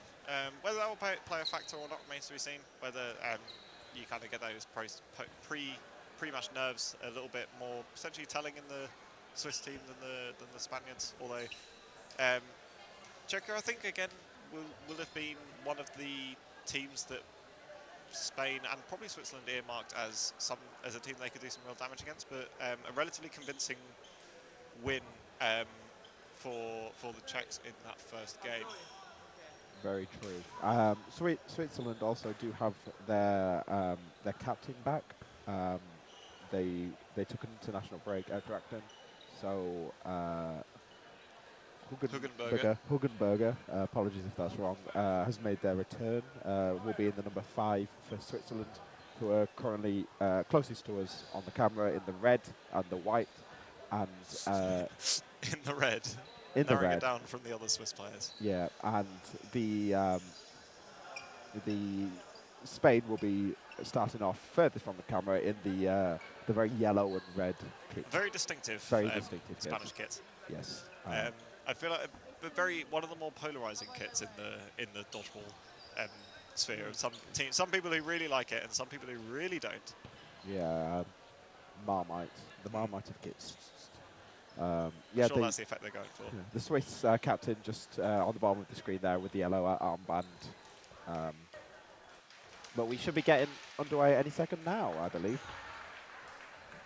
Yeah, the other game in this game. So this is Group A of the women's fixtures. So two teams that we're looking on fairly fervently will be Croatia and Sweden, who played each other earlier on as well.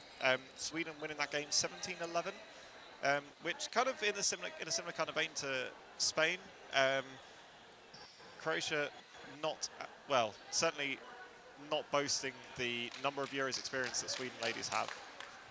So quite a closely fought, quite closely fought match on the scoreline at the very least. Looks like refs are ready, players are ready. Just shaking hand is going on, and we should be getting underway. Does look like the rest for this game will be the Hungarian women in the black referee aprons, and we've got Alex Benbridge as well, centre referee in the Manchester Bees kit. Swiss seem to have quite a cheering section, and the Spanish teams generally always have a lot of support. Yeah, I'm expecting this to be a noisy one, certainly. Yeah. No Italy on the other court as well, so we won't get any klaxons, I don't think.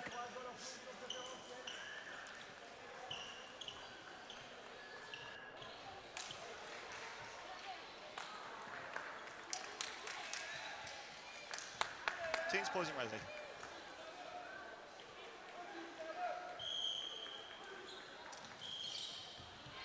And that's early out. Oh, No, I think just Masson just gesticulating 2 balls. She takes to the wing early doors. and a nice free throw out there onto number 34 of Spain, which is Ituarte. Ituarte. Or probably better pronunciation than anything I can muster. A subsequent volley from Spain does also make a subsequent hit. So, yeah, it seems to be quite potent with the 2 balls here. Free throw out from Switzerland gives away 4. Masson does pay the price. And there is a pre-throw hit, yep, I believe. There was a hit from what we could see on this, and it's been called out by... Yeah, just a bit of confusion about who was being pointed out by the refs. Anna Delarue makes a hit from the middle. And 4 balls for Switzerland. Block out from Hugenberger. And the 2 balls from Switzerland do make the mark on Spain. Switzerland boasting quite a double catch from Spain. What? That was absolutely brilliant. But the initial catch was a little bit of a floated one from and then she's there in time to catch the second behind her blocked balls. A 5-1 advantage to a 3 apiece, and then the subsequent hit puts Spain in the ascendancy. Wow, Spain just... Delarue and Hugenberger left with a mountain to climb. Dodgeball there, yep, balls just collided, no hits made. 3 balls for the Swiss. Looking to make a hit here. Free throw blocked. I believe that was Bernal who made that double catch. The Spanish number 30. And that's a catch and out from Delarue. Catch and out. Yeah. Yeah, just making it clear to everyone that she has secured that ball before she landed, and a bit of confusion from the Spaniards about whose ball it actually was. Hugenberger tries to trade herself with the Spanish number 15, I believe that is. Can't quite see. It's hard to see from this angle. I'm sure as they turn around. Lock up.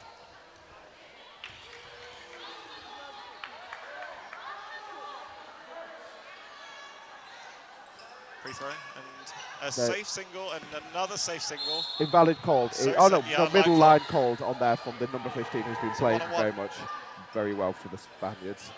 When a counter, and it's quite easily avoided there. And that's a 1-1. And that concludes an absolutely whirlwind first set between Switzerland and Spain. 5-1 up to 3-2 to bring it out to a draw. Wow. An awful lot to unpack there. Well, if the rest of the game is going to be like that, then we are in for a treat, ladies and gents. So 1-1 after 3 minutes. Number 15 there for Spain. Is their actual captain? Gross. Yeah, Beatriz Gross. Yeah, one of the few players in the Spanish national team who doesn't play for Club Zaragoza. Gross and Borges playing for Club Huesca. Delarue makes an early exit in this set. And a good dodge from Montavon. There was a searching single from the Spanish centre.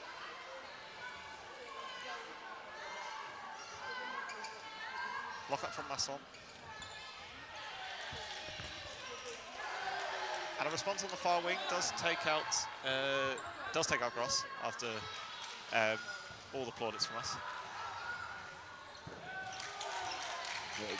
And Spain get another hit out there as well, so 5-4 lead for Switzerland here. Some nice dodges now. Good areas, yeah, good aerials from Pash and from Jurien.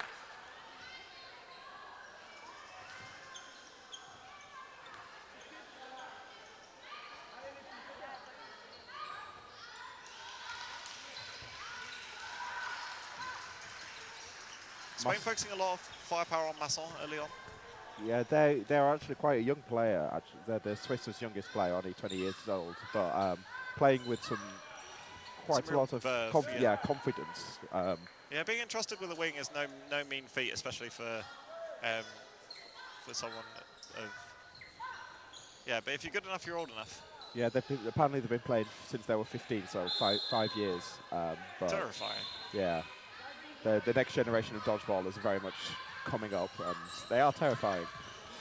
Some of our old hats now, I guess we are. Switzerland doing well to survive the bread and butter attacks from Spain so far. Both wingers applying a decent amount of pressure and counters, but no hits made so far. Hugenberger leaves that one well alone. It very much seems to be a single out from Spain and then the retaliation from Switzerland, but neither one seems to be finding much purchase at the moment. Yeah, Hugenberger again doing well to dodge. Switzerland electing to set with 3 balls for the first time in a little while. Looking like their preference is to play with 2. And they managed to make the hit now. Do make the hit on Gonzalez.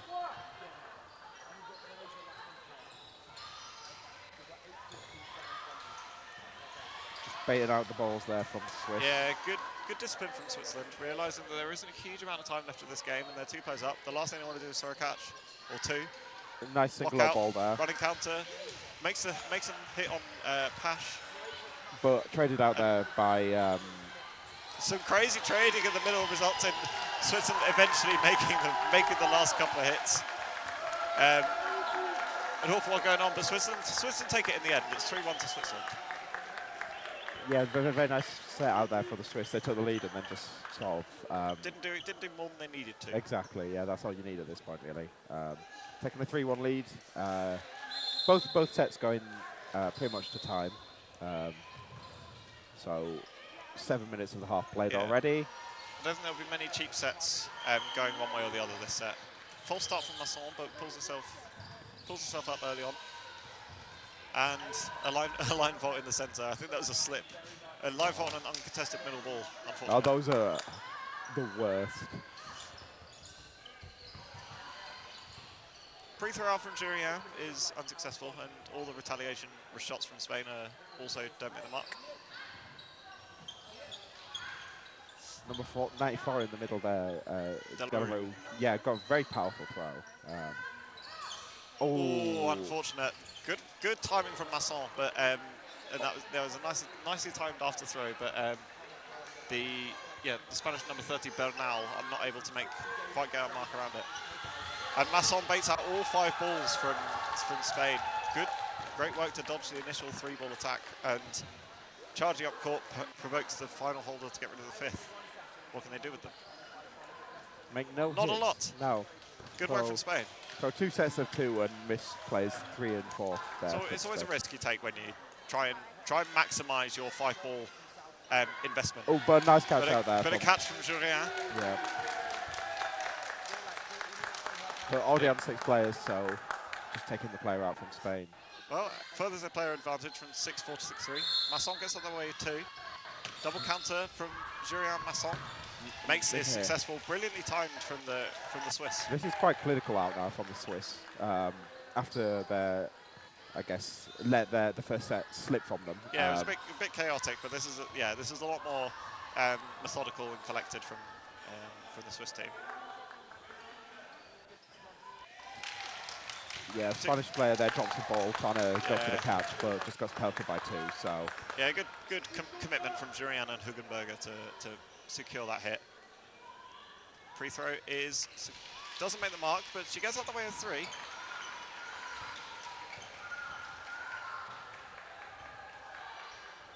And she's got 4 balls to play with, and I can't see her number. no, it's very hard to see from the. I don't think it's on the front either. So It's on the front of the shorts, I believe. But I can't see it. No, I don't have my glasses on, so unless they turn around, we are unfortunately about to tell you who that player is. Again, managed to dodge as a multi-ball out from the Swiss. I believe it's Gonzalez, number 19. Block out from Masson. Another And blocker, again. yeah. Yeah, more than happy to Just tire out her opponent. What's that? Oh, we would just appear to be missing a ball, I believe. So time's just paused while we get back to 5 balls. 4 ball is not as fun as 5 ball. So Can never have too many dodgeballs. I mean, you can. I'd say. But both teams jumping the gun a little bit. yeah, they're very eager to get on with the set. I have to start from the back line.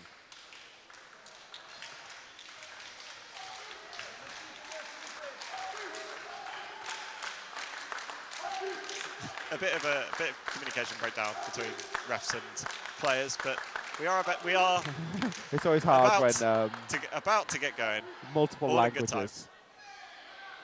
And there we go. There we go. There we go. Right. And again from Masson, blocks right into the photographer.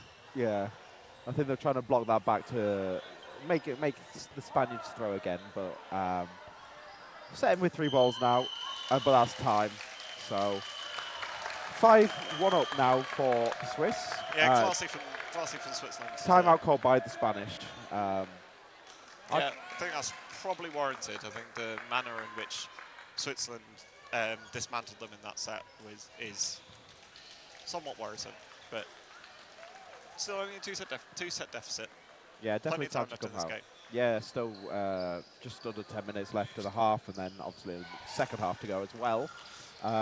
But a nice start out from the Swiss. And the Spanish have had some glimpses of greatness, but haven't ultimately been able to capitalise on the final. Yeah, I think both teams dodging probably outweighing the throwing so far has been the long and short of it. I think both teams, when they've been gifted a 3-ball set play, they've struggled to make too many cheap hits in that respect. Both teams getting a lot more joy either from countering or pre-throws or chaotic exchanges in terms of being able to whittle down the opponents, which seems to be favouring Switzerland more so than Spain as it stands. On the other court in the hall, we do have the Czechia versus Croatia, which is the other game in this group. So yeah, Croatia coming off the back of a loss against Sweden, and Czechia beating Spain early on. So I think both teams will be keeping half an eye on their neighbouring courts to see quite what's going on. Yeah, Czechia just got beamed quite heavily by 2 free throws, so that's quite interesting. Yeah, but looks like it's going a bit back and forth that game. Yeah, you can obviously watch that over on the other stream, but we'll get back to this game as the timeout has finished. Yeah, you can tune into your favourite teams on any of the 5 courts that are being streamed here today, and across all 4 of the days. So yeah, keep clicking around, and we hope to see you supporting your favourite teams as and when they're playing. Right here, right now though, 6 aside between Switzerland and Spain. A nice single out there from the Spanish onto the left winger there of the Switzerland. I think that's yeah. This is only the second time that Spain had an advantage, but now yes, parity quickly returned. A couple of counters coming out from Masson.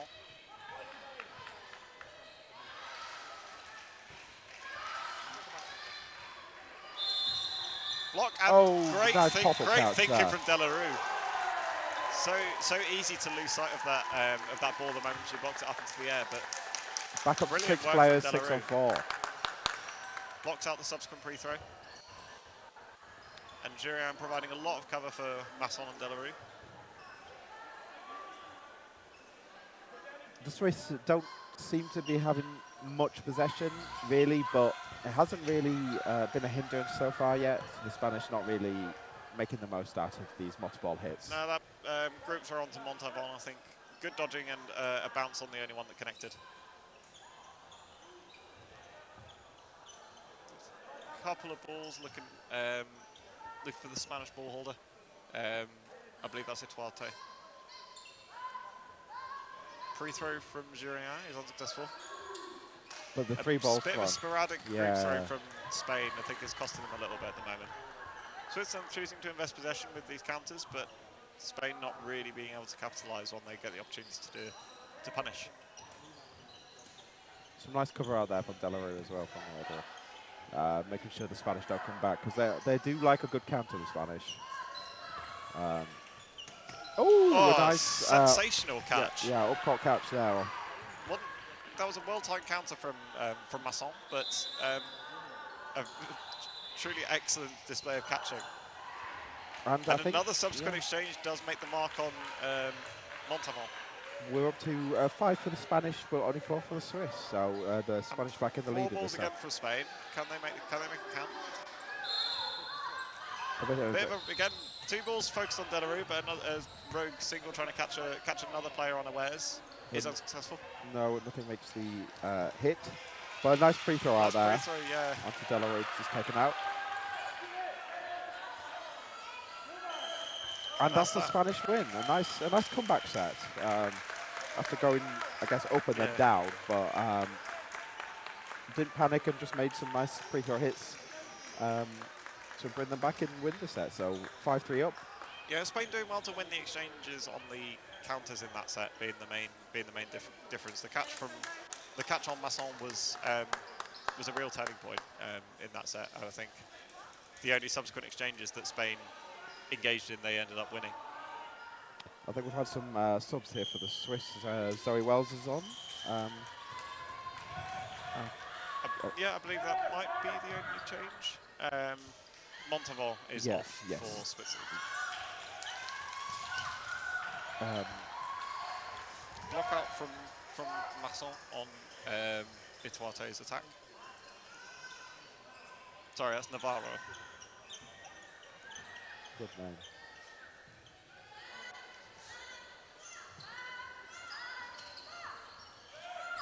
Navarro and Masson again exchanging a few blows. But no one seems to have been, no connections made yet, so still 6 on 6. Plenty of fakes coming out from Spain. And managed to bait the ball out there from Masson for some lovely blocking. Get them 4 balls. So hopefully they can capitalise here with it. But some nice low dodging from the Spanish. Yeah, good commitment. Winger. Good commitment to that. Yeah, Wells and Jurian not able to make the mark. Oh, Delarue looks for the catch, but Masson makes the catch that was catch, that was covering the throw, I think. So Delarue out and back in again. But then the Spanish have made a subsequent catch on Zoe Wells there. So 5 on 5. For the number of players going in and out, it's a rotating outbox for both teams at the moment. 3 balls now for Spain, for Switzerland, sorry. And both teams happy to take the sting out of the game after a topsy-turvy couple of volleys. Oh, a pre-throw out there onto number 11 of the Spanish, Val. But also it was a revenge hit on Jurian. Yeah, punished out there. So 4 on 4. Swiss do have 4 balls. No hit. Yeah, you try using 2 on Navarro, but don't quite get through a block. Single looking for Delarue. And Masson tries punishing.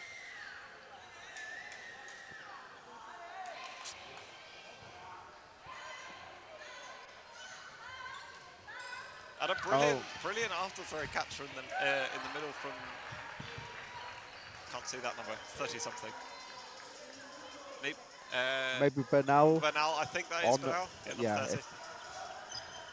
But yeah, that's what the Swiss seem to be doing quite well is some up-court catching after catching that pre-throw, giving Spanish the lead in this set now. And Masson makes another catch.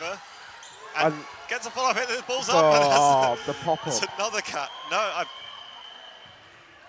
catch before time.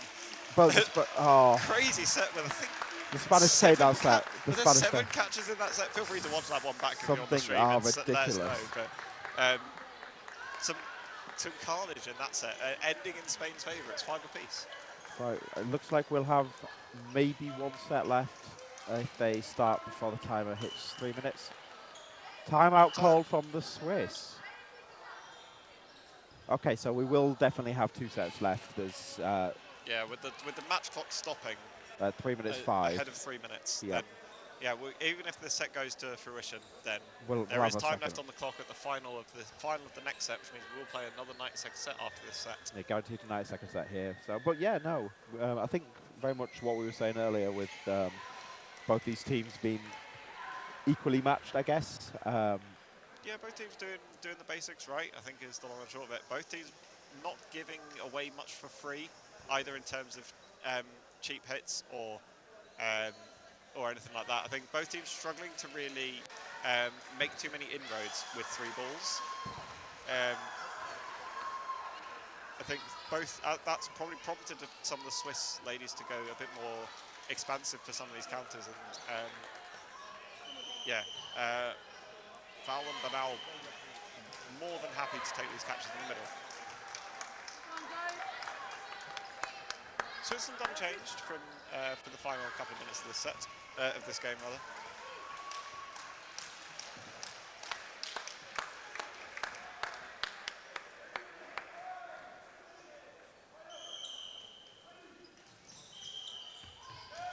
A tussle for the middle results in Delarue retaining the ball. Yep, 3 balls here for the Swiss.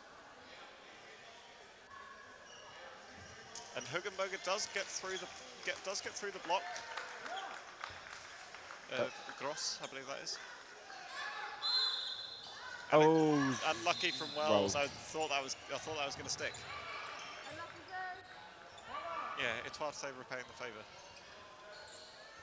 Oh, but then Masson getting the retaliation hit again and taking the 3 balls again. So after saying that both teams were proven to be relatively ineffective with 3 balls, there's been a lot of 3-ball hits so far. And a trade on the far side between Julien and I'm not sure who that was, I'm afraid, but a brilliant lovely shot free from throw from Masson onto on the side of the foot of Gonzalez. They've been very potent on this right wing, Masson. Getting a lot of very nice hits out. Double counter opportunity. And it's taken. Yeah, nice comms between Masson and I couldn't see the name. Delarue. Pash. Pash. Delarue's in the middle. I will get the hang of this one day. It'll take us 4 days. But no, very nice set out there from nicely Swiss. orchestrated sets from Switzerland. Much more reminiscent of their first half. Yep, it was. They were taking those 1-for-1 trades as well, but they were already up at the start, so they'll have to take that. And so about 1 minute set coming out here to finish us off.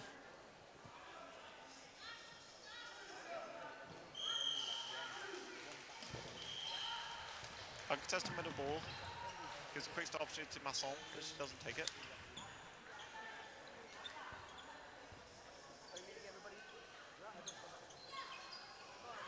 Two balls thrown out from the Swiss, but blocked from Pash, I believe, on the wing.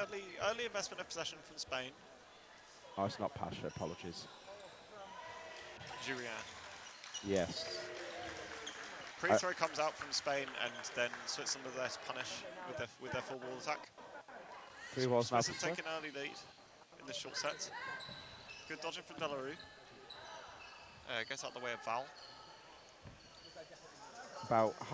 About 20 seconds left of the set.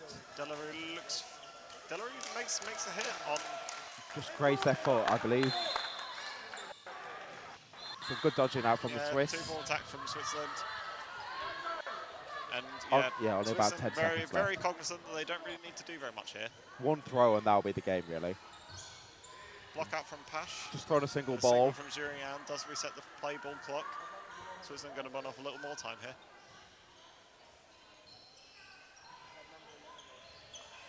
Oh, we will go for the full 1 minute 30 set there. So 5 seconds left on the set clock.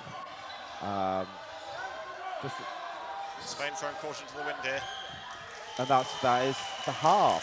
9-5. Yeah, 9-5 to Switzerland. Some good sets by both teams. I think Switzerland just been a bit more clinical in these last couple of sets.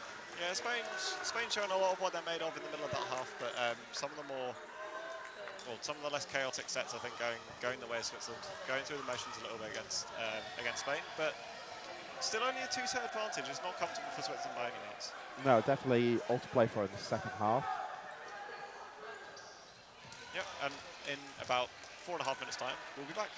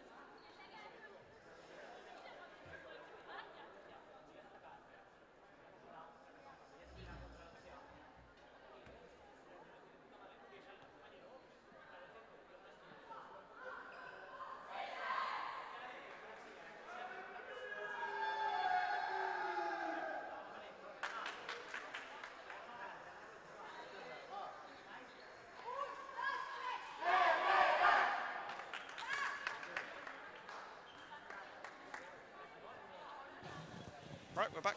Half time done and dusted. 9-5 Switzerland versus Spain women's group. Just to inform everyone on the other courts, we do have the same group going on, which is currently Czechia versus Croatia, with Czechia having a 14-4 lead currently. So very nice half out from them. But we are back on court 4 with Spain versus Switzerland. I'm still Sam Warble here with Sam Ward. Still. Yeah, Val winning the middle ball for Spain. Block up from Oh, Masson, but and time and time again, this middle player's been catching out the sort of two-step counter from the Swiss. Spain doing that very well. yeah, block out from Gross means that there's no countering opportunity for Spain without sacrificing 4 balls. Both teams looking unchanged, but that's a brilliant shot from Wells, and Gross trades himself with Patch. Yeah, this group's shaping up to be quite interesting. With Czechia, if Czechia look like they're securing a win over Croatia, having already put Spain to the sword, I think they and Switzerland will both be kind of gunning for the top half of the group. I recommend tuning into that game either later today or tomorrow, whenever it is. But yeah, currently now the Swiss have a 4-3 lead up against the Spanish.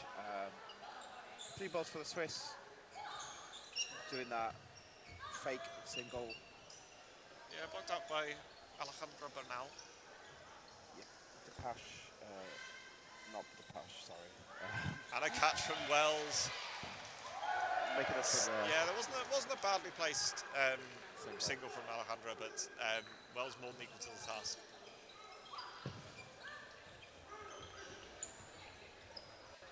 So just a bit cool fun fact. Delarue, the Swiss, one of the Swiss players currently seconding on the left.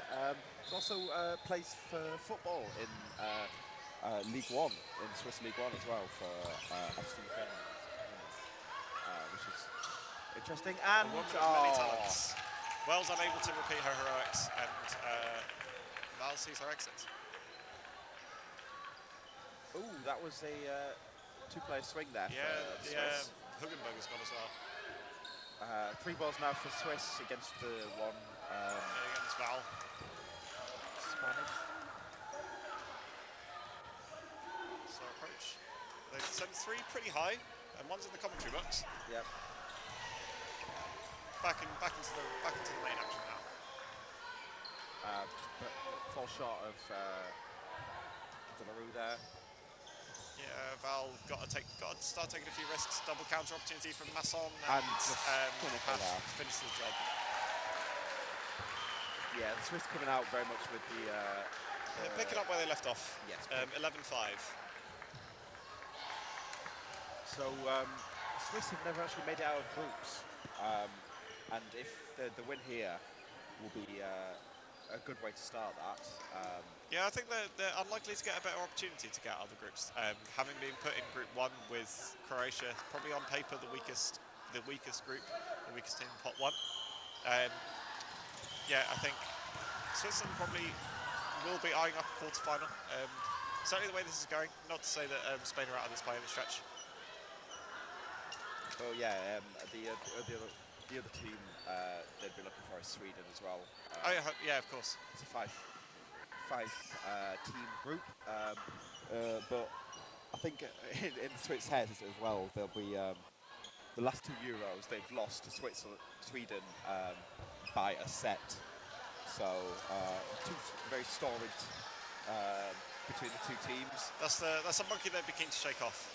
Yeah, definitely. Cross court from Masson looking for Gross. But a win here will definitely put them on their right direction. 6-on-5 currently with the Swiss advantage. Plenty of fakes coming out. And eventually, an eventual release from Ituarte. Several balls thrown, no hits made. Spain with 3 balls again. Single. And a brilliant take. By Great. Pastor, Yeah. Set herself early for that single coming in. Plucks it straight out of the hand and gets around it. Switzerland turning on the style now. 2 players up. Two-ball attack onto Masson. 2 blocks. 4 balls now for the Swiss. Oh, lovely Brilliant cross court from from Masson.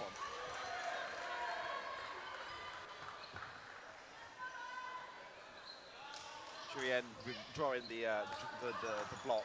And another catch, this time from Delarue. There's been some lovely catches in this match from both sides. And make that another one. Hugenberger makes the catch, and then the cross court from Masson finishes the job. Exhibition stuff from Switzerland, and they know it. That's a very early timeout call from Spain. And I think that's worthwhile, to be honest. Yeah, it makes sense. Switzerland really have just playing taken with real verve and confidence.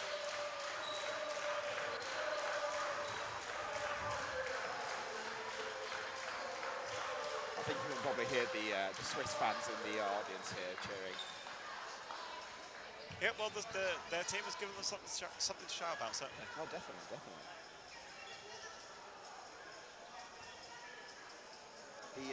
The Swiss team's made up of an assortment of clubs, mainly 3. The Sand Foxes. Yeah, Lemon Sharks and Phoenix Bois. Yeah, Phoenix Bois. So yeah, nice. And then Zoe Wells, Manchester Bees. One of only 2 Swiss players who don't play in Switzerland currently. The other being Benjamin Favre, who plays Austria. So very much homegrown talent here, as it is with a lot of these, most of the nations actually.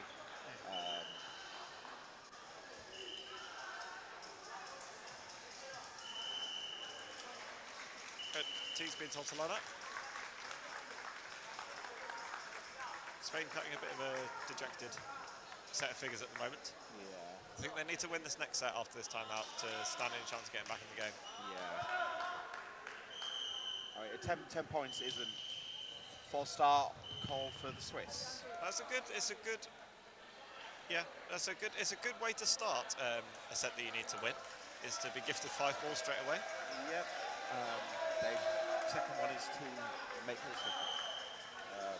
I've always found when teams have 5 balls, they go a bit wild and don't make any hits, which is what happened there. Yeah, I'd be interested to know the numbers on that. The number of times where teams throw split 2 pairs of balls at 2 different targets and struggle to make any kind of inroads. And then a nice throw there onto Zaragoza, I believe. Yes, Calabatha. Calabatha, sorry. It's been a long day.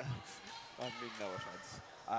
But yes, the Swiss taking even after turnover, taking a nice lead here. Full ball's given away though. It's some good pressure from Bernal to bait out that 4th ball.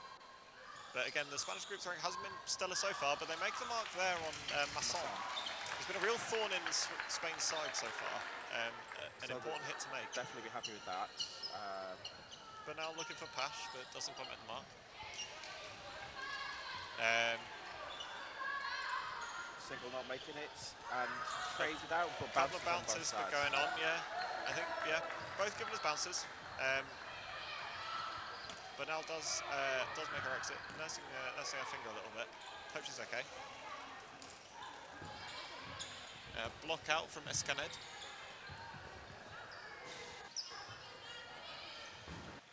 Three balls for Switzerland again. 2-player advantage, I believe. 1 player up. One player up. 5 and 4. And a good pre-throw from Pash. And pressuring that 4th ball there Yeah. as well. Making hits up on players who are up court is incredibly difficult to deal with that ball being left in contested territory. Switzerland, the beneficiaries that time, but giving away 4 balls in a bit of a staggered attack. A bit of fish in there. Hit on Delarue. So now we're down to a 4 on 3. 2 balls for Spain.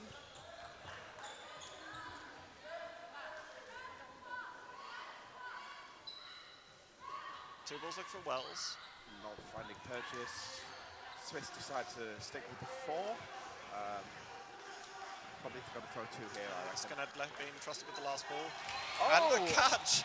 Brilliant work to block one ball and then just with with no sheer nonchalance catch the second one incoming. And a bit of a sporadic end results in a draw, 3 players apiece. Yeah, I mean, I think the Swiss will be happy with that. Spain less so. Yeah, did well to bring it back from a player deficit to actually scrape a draw out of the game, but a draw definitely benefits Switzerland in the course especially of the going match. the full 3 minutes as well. Yeah, time whittled down off the clock, so Spain left with a task to win 4 sets in 11 minutes, which is doable, but that will only give us a draw as well. Yeah, and I think with prior results in the group, I believe that a draw for Spain wouldn't be terrible, having lost to Czech, but getting a win here would probably keep their qualification hopes alive. Oh, but a nice throw out. Nice early start from Masson. Yeah, gets a nice cross court on Bernal.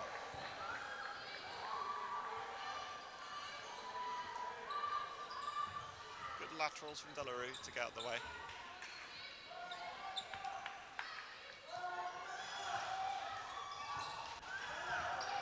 Dodge out from Calabatha.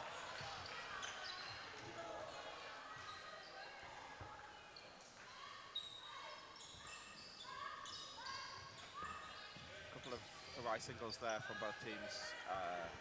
Yeah, both. I think Switzerland probably happier with this tempo of game more so than Spain, as the team that are up in the match and up in the set. It's how they've been playing all match, to be honest.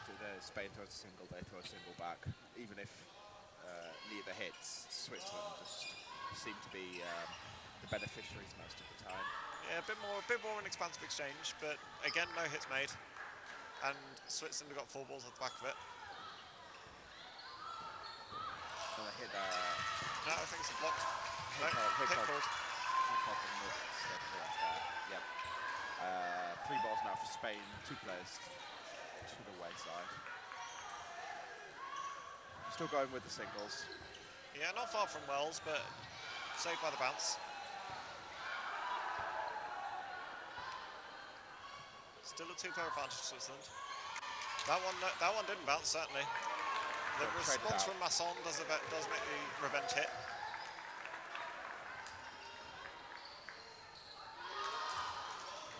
Four balls for Switzerland once again. Nice jump out there. Yeah, good dodging. I believe that's Bravo. Yes, number 14. Yeah, Spain, I think, have made a couple of substitutions. Maybe, possibly, trying to get some game times for some players. Yeah, I imagine they were hoping to up the tempo a little bit to try and get back into, try and win some sets in time, but Switzerland having none of it so far. Yeah, Masson secures another hit on that far side. And good timing again from the Swiss group throwing, taking out Escanel. Lacroix left. And some brilliant shots from Switzerland. Very low, very on target shots. So that probably secures the game for Switzerland. Bit of damage, all being well. Damage limitation out from the Spanish, I think. Trying to get us into yeah, set difference could prove quite pivotal in such a tight group. So yeah, they'll be plenty keen to try and whittle down this deficit at least for the remaining time.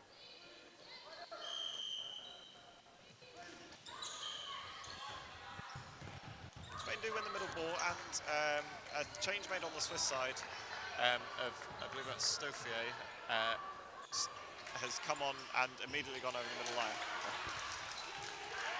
So much energy. I think Montavon's back on as well. Yes, Montavon is back. And this can't quite make the mark. Can't quite make the catch from Pash. 2 balls for Spain. Play to the advantage though. Bit of a squirrely release from Lacroix, sorry. And a brilliant take from Pash. It was a nicely timed pre-throw, but Pash makes that look easy. Block out from the Cruz. Masson has been very potent with these cross calls. So, a nice block there. And a pre-throw does Make pressure off Bravo. So, Spain were in the lead, but now down 2 players. Nice dodges there. Oh, no, I think touch on the foot on the way down.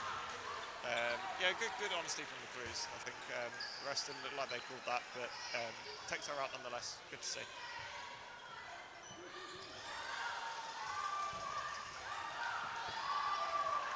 Good commitment to the counters from Switzerland. Yeah, making sure that even if Borges does secure the hits, then any kind of trade benefits Switzerland in this case. And that's not going to benefit Switzerland, certainly. Yeah. Pash very trigger happy on that counter. Goes before Masson's ready and throws one straight down the gullet. Great catch from Navarro. Pre-3 avoided, and a single release there from Escanet.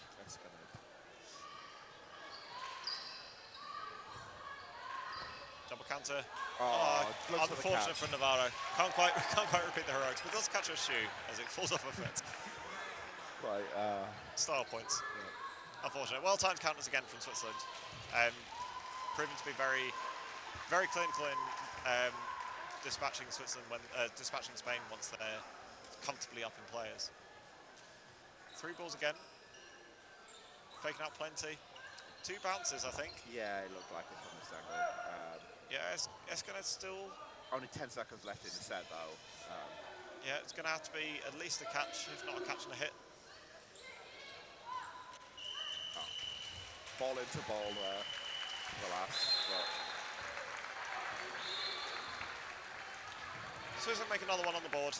Yeah, they've very much been away from them at this point. 18-6 for Switzerland over Spain.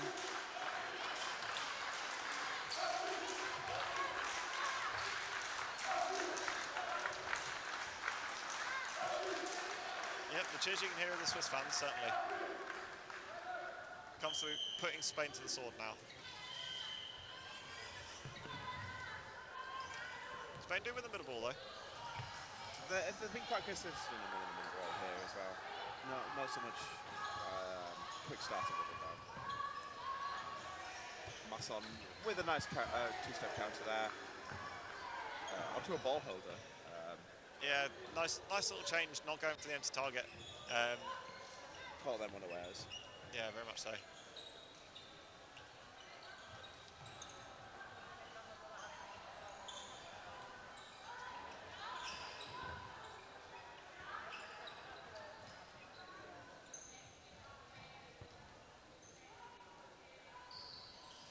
Single wall out there as well. Switzerland no out to go for the counter. Yeah, Switzerland more than happy to play this tempo of game. Another single from Pash, looking across court this time.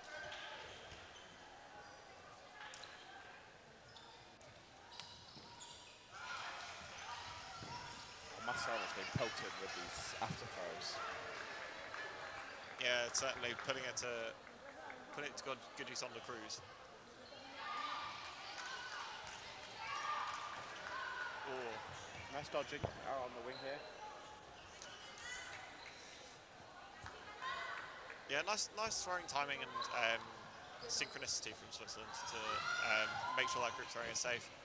Masson bites off a little more than she can chew on that one and is eventually punished by Barado.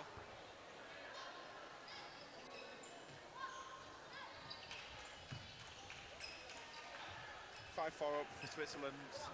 About a minute left in the set, and then there will be another 90-second set afterwards, which will bring us to the end of the game.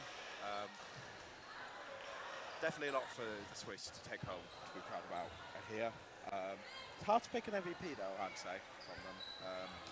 Yeah, I think each of them has certainly done all the basics right, yeah. And yeah, I think it's hard to look past Masson as definitely. been such a sort of Yeah, potent but on the wing. ever presence, causing a lot of damage. Good response from Kalabatha, taking out Pash. And 4 balls for Spain to play with. 4 and 4 here. 2 Again, balls thrown, but avoided. Again, struggling to make the group throws count.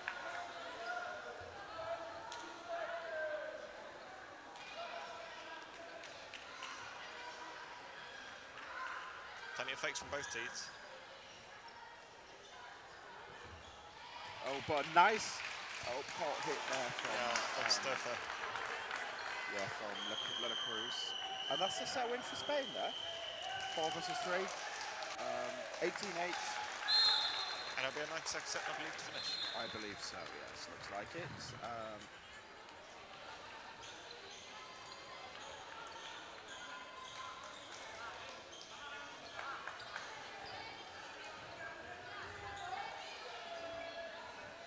Yeah, last set indicated here from the referees.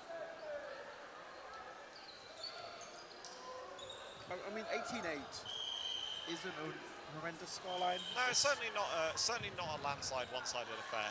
Yeah, but the Swiss just have sort of looked a bit more dominant in the second half. Yeah, class has shone through. Spain did well in terms of living with them with the chaotic exchanges and a couple of moments of sheer quality. But the Swiss have just been a bit more clinical. Yeah, I agree. I'd be interested to see how these two teams would have fared in a 30-minute game rather than a 40-minute one. So I think Spain might have lived with them for a little bit longer, but I think the fight's gone out of them a little bit in the second half. Early advantage for the Swiss as well, with about 45 seconds to go. Couple of cheap hits. Currently 6 on 4. Oh, Masson gets brilliant cross court. Yeah. Kalabatha using Masson's own trick against her. And Spain want more. They need another hit from somewhere.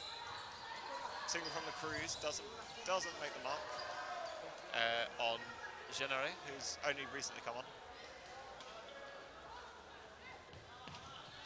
Single again from look for Kalabatha. Nice block out there on the wing and get the retaliation here. Yeah, nice response from Pash. Last couple of seconds of the set. He's going to have to go. No hits. And then hit down to the Spanish one. Giving us a 20-8 win for the Swiss. I'd say some thoroughly deserved. Yeah, and we can tell that that's a game that Swiss were really earmarking as an important win. But win it they did. So yeah, Switzerland certainly looking to fight at the top of the group this time out. Definitely. I'll get an update on the other court for you as well. 21 for Czechia, 9 for Croatia. So quite a very good. So Czechia is certainly looking pretty at the top of the group for this one as well. Yeah, we'll come down to sort of Switzerland, Sweden, and Czechia. It looks like. But we'll have to see. Could be some upsets. But that's where we're going to leave you for today. Yes. Next up will be Austria against the Netherlands in the men's. Yeah. And a men's Group C encounter. Yeah. We'll be back with you in approximately maybe 10 or so minutes.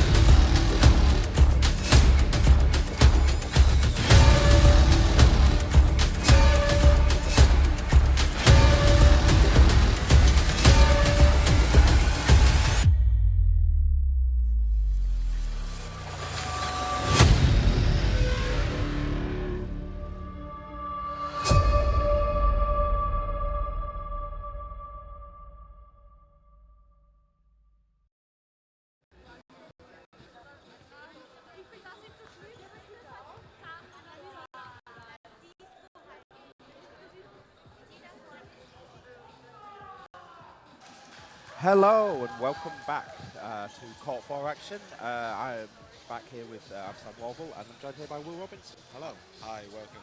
Hello. Welcome to the match. Welcome to the match. This match now will be Netherlands versus Austria in the men's category. Yep. Interesting Pool C match, this one. Yeah. I think if you asked a lot of people looking at this match ahead, they'd say.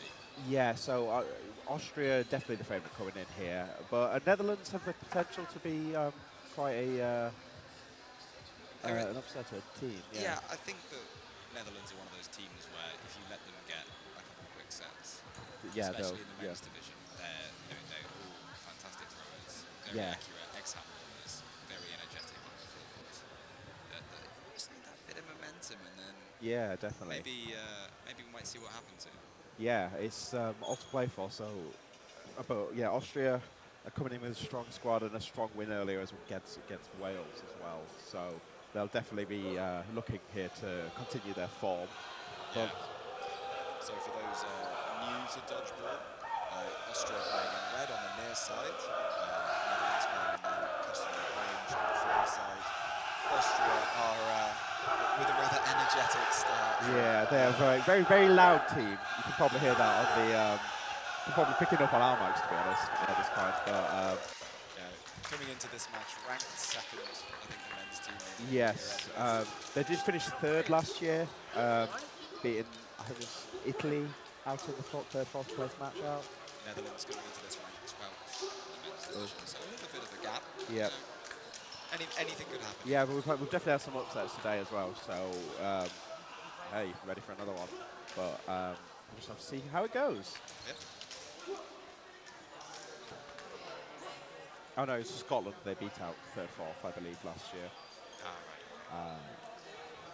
So again, to those new to Dodgeball, welcome to the stream. It's a very friendly international tournament. There's a couple of gifts being exchanged, lots of hugs, lots of best wishes before the match. Yeah, the Austrians have been around for a very long time. They're a very well-known nation, very good. But I was very friendly to everyone else as well. A couple of the players from other international teams play in their league as well. So always some like friends playing friends at this point. Yeah. The Austria have been around since 2013 as well. Whereas Netherlands only started in 2017. Started in Glasgow. A tricky first one, I think, for Glasgow, but they've come a long way. Yeah, definitely. It's all hype. Love to see it. Love to see it. Yeah, for the rest, it appears we have Wales doing refereeing here in the black overalls. And well, as always, we like our refs. On the other court, we have France versus Hungary, so you might be able to hear some of that coming over as well. But we'll try and keep you updated. Yeah, if you do want to watch that, we do have the other streams open, as with all the other courts currently going on. But yeah, we are bringing you Netherlands-Austria, which looks like it's about to just get started.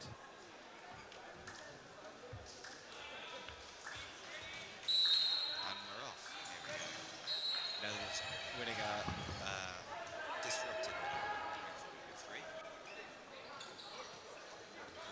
Great first hit out. And Austria coming straight back, not quite making the hit, but giving Netherlands the reset with 3 more balls. Here they come.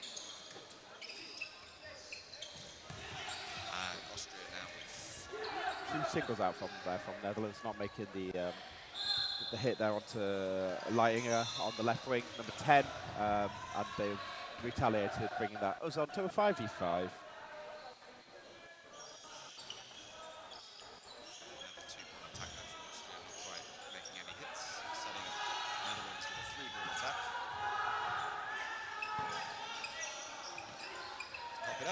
Very strong throws out from Netherlands. Like you said, handball players, but then Leitinger just throwing to number 11 there for Netherlands block. I think this is the type of game I think Netherlands will be quite pleased with so far. It's I think They go toe to toe with Austria so far. I think when you come in as an underdog, Yeah. you usually look for a faster paced game because you're just looking for those, you know, if you make a Chaotic, hit, we'll yeah. make a hit. If you Yeah. make a hit, we'll make a hit game. Whereas I think if you come in as the favourite, you normally would prefer a more slower, organised game. So I think you might see Netherlands in this game, yeah, just really going for a few hits, trying to create a bit of chaos. And just that last hit there out from number 4, the other Leitinger. Yeah.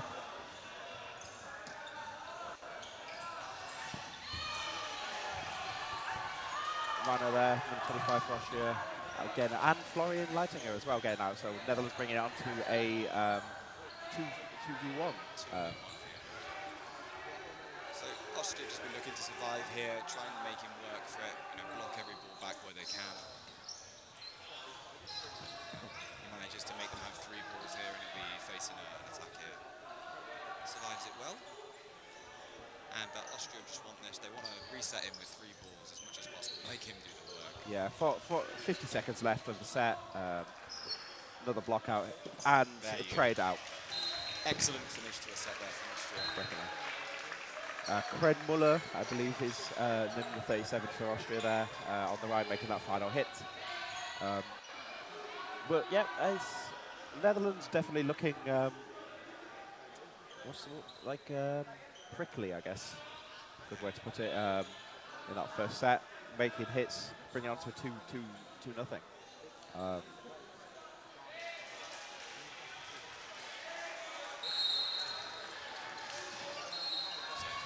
Set for Austria, a bit cleaner than Austria's win from the last set. They take that first out.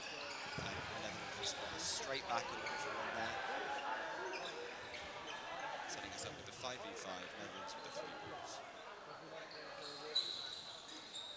Single not-founded purchase. Leitinger going for the other hit, going for the retaliation hit, but not making it. It's an interesting tactic from Netherlands of throwing 2 sort of off-time singles. I guess trying to catch people unawares. But Austria have been a very, very smart team. More than likely ready for it. So haven't been really found purchase. Maybe something will change up, but as I said, it's only the second set. So Austria now 5-4 up. Up without possession. But it feels to me like every time they get a throw against them, they're just happy to reset the Netherlands. They're happy with their player up. It's yeah. Coming back here. Yeah, there we go. Netherlands make a throw, Austria straight back.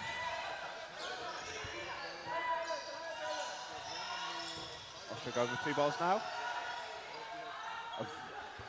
Blocking the plea throw, I think. Now resetting with 4. Some nice dodging. Dodge there. But it just looks like it just gets clipped. From the commentator's booth, that looked fantastic. Yeah, it was a great lead. Two-player advantage now. Trades out from 37 there and the Netherlands 24, but again, still 2 players up to Austria. I think at 5-3, for any team, you always try and take a 1-for-1 trade. Yeah, Getting definitely. their position down to 2 players, so important. As we A bit of a tumble out from Netherlands, just going to get to the back of the court.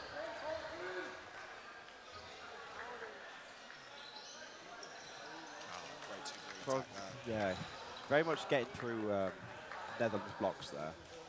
They've been hitting a lot of players with ball, which is just a testament to their throwing potential, really. Austria now with 3 balls, probably looking to finish here. Ooh, lovely pre-throw there out. Wonderful toe slap there from the man with the mullet. Avoids 2 balls at the same time. Now he's got 4. Coming forward, trying to make 2 hits. Quite an arm on him as well. First ball doesn't quite make it, but now Austria have 2 balls in defence. You'd think that they'd be comfortable here to survive, but you never quite know. With arms as powerful as the Netherlands, you never quite know what might happen here. 2 balls for Austria. I think Austria looking for a trade there and not quite making it. Oh, throws himself down. Yeah, I think smart of Austria not to try and... Yeah, with such a little time left in the set, they're just lasting it out. Yeah, hanging it on and managing out the game time there quite nicely. Yeah, but admirable set from pot 4. Number 9 for Netherlands. I think as Brits we might have to apologise Oh to, yeah, to all in advance. this is my third match of doing this, and I've had to apologise every single match. I'm awful with names at the best of times, so. We have Austria 4-0 up. It's our third set starting, and Austria winning that centre ball this time cleanly again and coming forward in attack. Nothing getting off the quick start. Looks to have made a couple of substitutions as well on the Austrian side.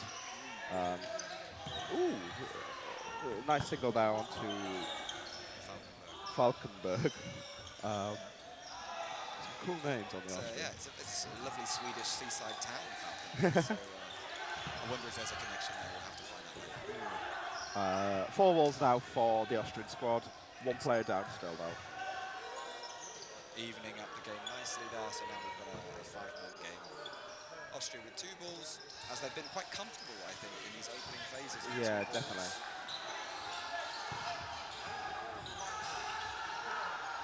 Not waiting to set for 3, just looking to throw that extra ball. Trying to catch them unawares, I guess.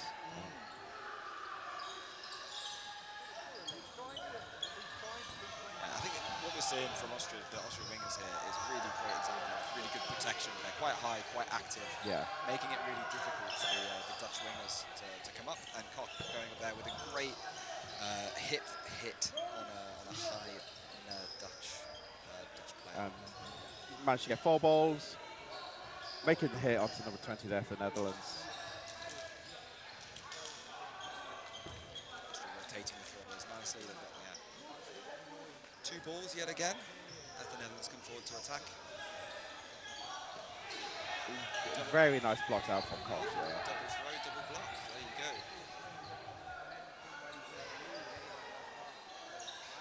Oh, you hate to see that. Yeah. But luckily, the ball didn't actually cross the middle line, so the ball's slipping out of the Dutch winger's hands and going straight into his own ball retriever. So not an invalid throw. If it had crossed the centre line there, it'd be an invalid attempt. It would have been. But just passed it to his ball retriever. They're all good. Yeah, all good. All good. Sure, that's exactly what he meant to do. Koch with the free throw. So Austria definitely very much in control of this third set. Coming forward now, 4 balls. And there's a hit. Unintentional headshot. Yeah. Immediate apology. We're at 6-0. 6-0. So, I guess for the neutral, we were maybe hoping for a closer match. Yeah, something even in the mirror. Netherlands maybe going up and getting a bit of momentum. Yeah. I guess perhaps the inevitable Austria. Yeah, very much looking strong. Definitely one of the teams looking for a gold medal. Oh as well. yeah, I think this Austrian men's team are in the conversation for everyone when you look at 100%. Yeah, it's I think a bit of a disappointment last year, even Quick though start incoming. Just missed there from the Dutch. Yeah, even though getting third place last year, I think they were probably looking for the gold. Yeah, I don't know the story that I hear that they had a lot of COVID going up into the tournament last year. So Oh, really? Like illnesses and things. yeah, so taking third a toll. place, I'm not sure that it quite reflected where the squad was at the time, but I think I'm told they're in much better nick this year, they're in much better health, and really we're seeing that on court here with the score at 6-0. Austria very much in control. But a pop-up catch there. And he secures it! Secure, that was a fantastic. lovely court awareness there from number 20, Elgskimar. Netherlands coming up here with a 3-ball attack. Nice there, but now holding the advantage in this set. They're 6-5 up. Can we see them turn this into some set points? Still early on in this set, 2 minutes yet to go. We'll see what happens. Lovely. Great post throw there from the Dutch right winger. It was the Austrian just two singles at 2 different people. It has been working there for them so far. Yeah, great double ball attack there from the Dutch, leaving them with 4 balls. I think they're 2 players up. 3 players up. 3 players up currently. 1-for-1 trade there from number 17. Lost that wing. But yeah, still okay. So now a 2-player advantage for the Dutch. So I think if you're the Austrians here, you look to try and play it out. You know, you've got a minute and 10 seconds remaining. It's a long time in dodgeball. Oh, they They're really just are going to back look in to their chip ass. out, chip the Dutch out. Great standing counter there. I And another know. great standing counter there from the Austrians. And we're an even game. But that was a nice one out from the left winger there of the Dutch. 11, I think. Yeah. Can they close this out? Can they close this out?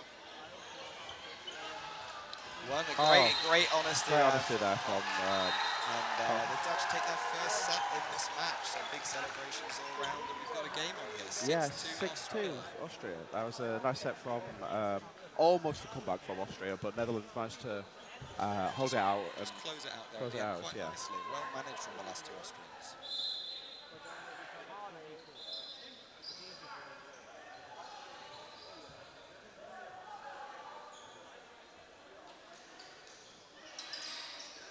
So here we are, 6-2, going into the fifth game. Another second ball win from the Austrians. quick start out from Austria, not making purchase though.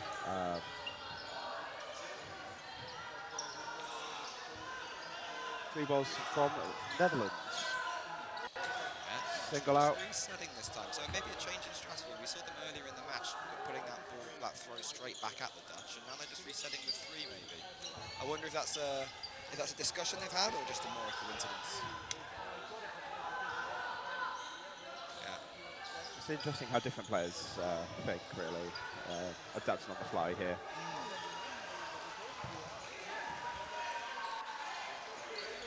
Oh, nice pre-throw out there from the left wing of Austria.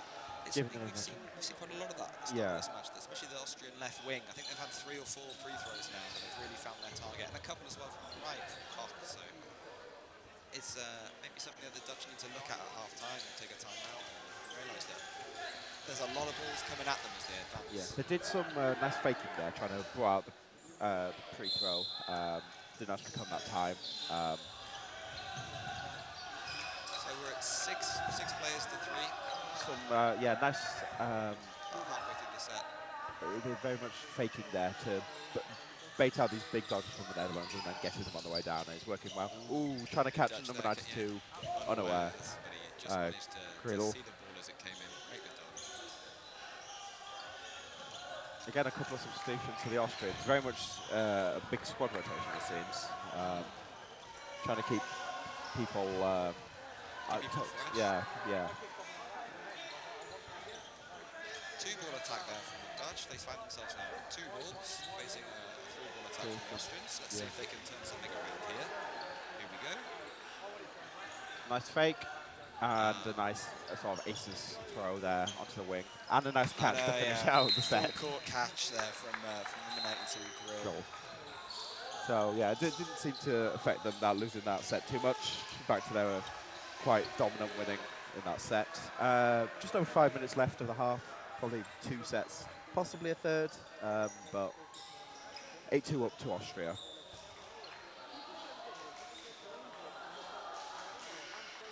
Couple more changes. I think one change there made by the Austrians. I think from our position here in the commentary booth, it's difficult to see what the Netherlands are changing there. Yeah. Here we go, a quick start incoming. Especially Austria decide the set for 3. Quite good call as one of the balls didn't quite go into hands. Here they come with 3 of balls.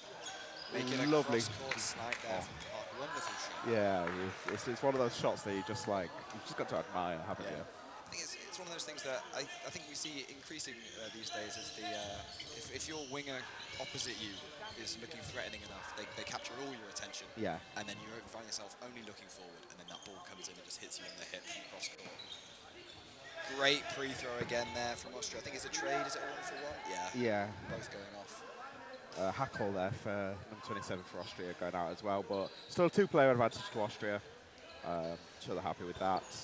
Yeah, some high pressure being maintained there from the Austrians, looking to maintain ball possession as well. And they keep picking up 4 balls here. There we go. Ooh, nice, some nice dodging out there from the right winger there of Netherlands. Again, 3 balls thrown at him and managed to dodge all 3 of them by getting quite low. 4 balls now for Netherlands. Austria still have 5 players up. And a nice, I guess, Yes. A bounce just before it went into nets there, so he survives. There's a nice 2 balls thrown out from Netherlands. 4 balls now for Austria. Yeah. So I understand what the Dutch are doing there. You know, you throw 2 balls because you say, oh, we don't mind giving them 4 for as long as we can make a hit. But unfortunately, not quite making the hit and giving Austria 4 balls and 4 players. Austria coming up now with another attack. And making a nice block there from the Dutch left wing. Did it hit him? He's fine. He seems to think it's a block. I think one thing to remember is that when if you're holding a ball and it hits you on the hand, as long as your hand's in contact with the ball, it counts as a block. And I think I was blocking to floor there as well. From exactly. Koch is quite a honest player, it seems. So now we have 3-3. We've got a minute left in this set. Oh, was that a double hit? Yeah, double I think it was. I believe refs. it was. It was one of those ones where he just wasn't looking and it just sort of sailed through. But a nice... evening up the set now. We've got 2 apiece, 3 balls for the Dutch. Some great tracking, but the first ball hit him. So nice block from Koch. Nice little toe shot, nicely blocked. Bent all the way down to get the ball down to it. But that resets Austria with... he resets the Dutch with 3 balls. Only 20 that's a ball retrieve error potentially. I think, yeah, he's just clearing the ball.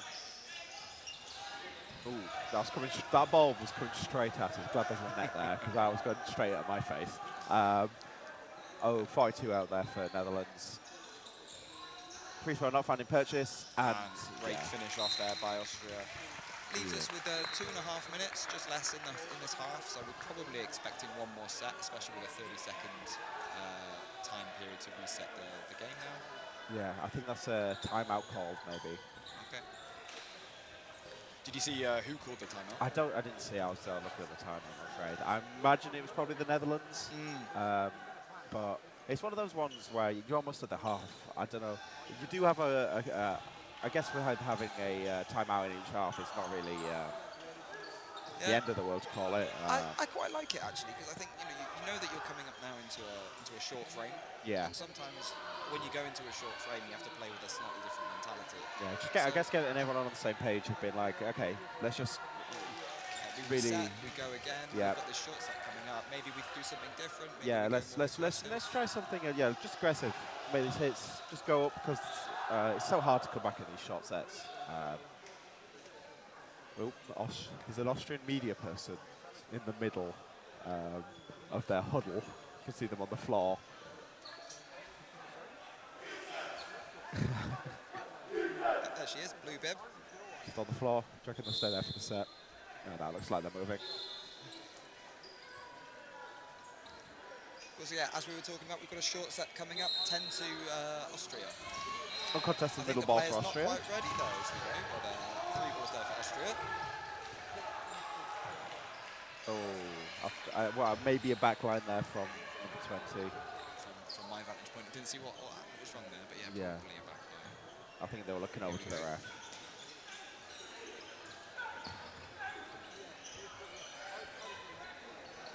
Nice cover out from the Netherlands. Very much trying to take the vision away from the absent ball holder, but they're just not quite working. 6-2 up now for 6-4 up. Sorry, 2-player advantage for Austria. Signals being traded.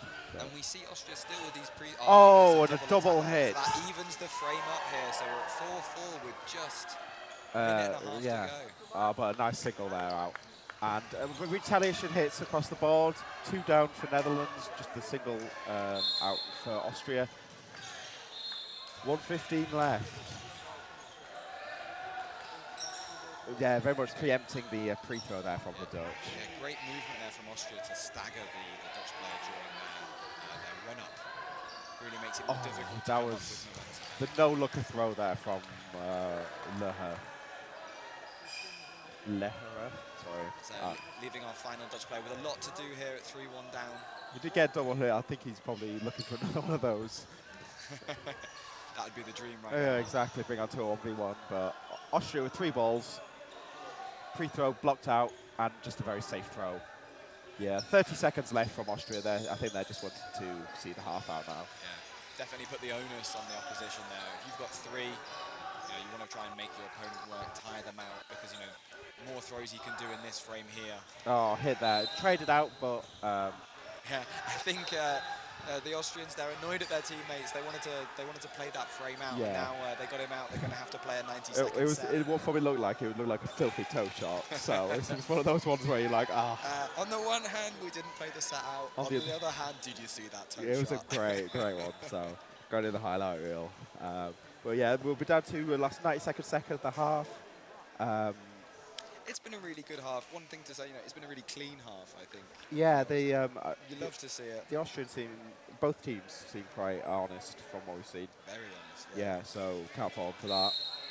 Here we go, 90-second set. So for those new to Dodgeball, when there's less than 2 minutes left when a frame ends, we have a 30-second reset, and then we go into a 90-second set. So this is another short frame, as we were talking about. You play it slightly differently. You just want to get up, as the Austrians are. The great hit down from the left wing. The first set here, the set as well, was really nice. The Decker on 71 ran up, faked out, managed to draw the dodge, and his fellow teammate just came in and made the hit. Really, very, very nice teamwork there from the Austrians. Fantastic. Austria now 5-3 up. Just 45 seconds to go, so we're halfway through. You'd want to try and finish the game off from here.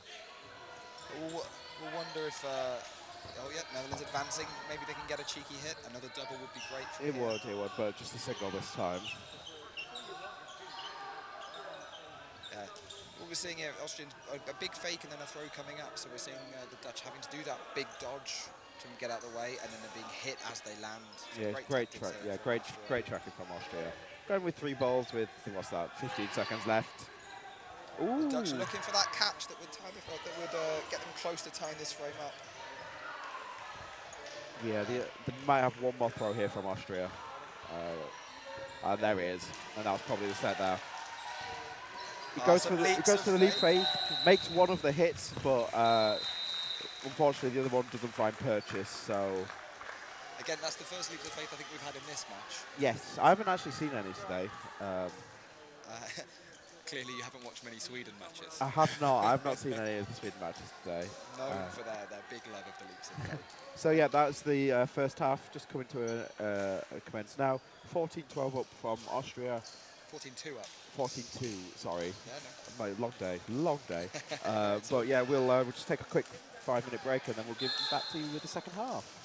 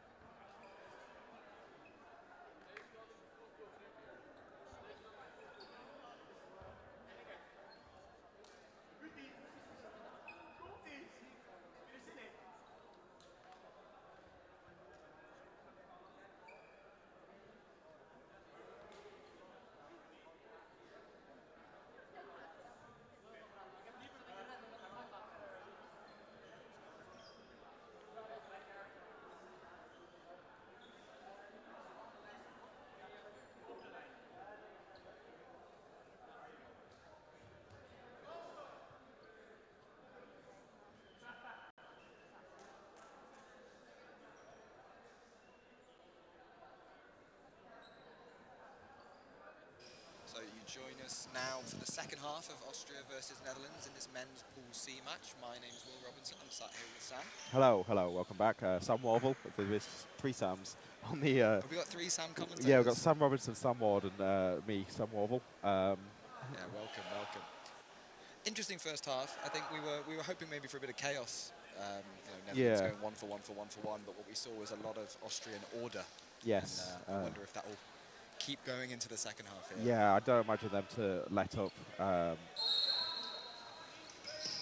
Netherlands with the and a nice, very nice quick start there, taking the early advantage. I think. Oh no, 5 on 5. Maybe the line faltered. Yeah, I'm not sure what happened there. And another player out. Sorry, Netherlands, cast a curse. But 5 on 4 now. Oh, pops up. Can't complete the catch, so we've got and they'll punish immediately. So Yeah. we've seen this a few times in the first half where the Austrian team will lose a player and they'll immediately try and get that. Yeah, it's been working very well for them.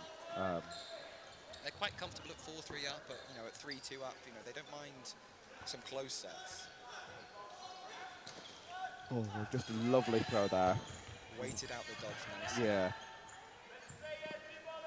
Yeah. 2 players left now for the 4 of Austria. Nice block. 3 balls now on Austria. But trying to catch a player unawares there. Wherewithal to block with it. Lovely fake in from the Dutch player there was back way line. over the back line. Yeah. It's been called there by our Welsh referees. Oh, and the other player. I didn't see what happened to the other right player. winger. Yeah. I think a quick first frame there in the second half. Yeah, just 2.5 minutes. No, less than that. 1.5 minutes. Minute 20. Yeah. Quite decisive out from the Austrians. I think maybe it didn't help that the Netherlands players got themselves out by stepping over lines, but this has happened. You just have to sort of shake it off.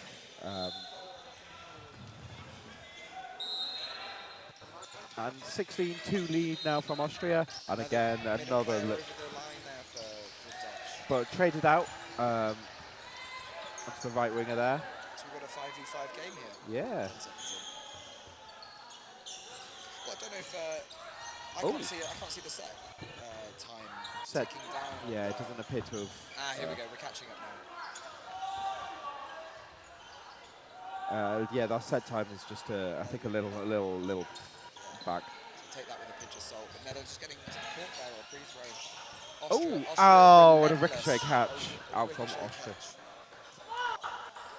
It's great when it happens for your team, but just heartbreaking for everyone else. Big dodges, like lots of very active dodges from the Dutch here. Yes, yeah. It's I don't know if you can see it that well on the stream, but the Austrians are actually faking towards the other player and then changing their throws to go towards the other side, which is a really neat tactic. Trying to, I guess, catch the other player unawares, but just a nice single now. Yeah, so I think the Dutch player there, the Netherlands player, looking at one of the other ball holders in the Austrian managing to get a relatively simple hit on that left wing. Leaving us here with 3 balls on a 1v3. A lot to do for Number 28, Van der Brink for Netherlands. Trying to claw something out here for the Dutch. Free throw getting blocked and just getting hit twice. Yeah, I quite like that free throw. You usually try and say to players, if someone's coming up towards you holding 2 balls, that's the person to free throw. Oh, definitely. It's so much more difficult to block and retain control of the balls when you're holding 2. Yeah, and even if they're holding like 2 in separate hands, you can try and get them in the middle, just smack their chest. So it's very definitely, you have to be confident to go up with 2 balls in hand. But working well for Austria. 18-2 Austria, starting the next frame here. Missed there for the first frame, so that gives Netherlands the attack here.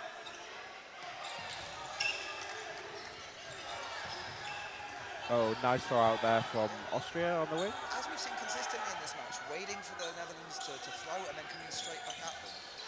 And they're still retaining ball possession as well. It's not like they're just losing it. Yeah, very well organised. It seems that they always always know which one of them's the one that's going to go back. Exactly, yeah, a lot of communication.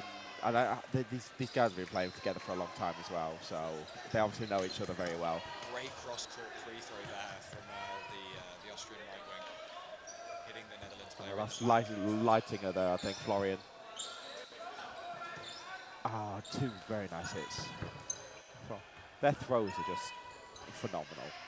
I wish I could throw like that. A spin throw there to finish the set off. Bent into the player as he was retreating, holding two balls. Very difficult to block. Yeah, 22 for Austria now. We thought they might come out with the same sort of, I guess, pace, but no, they've really sort of turned it up a notch. 3 very quick sets out from Austria and quite decisive wins at that. So we'll have to see if the Netherlands can respond, really.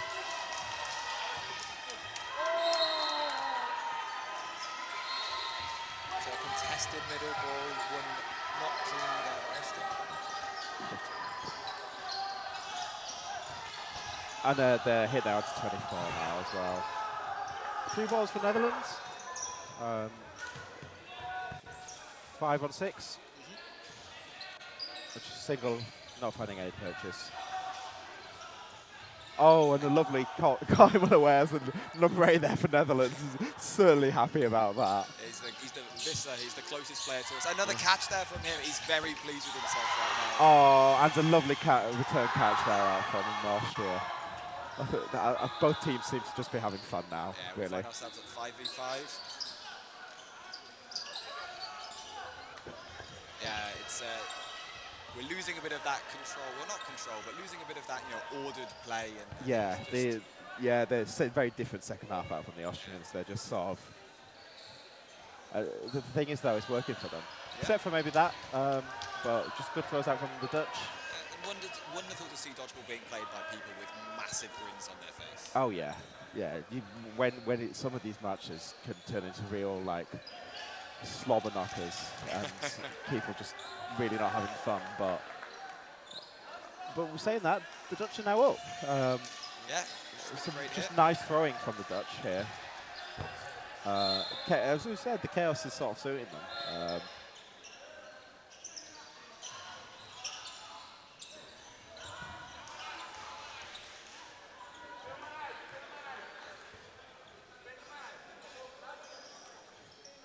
Austria with the impetus now to throw.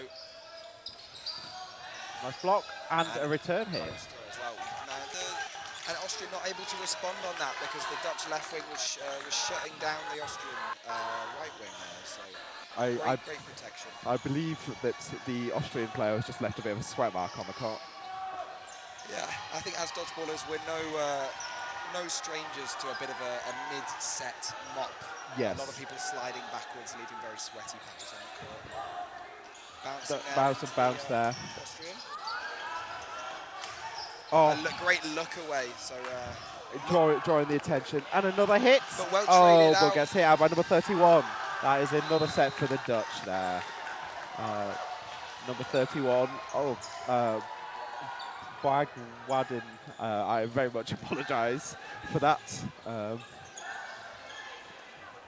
Euros mop. We have the Euros mop. Is that the first one you've seen? That's the first one I've seen of the day. That is, for anyone not familiar, the Euros mop is quite a big fan favourite. Yeah. I think it got a lot of cheering in the finals day. It did. I was one of the fans. I was cheering my head off for the Euros mop. Here we go. Into another frame now, so I think a bit of chaos there in the middle. Austria going over the lines. I think Austria won the middle ball, but didn't get enough grip on it to throw it back. But then the player got out, so they had to leave it in the middle. Wonderful honesty there from the Dutch.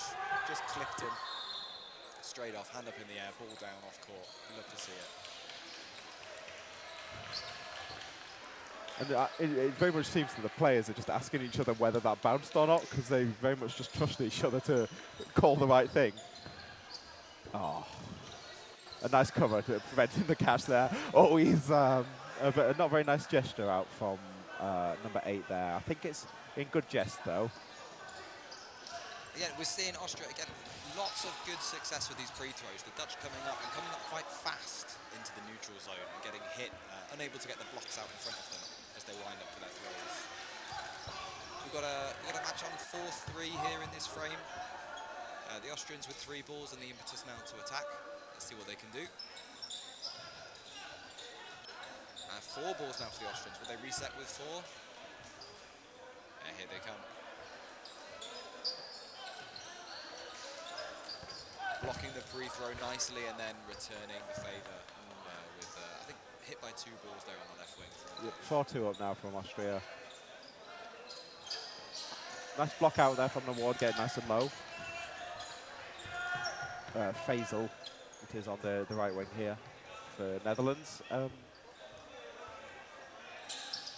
Really high pressure there from the Austrians. You'll happily, as we talked about, take that trade out at 4-2 up. You'll take a 1-for-1. Yep. Looks like the ball popped up and a catch was secured. So it the was, Austrians with 4 players now. 4 balls now as well. From the commentator's booth, it looked very close to the back line there. Oh, that last hit just there. All 4 balls ended up being thrown. He dodged the first 3, but the last one just catching him in the back. Yeah, the players are very much jesting with each other on court, which is great to see. I think you might be able to hear a lot of noise in the hall. We've got an interesting match just next door to this one. Yeah, it's France-Hungary, which last time I checked was quite close. I'll try and get a score update on that as well.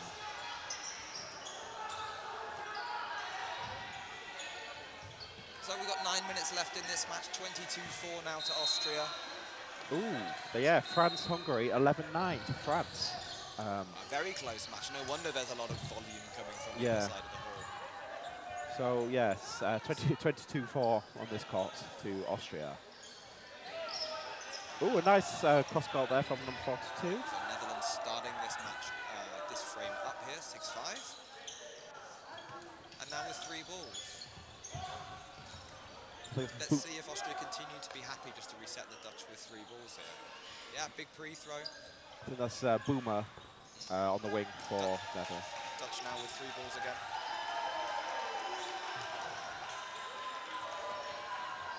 And again, so we get a 1-for-1 there. So the Austrians get hit and then immediately make a hit back. Netherlands now with 2. Nice blocker there. Blocking nicely on the left wing.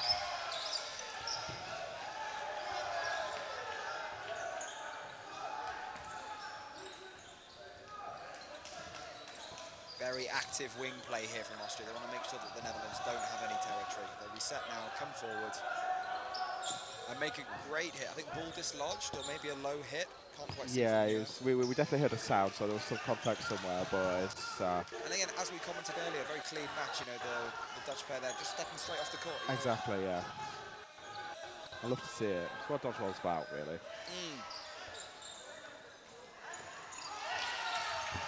Yeah, see, the Austrians are calling bounce on it. Like, it's just lovely.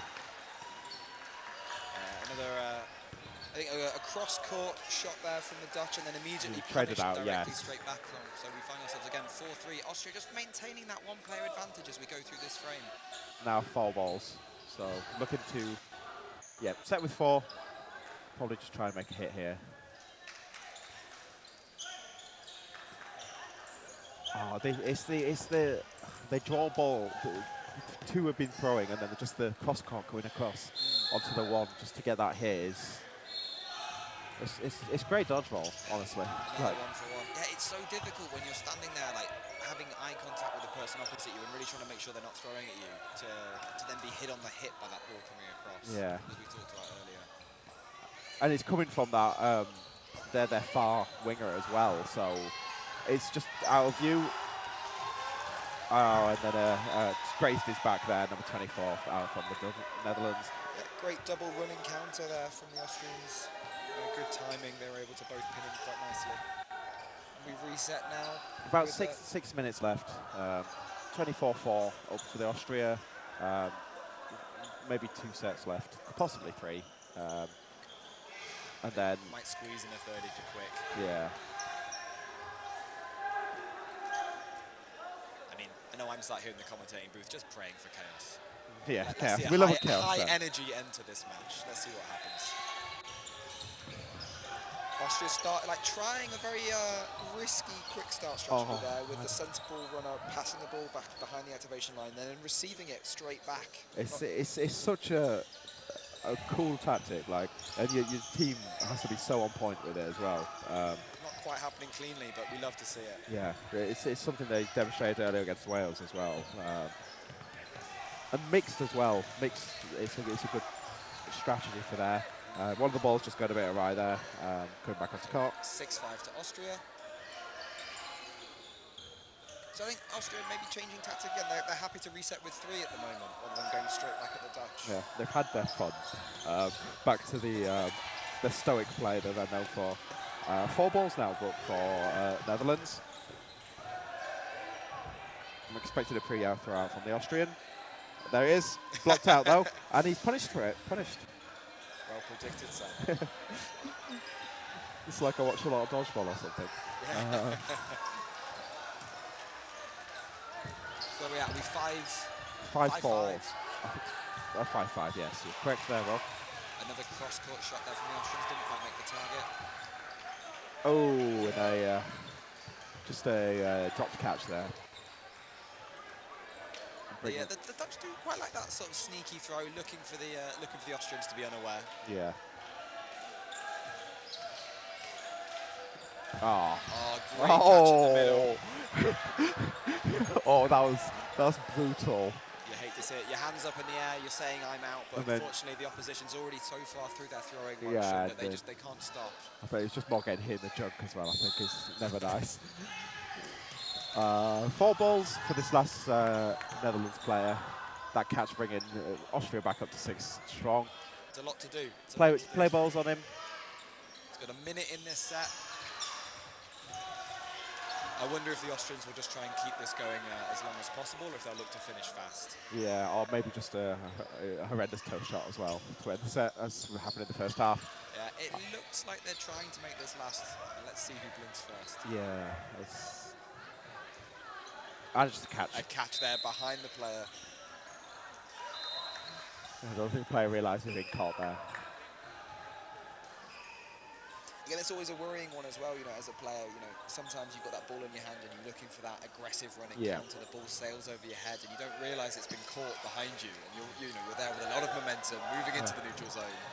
Luckily, this Austrian was able to stop. Yeah, whenever I'm reffing, I make sure that when there's a catch, I just make sure I shout catch as loud as I can, just so no one's just sort of clattered after already being caught out. So just less than 3 minutes now. This could be a short set. Possibility for a 90-second set at the end of it as well if it finishes early, but we'll have to see how it goes. 3 balls now to the Dutch. I think just before this set started, the Austrians were playing rock, paper, scissors to see who ran for the ball there. Dutch now with a 1-player advantage. Let's see how long they can hang on to this. Maybe even turn it into a 2-player advantage. Yeah, three balls now for the Dutch. Ball from the France and Hungary game spilling onto the pitch. We've got rid of it and we're resetting. Oh, and 2-player advantage, 3-player advantage for the Dutch. Great set from the Dutch here, just making some nice hits. Yeah, it's nice as the opposition coming towards them. They're just taking those pre-throws now. A great trade here on the right wing as we look at it between the wingers. And we've got the Netherlands with a 3-player advantage coming into the second half of this frame. Yeah.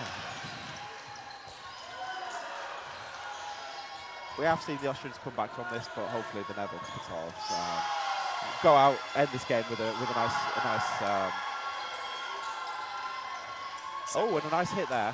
Got to throw through his block. It appears. 4-player advantage, 3 balls for the Netherlands.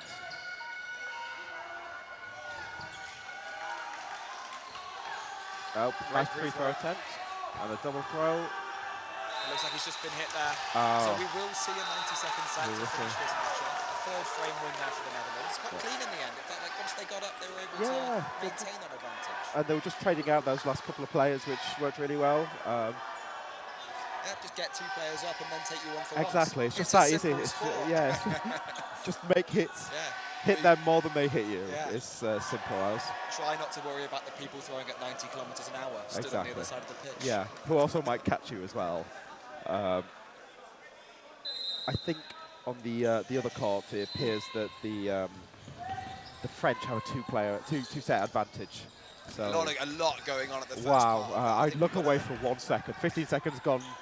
3 players down for the Netherlands. Yep. Yeah, so I think we lost one person over the middle line and then 2 hits. And then 2 hits. Appears to be a hit on the Austrian side as well. They've only got 5 on. 3 balls. I think the Netherlands had five balls there, but they only had 3 players, which is always sad. And a nice sort of, and now it's 2. Yes, nice standing counter, I guess. After throw from the Austrian, just take out the middle player there. 45 seconds left. Just pre-throws for days from the Austrians this match, I think is the story. And very successful pre-throws. Definitely. So it's been working well for them, though, like you can't. Oh, an Austrian calling himself out for a line there. 3 players to 2 now.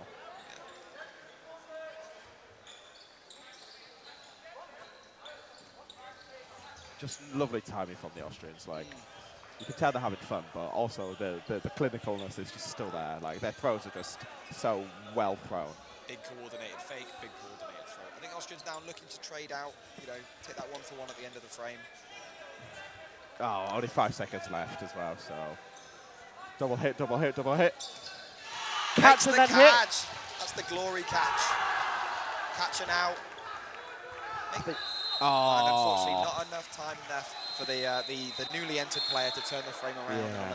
Another set win there for Austria. But yeah, that's a 28-6 win there for Austria over the Netherlands. And a really great game to watch. A great game. Both teams seem to be enjoying it from what we can tell. And as we mentioned a couple of times, playing with massive smiles on their faces. Exactly. And a really clean game. I don't think anyone's going to be complaining. No.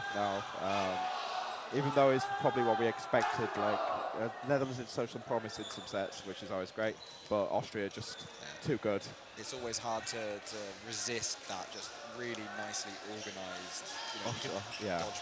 But Austrians are looking like the team to beat at the moment, it seems, especially in this group, and will be one to look forward to in the knockouts. But yeah, that is that from us.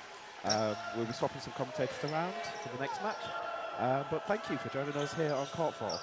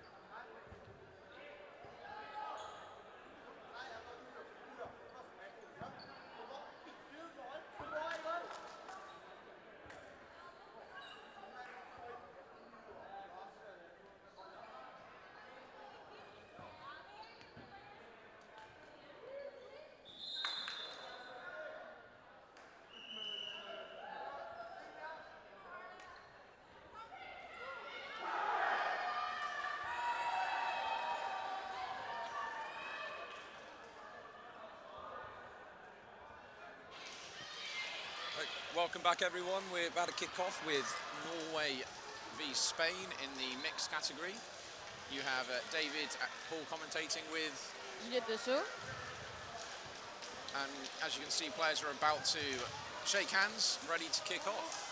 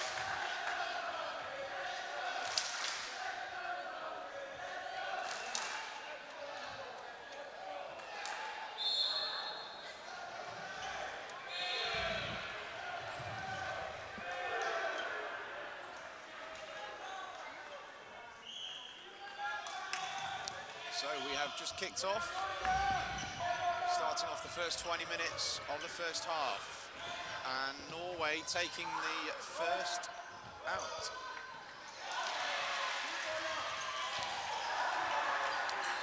That'll be a key player out. Watching Spain play earlier on, and then starting number one was crucial to their win against Netherlands. Got very fast throw, very fast up court. And reliable hands, and he just really cemented some wins with them at crucial times. But as it stands, we've got Norway, 3 players up in the first frame of the game.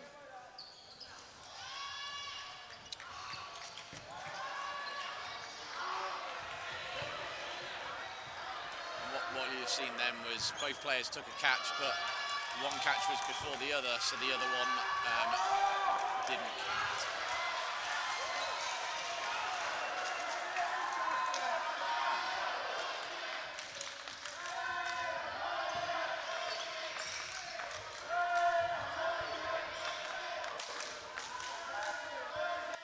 So Spain with 3 balls, throws 2 of them just to switch possession.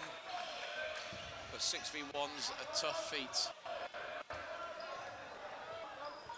for any player. And there we are, the first frame goes to Norway. 2 points for Norway.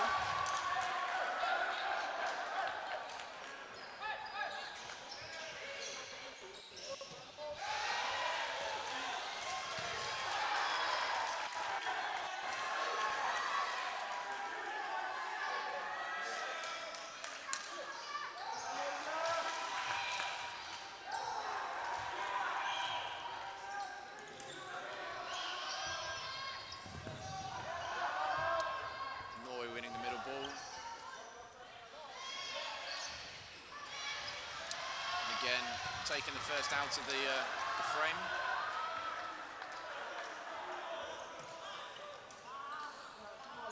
Spain retaliating, taking out their number 6. That's their team.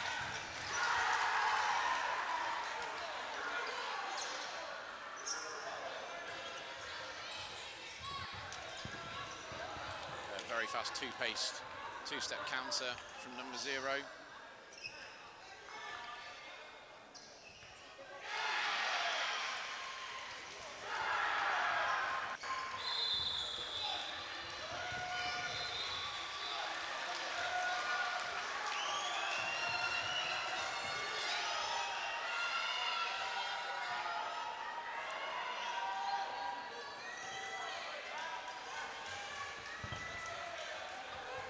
Spain now in a very dominant position, 4v1.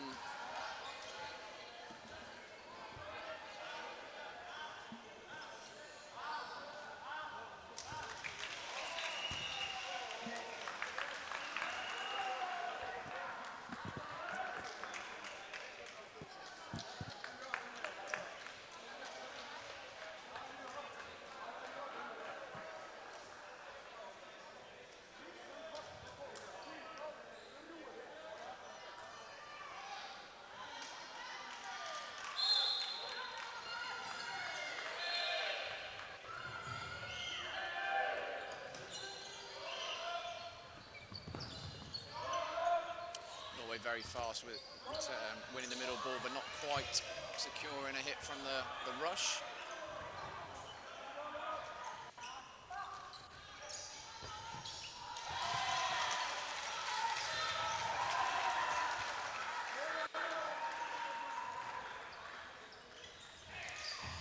Cross-court catch there from number 0 again.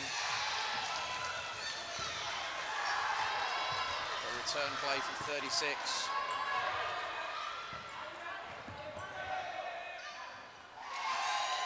Teams both level.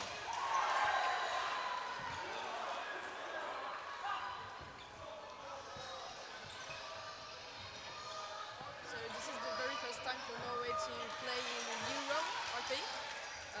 They don't have two last year, so good luck to all.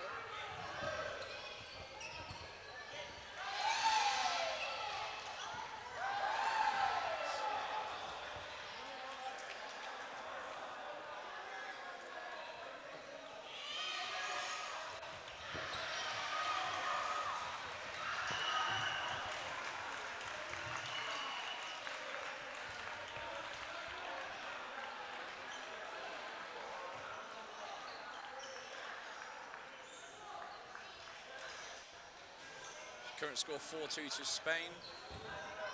3 sets played.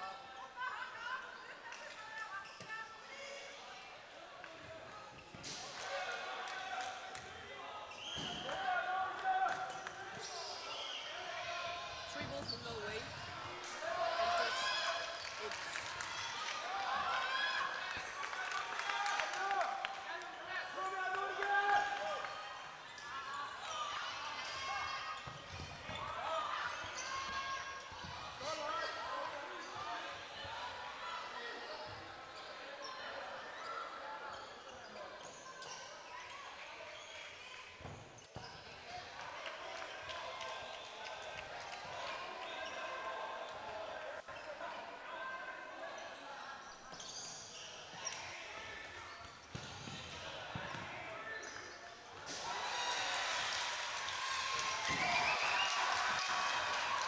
Managed to get away with that. That was potentially a questionable validity of his throw.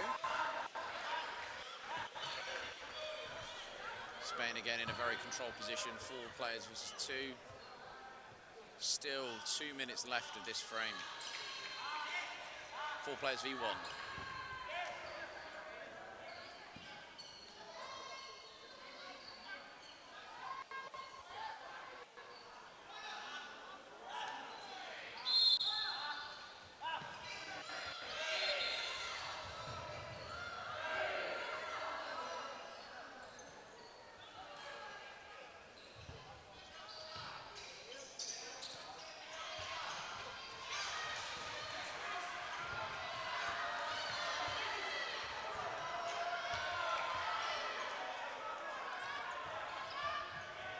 a catch from Spain.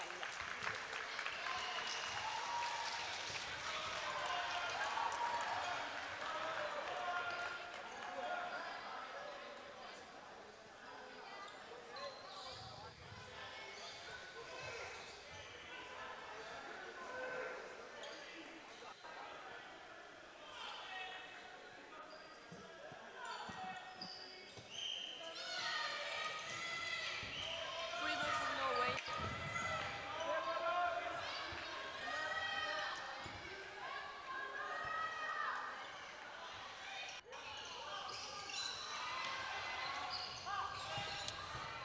That's a very good cross-court hit there. But catch returns the out player. Spain 6 and 4.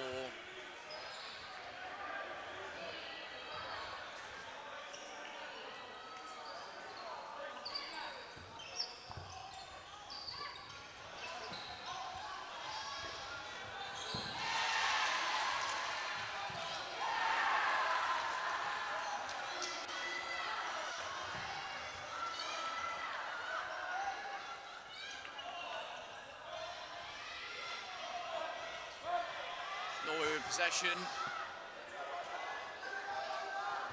Looks like they're going to target their ball holder. Doesn't quite connect.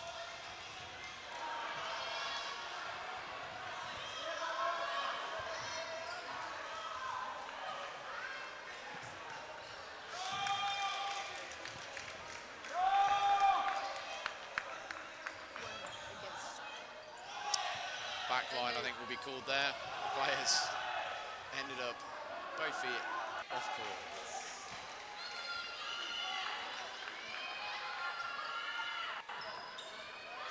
For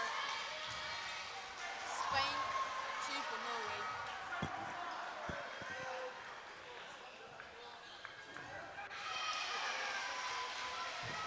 You can definitely just see the bit of lack of experience in the Norway team in their first Euros. I think they're going to learn a lot throughout the tournament. Spain, I think this is their second Euros. I think the third. But definitely can see them being a more experienced setup, a lot more confidence on court, converting in a very good scoreline so far. And a strong catch there from the Spanish 11.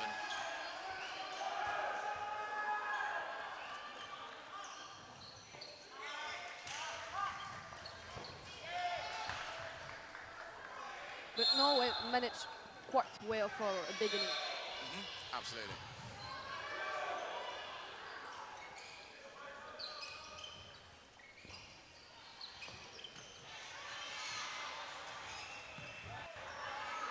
Three against the full team, I think. Yes.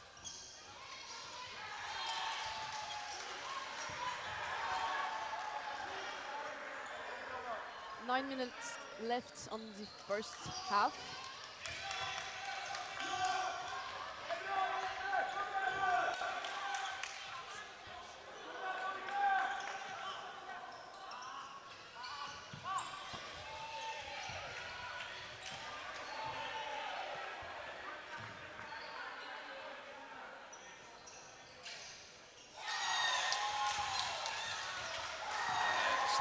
Spain again taking the lead, controlling the lead 6v2 now after a catch.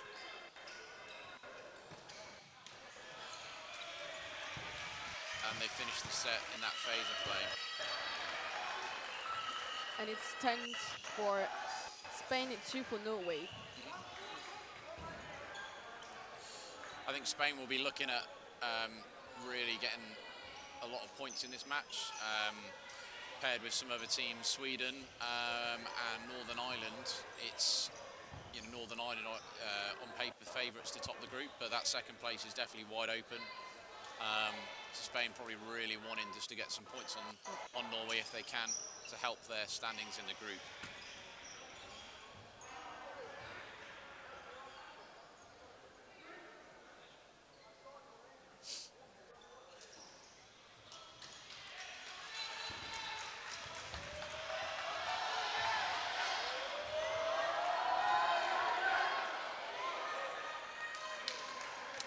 On the other court next to us, you've got Scotland mixed versus Wales mixed. It's currently 3-3 in the match, and it's currently 3-3 players in this frame.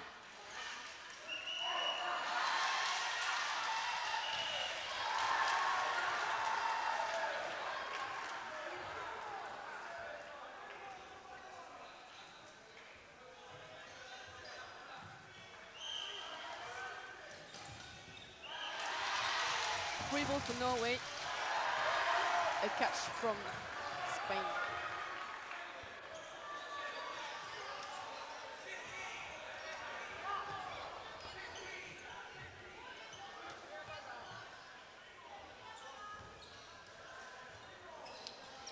Really good throw there, getting out the middle guy, evening out the total players. Although that phase of plays did result in Norway losing three teammates. Okay.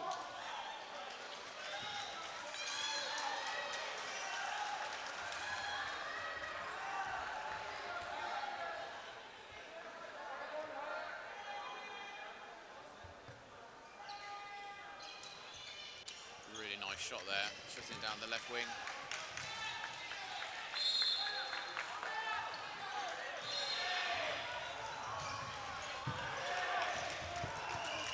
Again, 2 players lost in that phase.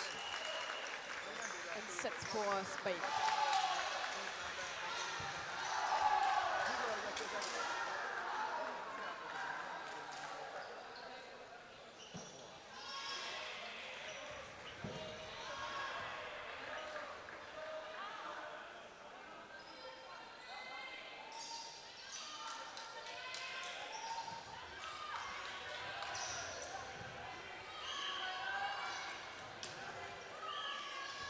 So 6 minutes 30 on the half, Norway taking the lead.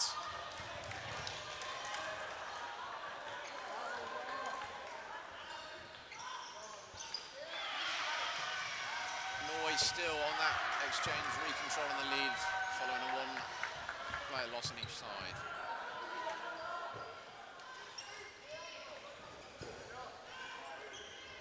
Norway having 4 balls there, did manage to convert a hit on the left side, even though they lost a player from a standing counter, so still keeping the lead. They may be able to secure another game.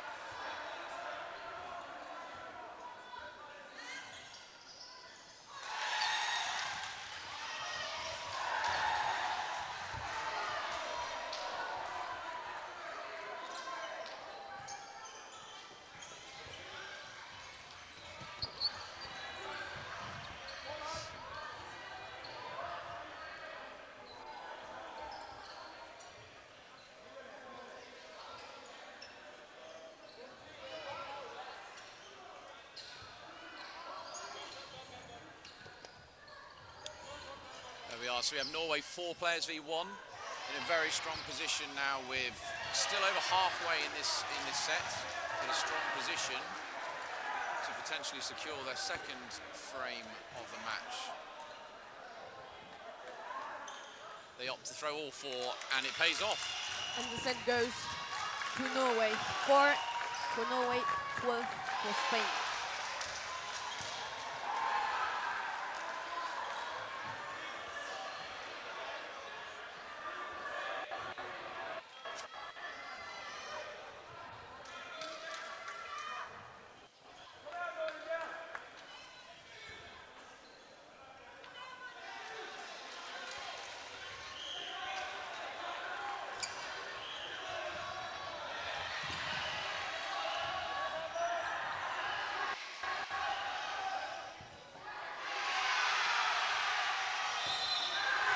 That loud noise was number 5 from Scotland securing a catch on a 1v1 to win a frame, and that evens up the score on the Wales-Scotland mixed match.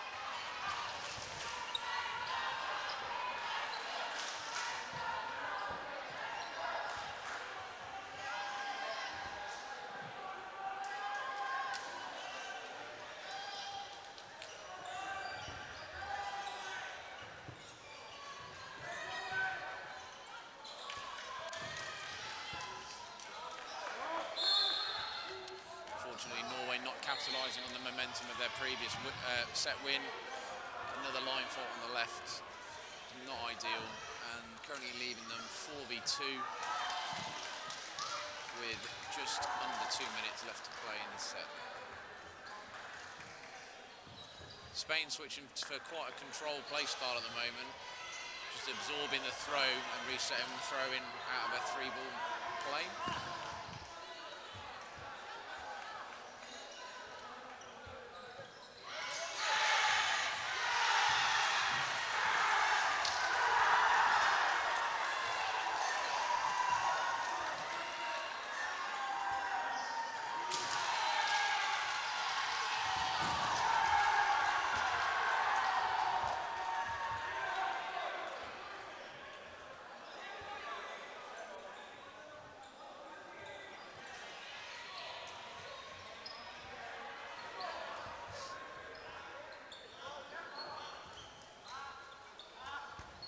Bounce there. So Norway with 4 of the balls, high pressure from 0 from Spain.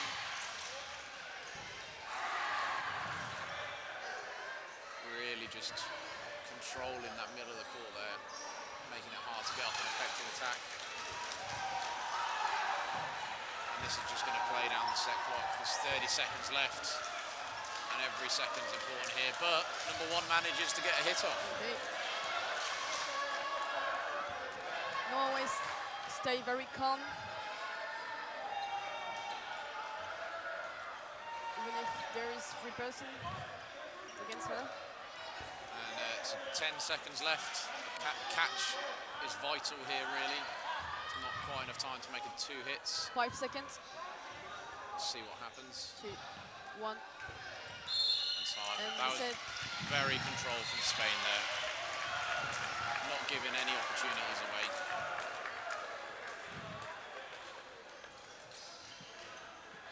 $14 for Spain, for Norway. And 1.5 sets.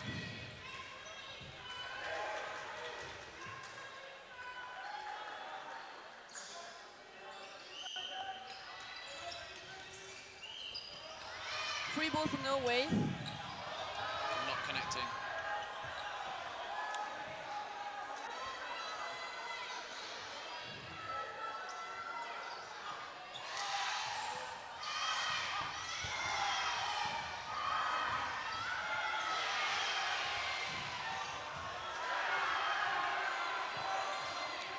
So now with just a minute left to play in this first half. Current score is, I spoke too soon, I was going to say even, but that was a double hit from that standing counter. 5-3 in Norway's favour. Norway take the lead on the set. Sorry, 5-4. 10 seconds. So a calm, controlled approach could get them their third set here. It's going to be a draw. Oh, apologies, the clock must be off. 20 seconds left. Oh, sorry, 20 seconds left. Sorry. That's fine. I think like 50 seconds. 4 against 3. Norway still keep the lead.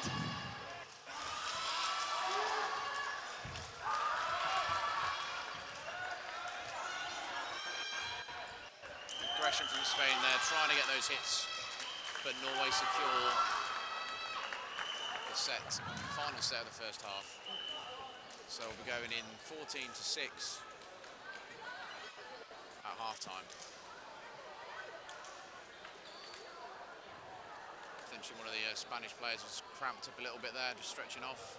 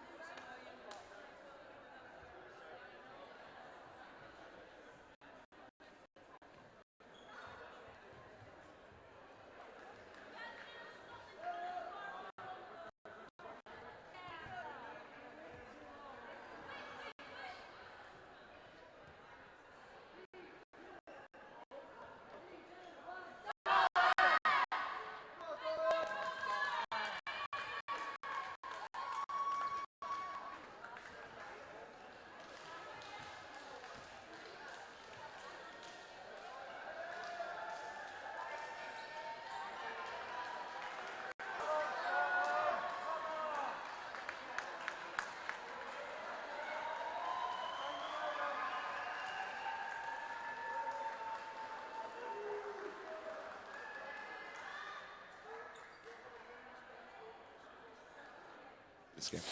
I think the Netherlands, they're a strong team. They came 5th last year, and I think they have built on that.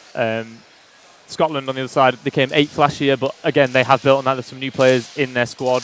Number 66, LaPlante, is new to the squad this year, and yeah, I think it could go either way. I think Netherlands may edge it, but I think it's going to be too close to tell. That's fair. That's a fair assessment. Yeah.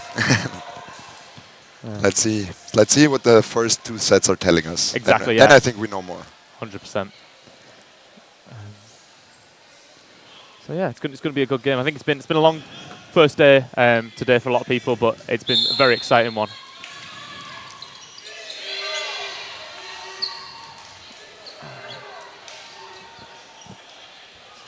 Netherlands coming forward with 3. Direct counter attempt from the right side. Yeah, King's a very strong winger for Scotland, number 26. So I want to see how much influence she has on this game. A bit of a slow start in the first 2, 3, or 4 attempts. Single balls thrown. Seems like both teams just sensing each other out, but there's a hit there on number 4, and quickly traded. So now 5 on 5. That's a hit. And yeah, a hit on King, blocked into her own foot. So a minute into this set. It has still been a slow start, but it's just picked up.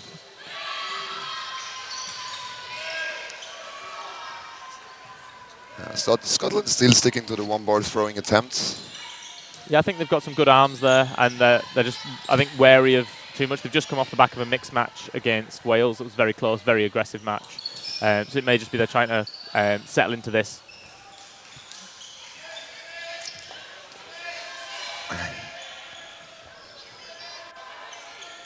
So we're entering now halftime of this set. Still an open game. Still an open game, only 1 player difference. 1 catch can turn it around. A lot of single balls coming out from both sides. Nobody, neither team seems ready to commit too much.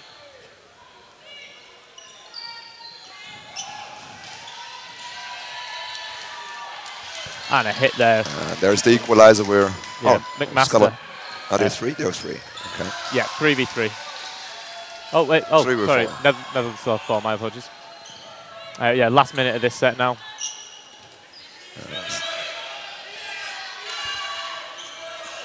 Scotland now down to 1 ball. Yeah, Scotland again with the direct counter attempts. It's their main weapon. Oh, that's a hit.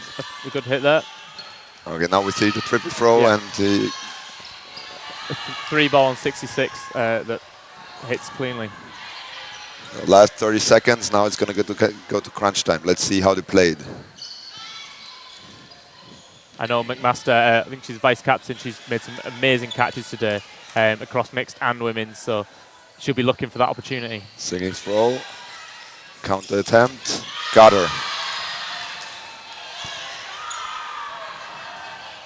Not much time left. 5 seconds left.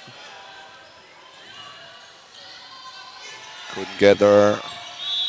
And that's the first for Netherlands. Yep, Netherlands take that first set. Yeah. I mean, it was interesting to see. So there was 1 strategic attempt by Scotland, trying really focus on the counter-attacks. Didn't work for them. Yeah. So maybe we see a change-up, maybe double throws coming in their strategy. Yeah, I definitely noticed throughout today, teams are starting to use this 30 seconds between sets. They're actually using it. And it's that little chance to quickly reset, give a few words, and spread the information.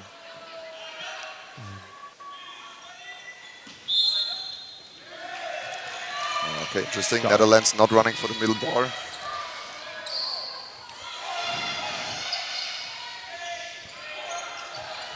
So what are you looking for in the early stages of the game? If it's like 6v6, 5v5, what are you expecting? I'm expecting, as we've seen in that first set, a single ball game, like really cautious play, essentially. I think both teams know there's good catches everywhere. So just those single balls, putting them low, putting them safe, like trying catching those ankles until you get a 4-ball situation. It's where there's where strategies differ a lot. We encounter a lot of teams going for the safest thing, just to throw at people with ball in hands. Yep. Yeah, not risking too much, not want to get catched in the early stages. Yeah, absolutely. I think. Yeah, I think. Catch on King there. Lucky bounce, that happens. Yeah, I think Scotland. I expect them to be doing those counters or just come up as, and just as soon as the ball released, be making that counter and trying to trade it off. And so a minute gone in this set. Scotland on the attack, 3 balls in their hands. 1 play up, let's see. Free throw, didn't work.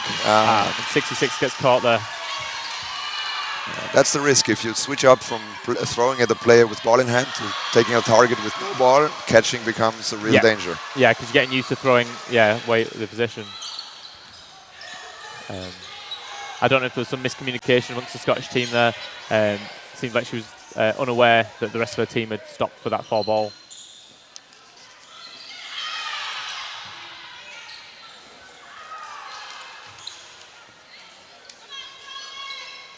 Scotland come up with 4 now. And they make a hit on ball holder there, yeah. So it's even in the Scotland-Netherlands women, and there's a minute left in this set. That's a close one again, 4-4, 1 minute to go.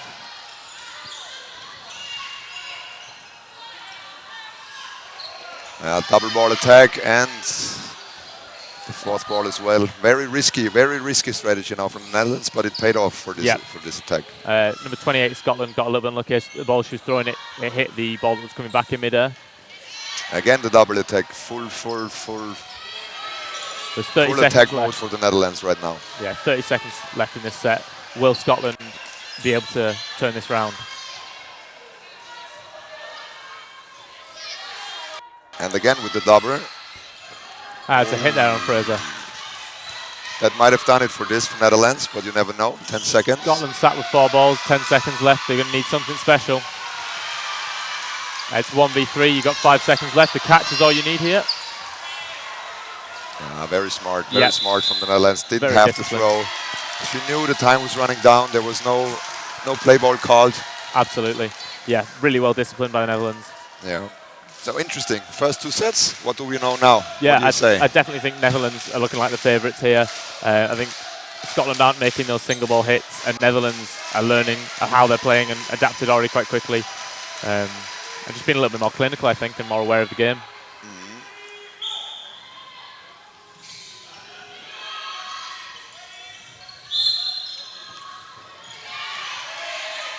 Scotland again with a 3 ball. And 66 hit as a reaction to the quick start.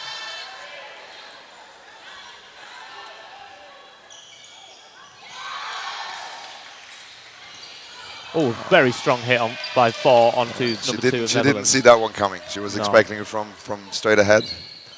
Yeah. 1 ball attack. I believe the number 2 of Netherlands, I think, is their team captain, Brackenhoff. Yeah. Good cover from the middle, so that's also a crucial element. So if you use the single ball attacks, you always need to have your cover. Otherwise, you're open in the field and it doesn't get you very far. Yeah.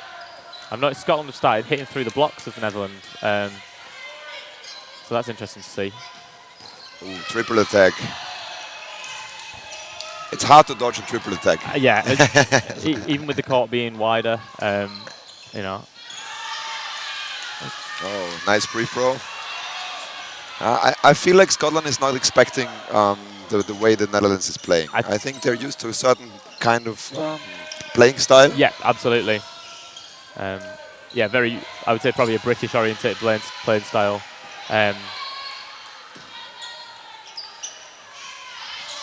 Good dodging, good ducking. Yeah, looked like McMaster was wanting to go for the 2 ball on the ball holder there, but 4 balls now with the Scots. See what they do. Double attack didn't work. Good dodge. About halfway through this set, it's currently 4-0 to Netherlands, and it's 3v4 in this set. Smart throw, and again the 4th ball. They're not dealing with it correctly. So they're expecting them not to throw the 4th ball, but they are very precise and very accurate. The Netherlands girls. Yeah, and now just as expected there. Oh, a strong hit by McMaster. Oh, and what the a leap play. of faith. Leap of faith by number 22, Lanting. Phenomenal hit. Yeah, Larissa Lanting has a handball background. Yeah, that instantly shows with that sort of technique. And I believe a timeout has been called. Yeah, it may just be the 30 it's just a seconds. reset talk. Okay, it's just a reset talk. Yeah, I've not seen many teams using the timeout in the first half, even though they have it available to them. Yeah. So to clarify, each team has 1 timeout per half, so there can be up to 4 timeouts during a game. If they choose not to take it, then they don't have 2 in the second half. Yeah. So then it's just not happening. Strong double attack on the winger. Yeah, I think the Netherlands are starting to take control of this game. They've settled into the rhythm. I think if Scotland need to change something up if they want to bring themselves back into this.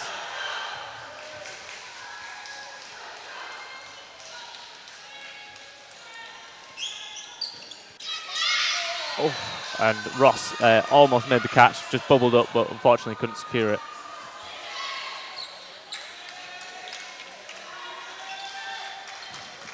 Oh, almost. The same situation there for Fraser, 28. And it seems that every ball is bubbling up, but none of the Scotland players can secure a catch. Yeah. I mean, the tries are correct. It's not a bad play. Yeah. They're going for the catch. It's the most valuable play you have. You get the throw out. You bring in a teammate of yours. But the throws from the Dutch team are just too fast, too accurate. And now that we have the timeout. Yeah, that makes sense. Yeah, I think it's the right call from Scotland. They need to have that reset. They need to take a breath. They did. At least in my view, they did switch it up a bit. So there were some double attacks coming or double throws coming. They couldn't secure hits. So let's see what they figure they can change up to come back in this game. I mean, they're down 0-8, but it's only first half. It's not over at all. Yeah, I mean, I think of those 4 hits there that were attempted catches that didn't secure.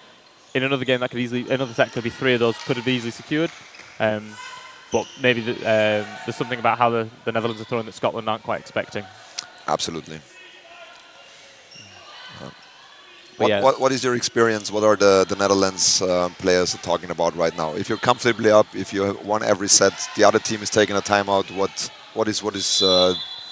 are you talking about over there? I think for me, it's all about the positivity. It's about like boosting that morale. Now you're in a good place. You know that what you're doing is working, and that Scotland will be a little bit panicked. So as the Netherlands, it's just keep doing what we're doing. Don't necessarily change anything yet because it's still. I would say it's too early to slow down. And I would say it's just focus on like morale and making sure everyone's realizes like it hypes everybody up and make sure everyone's feeling good. What was there anything special you'd be saying in these situations? I honestly I struggle with it a little bit. Yeah. Because if you talk too much, then maybe the players get the feel. Yeah. We did something wrong, but we actually won. Yeah. Yeah. So it's a tough one a bit. Yeah. Oh, a nice hit there from Ross. That's why I think the encouragement of just being like, you're playing well, keep doing what you're doing. Nothing to talk about, no need to change anything, sort of attitude. So we have an early lead. 1 player up for the Scots. I think if Scotland can get a set here, it'll have a big boost to them because you can see their heads are down a little bit. They feel like they need that, need to start turning things around. So Netherlands with the 3 boards, they need to play at least 1. And 4th ball again, very unorthodox, but this time it didn't work for number 16. Yep, King was wise to that.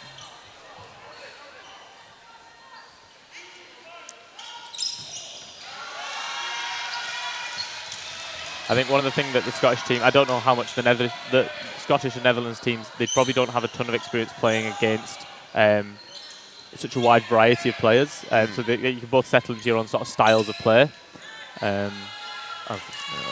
Double hit, nothing much you could do. It's very hard. So for everybody who's new and watching the game, it's very hard to make a catch if 2 balls come at you at the same time. And Ross makes a catch there on number 6. If 1 ball like this comes, it's much easier. Absolutely, yeah. The role of those players in the middle is to be securing those catches. in the right situation. Oh, there was a catch and no hit. Definitely the right situation. Yeah, so we see Scotland 2 up at the moment, and this is definitely the sort of set situation they kind of need to bring themselves back in this game. Yeah. Got a So minute 10 left. We definitely can see that they have been talking about the catching. So it's more of an element of their play. At the moment, in the first 2 sets, there were barely any catch, if I remember correctly. Yeah. Yeah. Because I think the Scottish team are very capable of that 2-ball, throwing 2 of the 3 balls, and moving away from that singles game. Yeah, and they're dealing with the pre-throw. The Scottish girls are dealing with the pre-throw much better. But again, this one, Netherlands just made 2 catches in a row there. They just made a catch on McMaster and a catch on Ross. I guess she's going to be disappointed about that one because that was a difficult shot to take. Yeah. And Netherlands turn it around. The catches win matches, they Absolutely. say.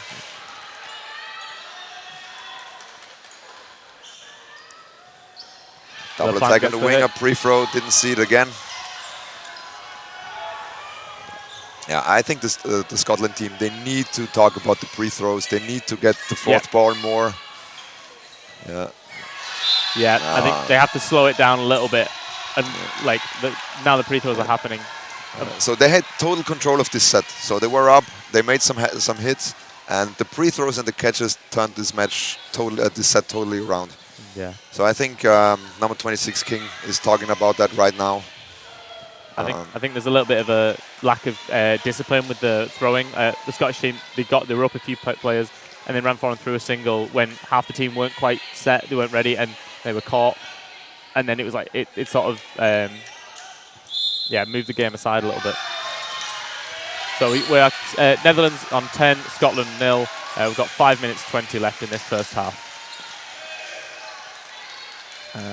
The set timer for our stream hasn't restarted, so I'm not sure if that's a mistake on the system, but we'll see. Yeah, we'll see. They will figure it out. Yeah.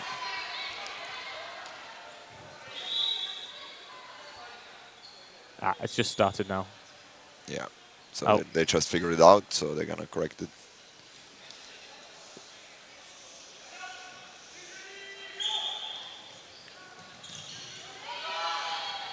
A little bit of talk between the referees.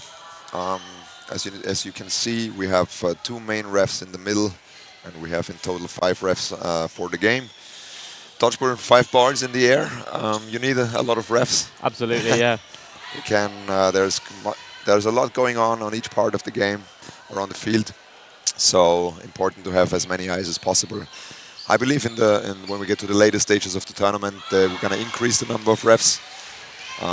So that we have the most... as many eyes as possible on the court. That's what I wanted to say, yes.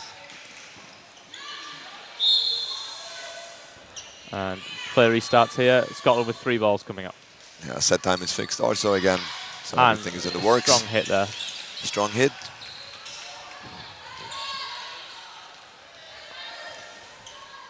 And the attack from Scotland is coming. 1 ball attack on the winger. Yeah, I think that bounced just in front of her foot there. But a very, very good, well-placed shot. And direct counted this time, she got her. Yeah, and Scotland actually end up setting with 4 balls now. And that's what Scotland needs to do. They need to avoid the 4th ball being a hit against them, and then make a 2 or 3 ball attack with their 4 balls in hand. Because Netherlands are giving away the 4th balls too often.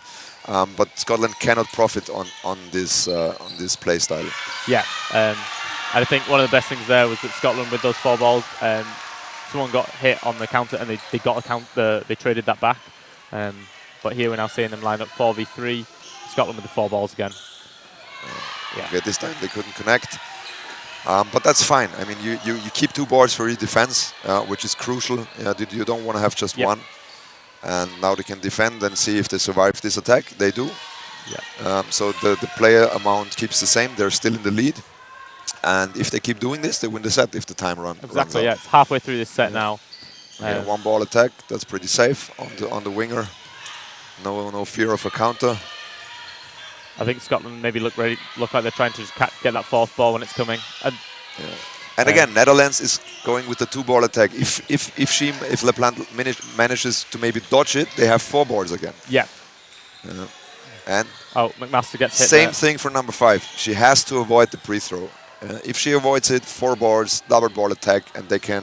It might decide the set. Yeah. See that's a much. Although it was still a block because of the pace of it. Now they set with, is it 3 or 4? Oh, they do have 3. 3. Yeah.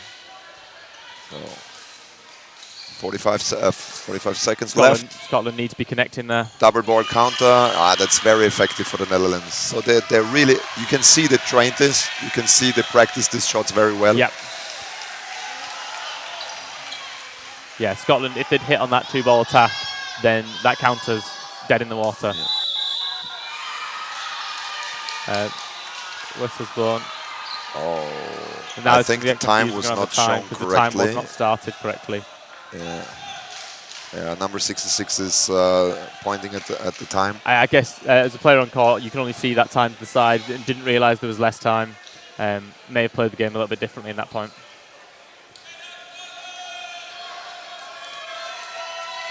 That was a bit unfortunate for the Scottish team. They were clearly hanging around in this set, so I think Scotland may actually benefit from the shorter set, given that they seem to be up in them and then drop down a little bit as the set wears on. So it would be interesting to see if Scotland can get a set before the end of this first half.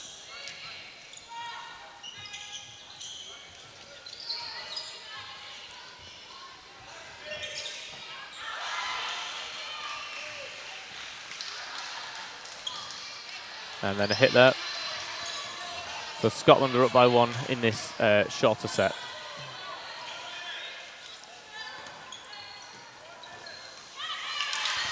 Oh, and a catch by Ross. So Scotland now up by 2. Well done, well done. Yeah, Ross is starting to sink those catches. Oh, and a catch for, I believe it's catch by number 5 of Netherlands on number 5 of And Scotland. that's why the catch is so important. You're up 2 players and 1 catch equals the game. Yep, so there's a catch there by King. Catching out, which means it's 5v4, I believe, at the moment. 23 seconds. It's going to be a tense next 20 seconds. And again, with the double throw attack. With 15 seconds on the clock now. It works for Netherlands. High percentage of the time. Very effective. Pre-throw again. And yeah, then countered. And Netherlands are now with 3 seconds left on the clock. Oh, yeah. And that's it. Yet again, the pre-throws, the unorthodox aggressiveness. Yeah. That did it for the Netherlands. Absolutely, yeah. So, going into the halftime, Netherlands on 14, Scotland 0. And I think it's a closer game than the score shows, but Scotland definitely have some work to do in the second half to bring it back. Yeah, for sure. So my takeaway from the first half, so there are obviously talented players on both sides. They all have their individual skills and qualities. But if you cannot adapt to a certain strategy your opponent is using, then it doesn't matter if you have the good or the equal throwers. It doesn't matter if you have the good or the equal catchers. You're just always getting behind because they are just using a more effective strategy. And as we've seen in this half, the Netherlands, they used the pre-throws, they used the double attacks, they used the catches, and Scotland could do nothing about it because they didn't change, in my opinion. Yeah, no, definitely agree. I think Scotland were not anticipating those pre-throws, and partly linked to that, Scotland weren't reacting to the pre-throws, and then Netherlands were getting up on players and then double balling it, and just working. Do you think it might happen? Has to do something with that when they play in their leagues and when they play in their clubs, that that other teams might not do this as often as this Netherlands team does it? I think it's interesting. So some of these players play in the English leagues, and in the English leagues, the women's leagues, definitely you do see those 2 balls, you see the pre-throws, and I think the Netherlands team would not be out of place in that English league environment. I think some of the Scottish players play in the Scottish leagues, which are typically mixed teams, because just there's not quite the numbers there. So they're probably more used to a single ball game, because if you've got a number of men on court, it does change up like the number of balls that are thrown and that sort of side of things. so maybe some of the Scottish players aren't as used to that as they could be. But yeah. Fair enough. Yeah. Yeah. As you're wondering, we now have a 5-minute halftime as in each game. People always, teams have plenty to talk about in halftime, depending obviously on the score. The halftime speech at 7-7 is different than at 0-14. Yeah, absolutely. The women's coach for Scotland likely has a lot to talk about. And as you can see from the laughing of the Netherlands squad, they're quite relaxed. They know their game plan's working. They're enjoying themselves. Hugging going on over there. Yeah, that's very nice. But yeah, we'll take a short break and we'll be back with you near the start of this second half.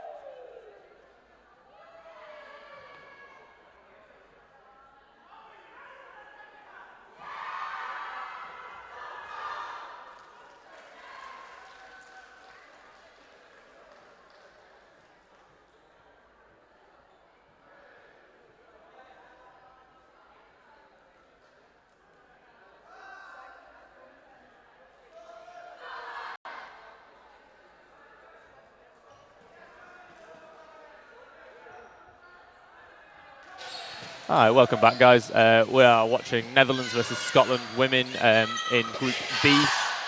This is just starting on the second half. My name's Sam Robinson. I'm here with Max Golder. Hello and welcome back, everybody. So we saw an interesting first half. Total domination from the Netherlands side. Quite unexpected, to be honest. We expected a closer game, but dodgeball, everything can happen. I think, yeah, absolutely true. I think some of the Netherlands players have been sinking some of those catches when they've been countered. That's been making a big difference, and the Scottish team haven't been doing that anywhere near as much. And a strong hit there by Ross on number 36 of Netherlands.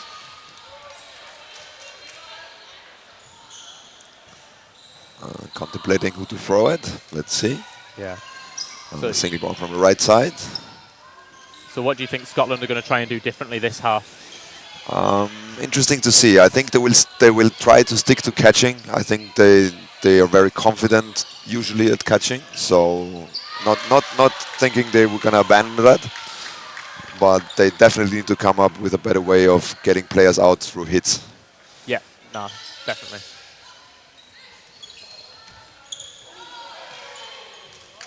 Number 10 back on the left side on the wing position for the Netherlands. Yeah, I think number 10 seems to have a very strong throw, and that's definitely something to make use of in the women's match. And now again we see from number 5 Netherlands the pre-throw. Now they could defend it and giving Scotland 4 balls, and they use it for a 3-ball attack, and it instantly connects. So if they keep doing that, elicit the 4th ball, not getting hit in the process, and having constantly 4 balls to attack, that would be their, or in my opinion, their way to winning sets.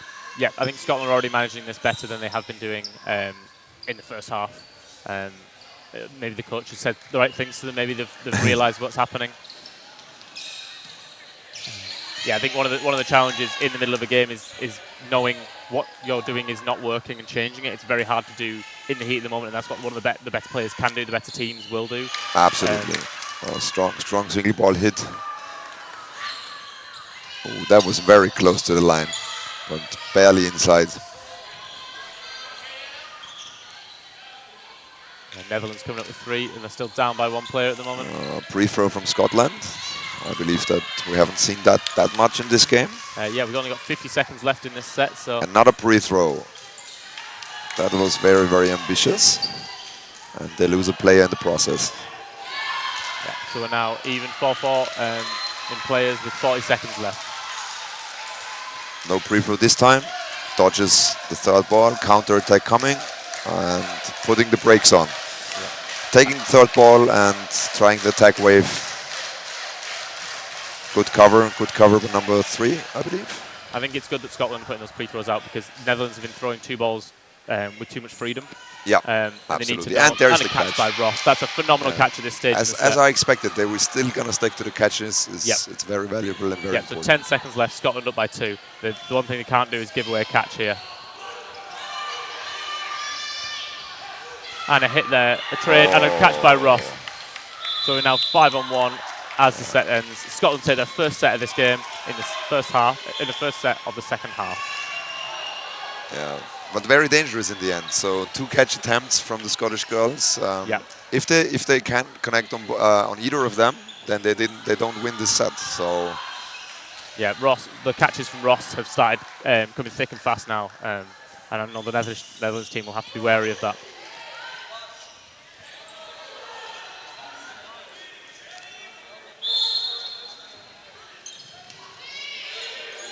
Yeah, I believe Ross has been with the Scottish team for quite a while, so she's definitely got that experience, that tenure, and maybe this is the game where it's starting to really show that experience can shine through. Absolutely.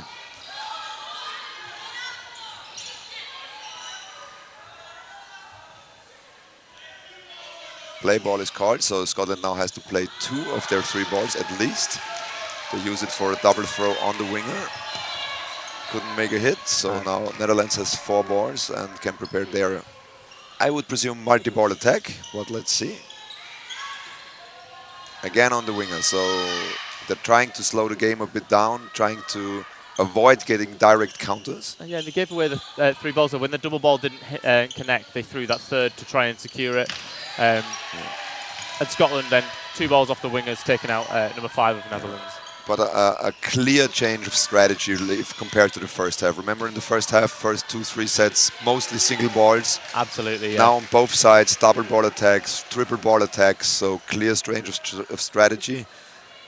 Interesting to see. Yeah, this is the Scotland I expected to see in the first half, and I was expecting the match. And it'll be interesting to see whether they can claw back the 6 sets difference. And another hit there by Scotland. Good block by Stam. She realized she couldn't get there. Goes back into defense. And again with the pre-throw. It's clearly a huge part of their game. Yeah, it's definitely something the Scottish team will have to work on. And a hit on number 6.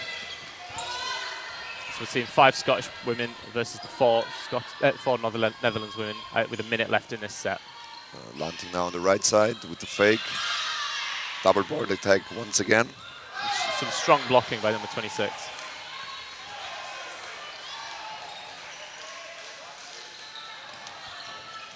And a hit on number 10. That could do it for Scotland in this set. To get Stam out, strong winger. Yeah, take the 2-player advantage. 4 balls now. They threw 3 at 22, and that 4th ball was thrown at 36, who then secured the catch. That's the risk of throwing a single ball off of the main target. It's now evened up again. No bounce card, no hit. Yeah, and there's 20 seconds left in the set, and it's 4v4. So will there be anything to break the deadlock, or will this set end in a draw? Will they take a risk with 2? Oh, the pre-throw again. That is a very strong catch. A leg catch. McMaster did the exact right thing you have to do there. You realise your team's down, you don't have long left, you have to be making that hit. And what a catch it was. 20 seconds from 4-4 to 5-2, right? So yeah. My heart goes out to Scotland there. Yeah, that's something they need to talk about. So it's still the pre-throws. They're still just. It's the pre-throw. The pre-throw really just shook them. So they prepared their free ball attack. They had a plan, whatever it was, and again didn't anticipate the pre-throw or didn't think they were gonna do it. But then Netherlands came out with the pre-throw, making it 4-3, and then an unbelievable leg catch from 22 Lanting. Yeah. And I think there's been some riskier play a little bit. 26 King threw a single ball when her teammates were throwing 3 balls on another target, and it was that ball that was caught that then sort of changed up the dynamic of the set. Absolutely, yeah. Yeah, it's going to take a lot for Scotland to bring themselves back into this game.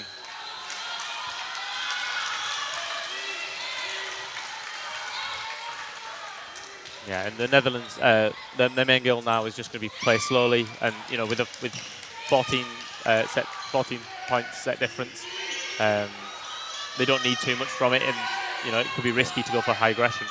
Absolutely. So we're approaching now 12 minutes left. Netherlands definitely going to start thinking about slowing the game down. If you play the full 3 minutes of a set, then you obviously only play 4 more sets, and Scotland is not able to catch up. Yeah, you got to remember there's the reset time as well. The reset time as well. So.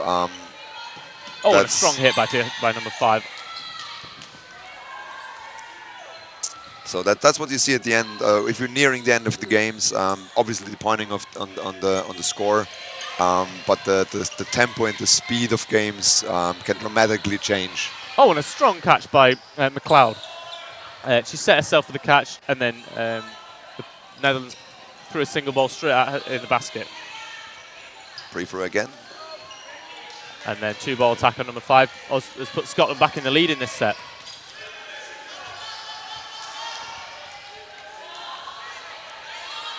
Scotland setting with 3. Will the pre-throw come out? Yeah, Scotland expected it that time. Comes out. Yeah. The double pre-throw means Scotland setting with 5. You'd like to think they just make a clear hit. I imagine 3-on-1. Yeah, that's correct. And the hit happens. And Netherlands are pushing forward now with number 33, hoping she can make a difference. Counter attack on the floor. I don't think she hit. Okay. Yeah. Yeah. Player called the hit. Yeah. Yeah. Fair play. Very good sportsmanship from McLeod to not throw because it looked like a hit, and she didn't want to hurt her. Yeah. But she has to be careful though as well, right? Because if she, from a close distance, if somehow she hits her in the head, then it's a yellow card. Yes, of course. Yeah. So maybe a bit of self-preservation there. Yeah. So it maybe looks easier than it is, but you need to be accurate from a close distance. Yeah. So Scotland wins their second set, and I think they're finally going to be a bit pleased with how they played this one. Absolutely. Yeah, there's 10 minutes left in this half, and the Netherlands are 6 sets up. And another pre-throw hit on McMaster. That's the theme of this game. Pre-throw all day. Yeah, McMaster has made some phenomenal catches in the mixed and earlier women's matches today, but it's possibly getting caught out by those free throws a little bit.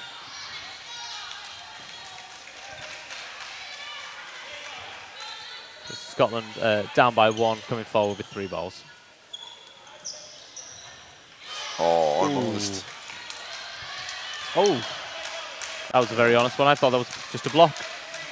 Yeah, but it's tough there. Therefore, we have 5 refs. Therefore, we have fair play, because from each angle it looks a little bit different. Was it a block? Was it a hit? Was it just a little bit on the shin or a little bit on the hair? So Duncan just hit there when she set for the catch. So Scotland now with 2 players, and Netherlands coming up with 4 balls.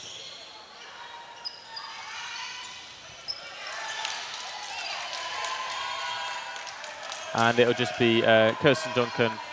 Sorry, it's number 13, my apologies. It'll be Sarah Watson coming forward and seeing if she can make a difference in this set against the Netherlands women. Yeah, a minute and a half left in this set, so she's got a lot of time, but she can't afford to waste it if they want to come back in this game.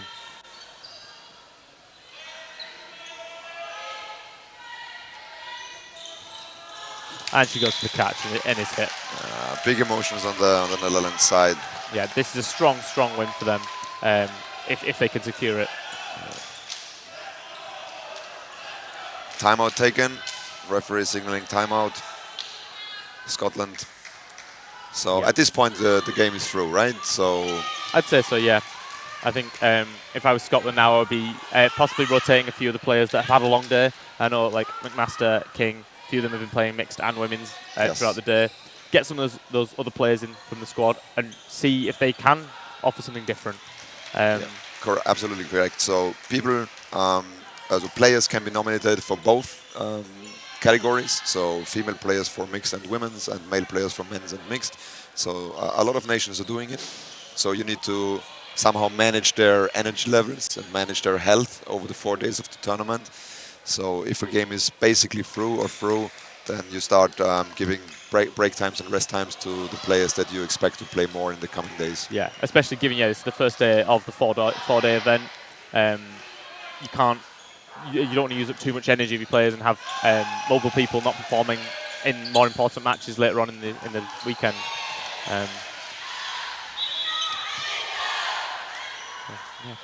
So it's Netherlands 18, Scotland 4 with 8 minutes 14 left on the clock. Also on the Netherlands side, we see some new faces. Some substitutions are made. Yeah. Giving the whole squad playing time. That's good to see. I think it's good to bed players in sometimes, especially haven't played as much, or some of these more rotation options. Because you never know, some people can just have a very strong performance and may earn themselves a place in the starting six for a stronger match. Yeah. Also, the intensity is very high over the 4 days, so 14 players are allowed on each roster. 12 of them can be selected for a game. Therefore, you can choose to rotate on a high level. You can choose not to do so. Obviously, that's up to you. You can play a whole game with just the same six players. But we see a lot of rotation in the early stages, using all the players they have available to them.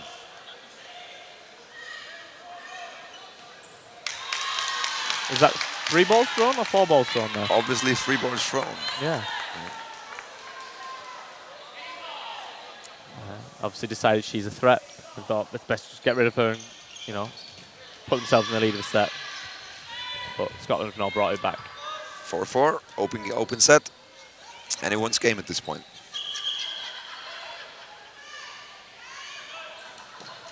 Oh, a very strong hit.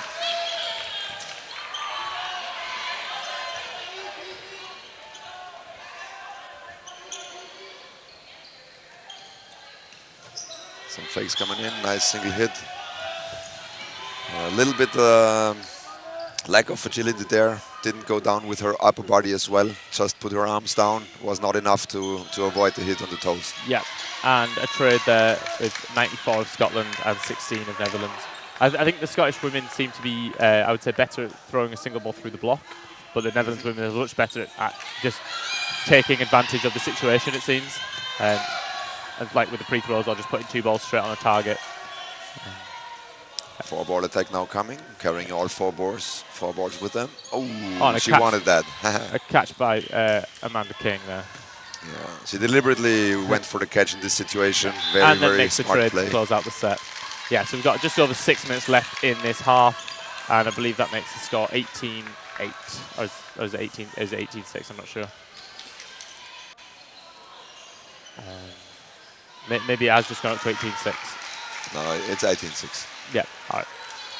Yeah, and the coach of the Netherlands team explains exactly what we said before. Need to put their upper body down as well with the block on the wings. Didn't manage to do that, and very, very interesting.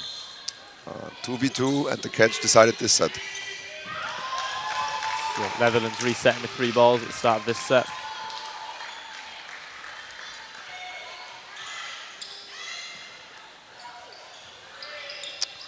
Attack, counter attack, stopped. I think the Netherlands have become wise to just how much they're pre-throwing, because they have reduced that intensity. Absolutely. So that's what you see a lot. They knew the point difference. They knew they needed to slow the game down. Not so aggressive anymore as before. I would argue they were too aggressive in the beginning. But again, so for this game, it totally worked for them. So who am I to judge? Yeah, I think that high risk, high reward, and in this case, it's been a very, very high reward because it meant the game was nearly done by half time. Absolutely. Good dodge on the left side, strong hit from the Scots on the right side. Plays happening simultaneously. That's what we love to see. Oh, absolutely.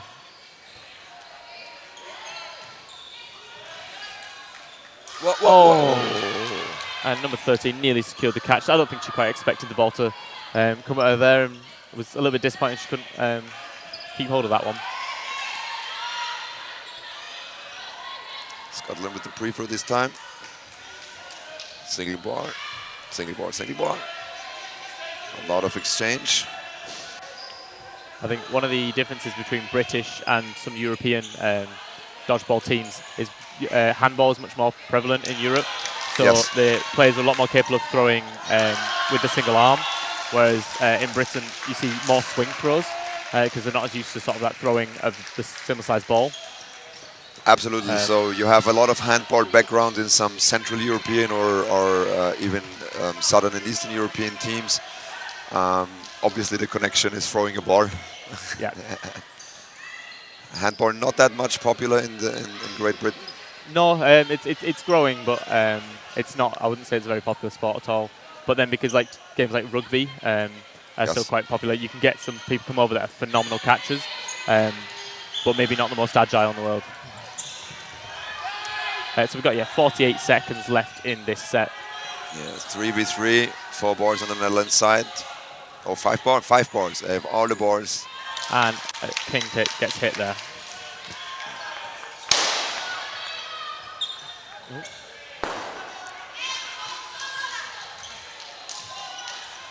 Yeah, so just 25 seconds left in this set. Will Scotland be able to turn it around and salvage some set difference? There's a hit there. Yeah, pre-throw hit. They equal this set. We've got 15 Let's see seconds. if somebody is winning it or if it's tie. Double attack coming. Good dodge. The whistle's blown with 2-2.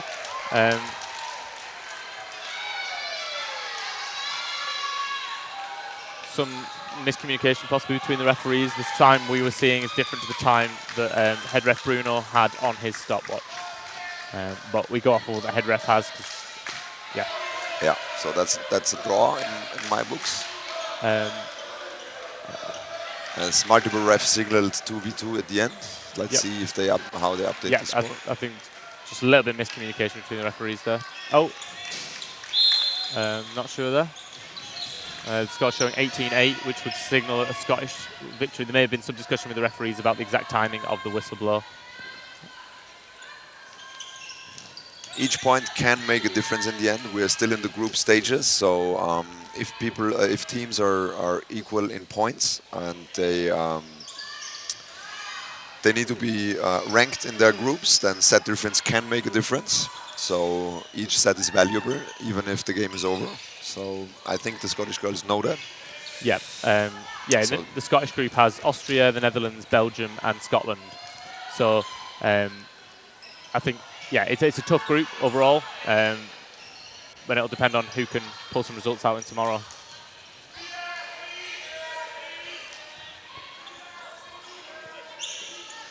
So we've just got just over a minute left of the second half. Netherlands coming up with 3 balls. Yeah, Scotland should just be looking to try and get a set, and a clean hit by McMaster on number 36. That's a tough one. If you're expecting to dodge the 1 bar and didn't expect the second one at high up. I think that's why the 2-ball attack can be so, and adding the delay throws can be so powerful. Absolutely. So. But it can also go very wrong if they catch that first ball and then you've just given away an extra ball. It just needs a lot of practice. That might not come across as well for newer players or newer viewers. But to coordinate the timing between double and triple throws Very, very, very, very hard work. Very much training needed. Scotland make 2 hits there. There's 15 seconds left in this half. Scotland firmly in the lead of this set. Will Netherlands salvage it? It's looking likely that Scotland will take this set.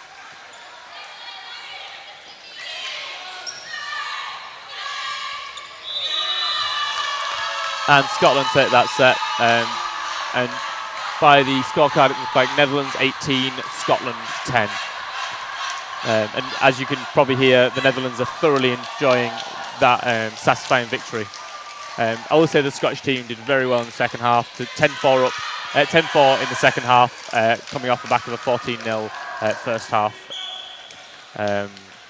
Yeah, a very impressive showing from the Netherlands, but with Scotland bringing some strong ability in that second half.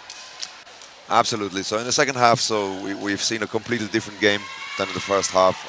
Different style, different strategies, different tactics. Obviously, in the end, different players on both sides. But yeah, so I think that would be crucial for going forward for both teams to take away from this match, to be more adaptable on what their opponents are doing. At Euros, 19 different nations, 19 different playing styles. So adaptation is necessary. Yeah, I mean, yeah, the games I've been commentating have opened my eyes to how different teams play, and it's amazing to see different tactics working compared to what I might typically see just in England where I play. Yeah. That's the beauty of it. Absolutely, yeah. Right, yeah, well, final score was Netherlands 18, Scotland 10 in Group B. I believe the next match that will be on here is Croatia-Denmark in the men's, and it should be the final match of this court, which will be playing at 20 minutes' time. So thanks very much, folks, and see you soon. See ya.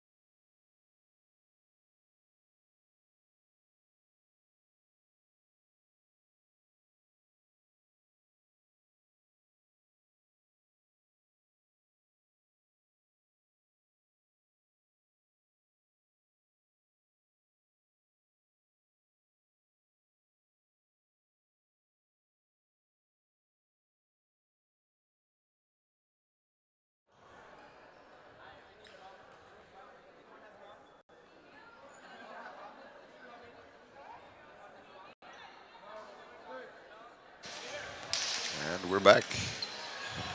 Last game of the day. Denmark men versus Croatia men. Denmark already cheering up the fans. It's Denmark's premiere at Euros, and I have a premiere on the commentating spot. Thank you very much. Bob here from Sweden. Gonna co-commentate with the legend himself right here. This is a huge game right here for both these teams. It's gonna be even. I'm looking forward to it. Yeah, absolutely. So we have two teams that we expect to be on the same level, or maybe close on the same level. Close to, yeah. And we're already off. Already off. Quick start here.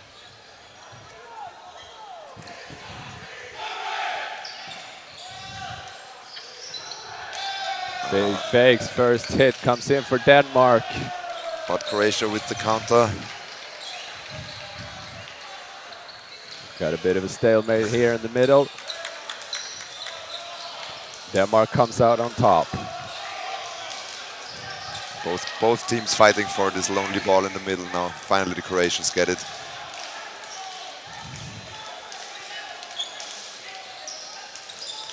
Lots of single balls thrown in this first seconds of the game. Well, there's a lot of action going on already.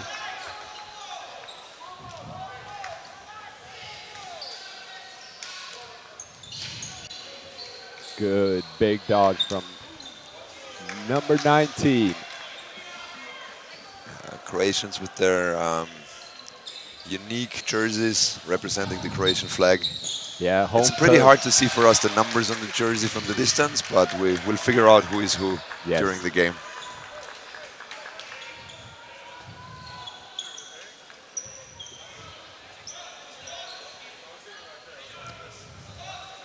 Denmark with the lead. Up by 2 players here. And again, a lonely ball in the middle. Let's see if the Croatians won it. Yeah, they won it, but just for defense. Froze one, going back to defense. Maybe they're going for the catch. We'll see. That would equal the game if they would successfully do it. No attempt there, trying to counter. Oh, there we go. Standing counter from Denmark right there. 4 versus 1.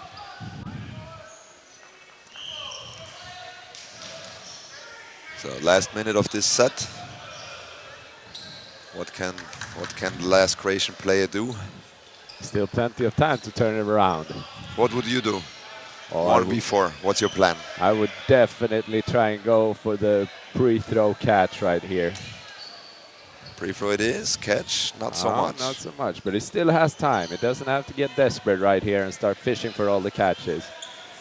30 seconds. He has to come up with something. Otherwise, if the time runs out, this set is over and Denmark will take the first 2 points. Yes, there we go. Looking for the catch here. Oh, no Just hits. a dodge. That's not going to win it for him. Smart play by Denmark, not putting it catchable area. Denmark smart enough to slow it down. They don't have to throw. They just need to wait out the last seconds of this set, and then the first points are theirs. And that's it. That's the first set right there. Great discipline in the end of the set by Denmark right here. Looking like a routine team almost. Yeah, Denmark with the second game today. They had one earlier against Italy. Italy too strong for them. Yeah, they were.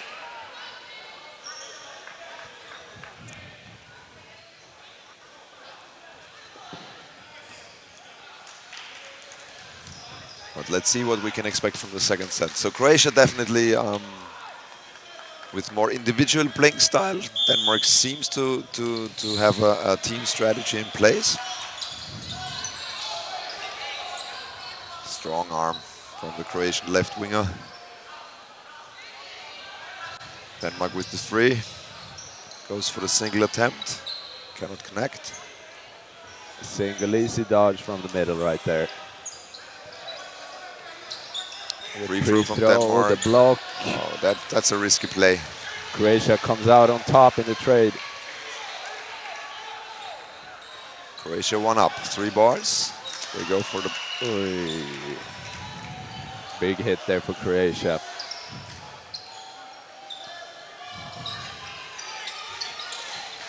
We have the counter coming in. It's a block and it's a hit right there from Denmark. Number 10 glanced it. Pretty hard throw. Yeah. What would you estimate just from seeing it? Ooh, that's a good question. And I would say lower 90s. Lower 90s? Lower 90s. Seems about right. High pressure from Denmark. A lot of fakes and the single release and the fourth ball release. Oh! Denmark comes out on top. Wilkins took the advantage of the short distance and made the hit. Oh, great dodge. Great dodge on the Croatian side.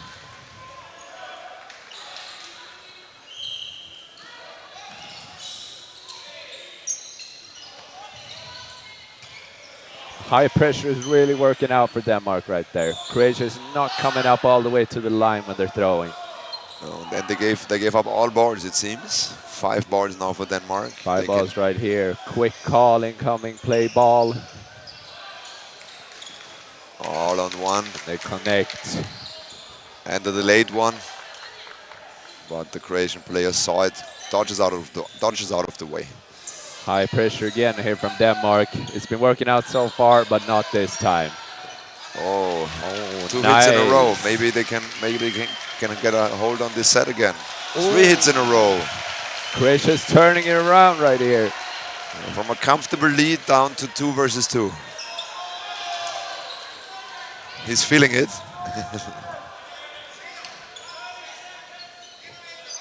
Good block from number 4 from Denmark.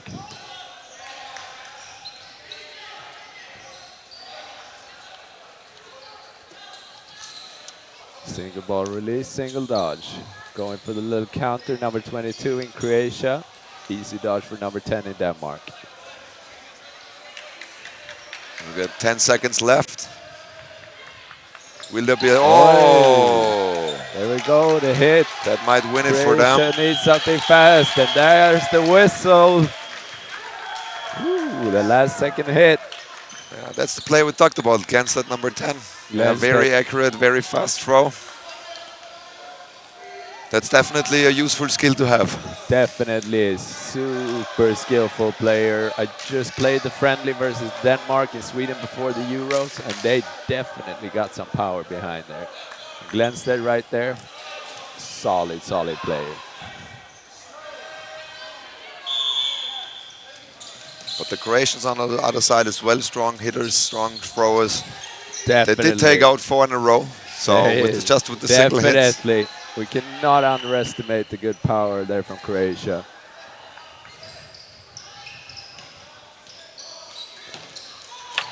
Strong block from 27.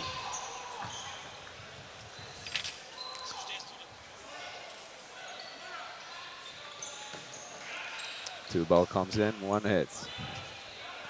We're equal again, 5v5. Free throw attempt. Ooh. Big punishment attempt. Both didn't work.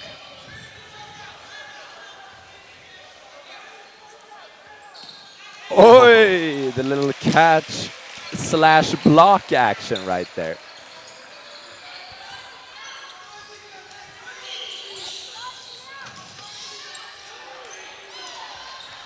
And a bounce right there before number 24 from Croatia. Yeah, Croatia now with the 2-player advantage. Let's see if they can build on it. Good pre-throw. The punish does not connect. Yeah. Good jumping ability from the wing at 27. Definitely. Adam El-Ouas.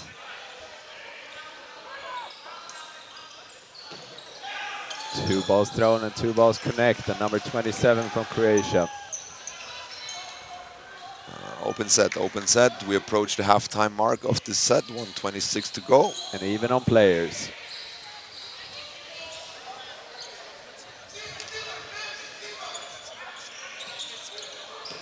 Oi! That's 2 in 1 set. The little block / catch action right there. Free throw doesn't connect. 2 balls thrown. Yeah, that's the risk of the pre-throw. If you don't connect and you give away 4 boards, you open up your defense, and sometimes it doesn't pay off. Oh, drop ball on the block. Croatia turning around in no time. Coming in, 45 seconds left of this set. The free throw catch. Catch and out. And the catch is made. Catch and out. Number 7 joins back in. Can he turn it around? Yeah. He certainly wants to. One player. Counter attack. And well played. Smart hold by number 22 there, forcing him to Chayan, dodge. number 22 from the Croatians. He took the speed. And there's nothing the Danish player could do. And that's why Croatia is now on the board as well. Yes, seems like we have a timeout here. Quick timeout, early timeout. What do you talk about in timeout if you're Denmark right now?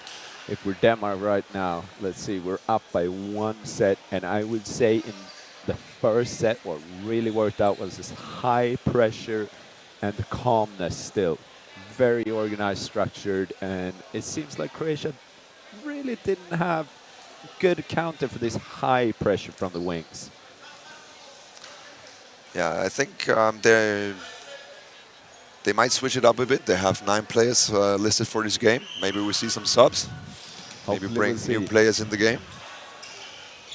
Because we know, or I know, that Denmark has some real firepower on the bench right now. Yeah. Very emotional speech on the Croatian side.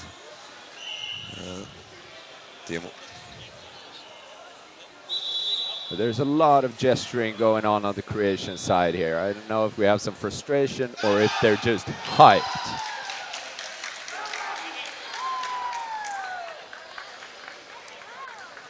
Croatia entering this game with 8 players. Also some room for substitutions.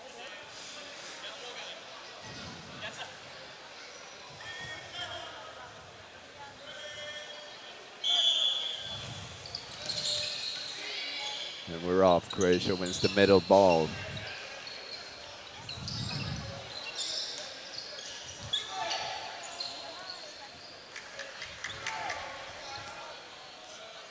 Speedball attack coming. Let's see how many they choose to throw.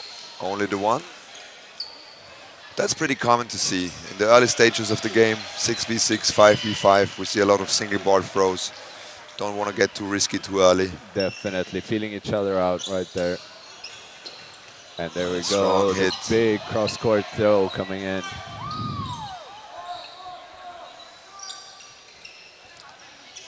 Denmark now with the 4. Choosing different targets, both sides are attacked. On the left, they can connect, taking the lead. Number 7, high pressure here with the 1 ball. Hey, the big dodge and the catch from number 4 in Denmark. But Croatia trying to counter-attack with their big arms. 4 balls again for Denmark. The second ball connects. Good timing on the throws. Very hard if they come close together in close range, and at the same time very hard to dodge too. Definitely. There we go, big count from number 10 from Denmark. Yeah, number 10, he seems to be their key player in this first set. Making a lot of good plays. I agree. A little cheeky shot from number 19 in the huddle right there. Does not connect. So that's Rovje Ivankovic. Gets the catch. Oh. Unfortunately drops the block, and there we go. Number 10 cleans it up. As soon as it comes into court, he's out again. There was a chance for comeback for this set, but Denmark too strong with their throws. Denmark closed the door on them. So 30 seconds reset.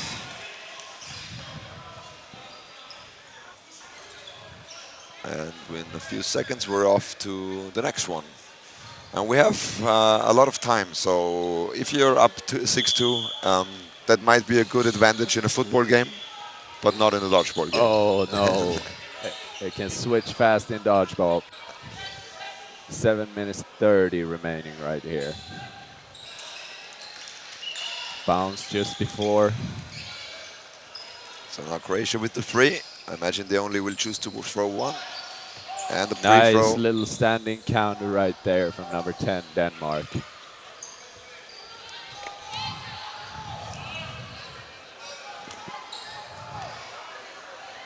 Denmark with the 4 again and connects again. It's very impressive to see, especially from new teams or teams that play for the first time. Really have coordinated attacks with the 2 boards.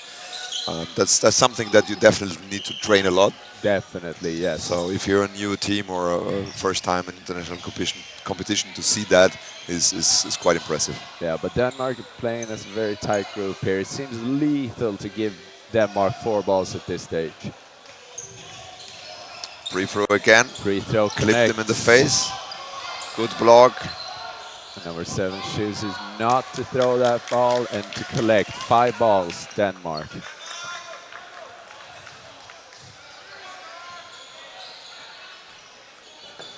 And the 2 balls connect again. 4 balls for Denmark this time.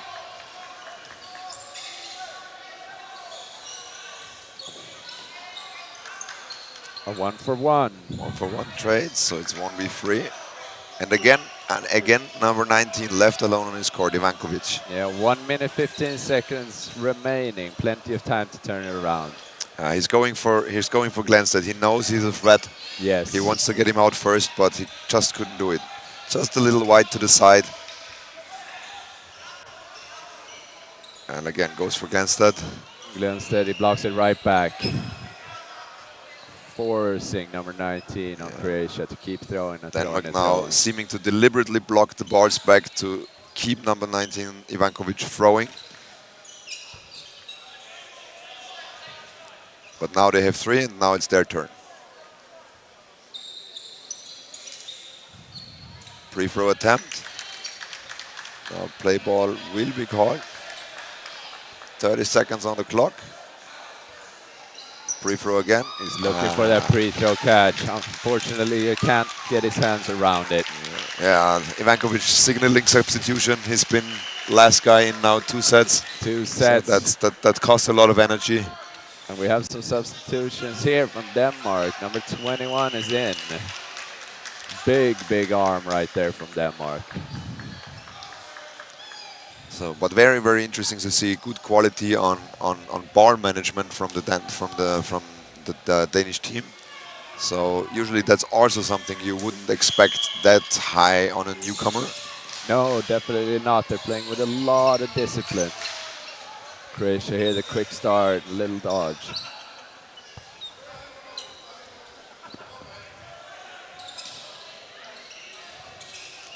A lot of big face from Denmark.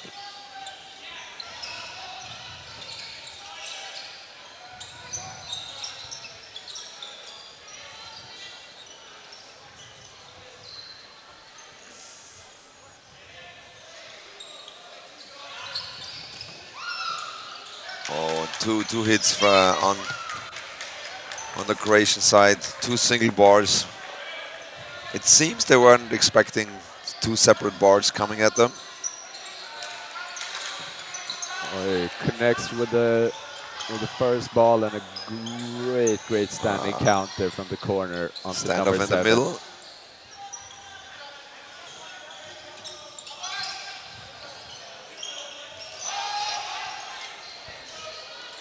Denmark with 3 again. Yeah. Good holding call, waiting for the 3rd ball.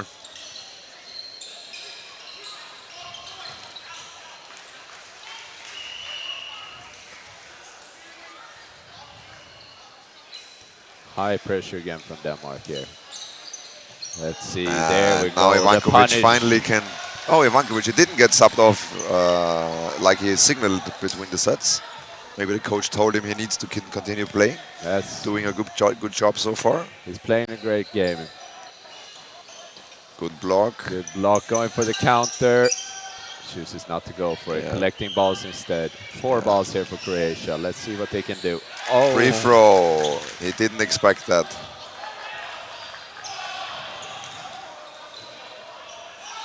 Two balls blocked from the Danish side. Final minute. That was a key moment there. So the Croatians had 4, and they didn't expect Denmark to throw the 5th because it's unusual, it's unorthodox to take that high of a risk. Therefore, he looked away for maybe a second, and that the Danish player saw that, and he just took him out. And the punish from number 33. 1 versus 3. Let's see what number 14 can do here. 25 seconds left. He needs to risk it here. Oh, and he got one. He got the pre-throw here. 2-1.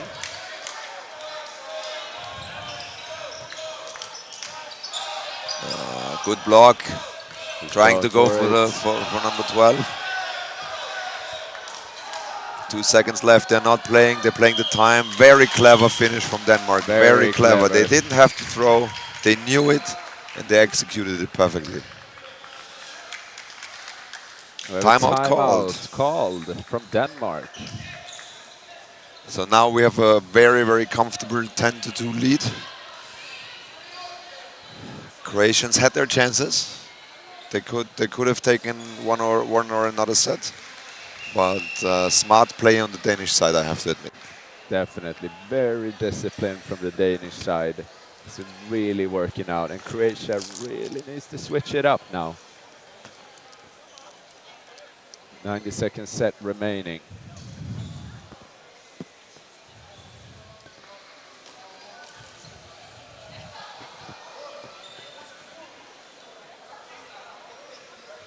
So I think, in my opinion, Croatia needs to win this 130 set now if they want to stay in this game.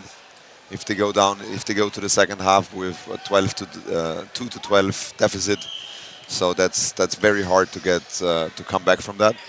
So Matej, the Croatian coach in the red jumper, he's arguing very strongly. Let's see what they can come up with to win this final set of the first half. It would be huge for Croatia to win this 90-second set and have some momentum going into second half.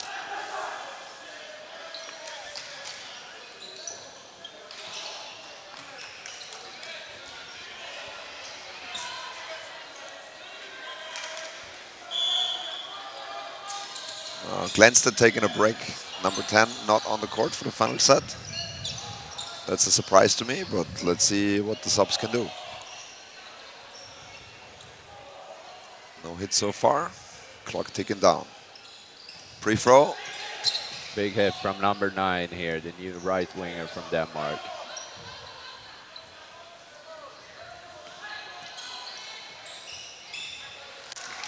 And he takes number 1 out from the Croatian team. Just Kadovic. clipped him. Oh, maybe he hurt his hand a little bit, shaking it off.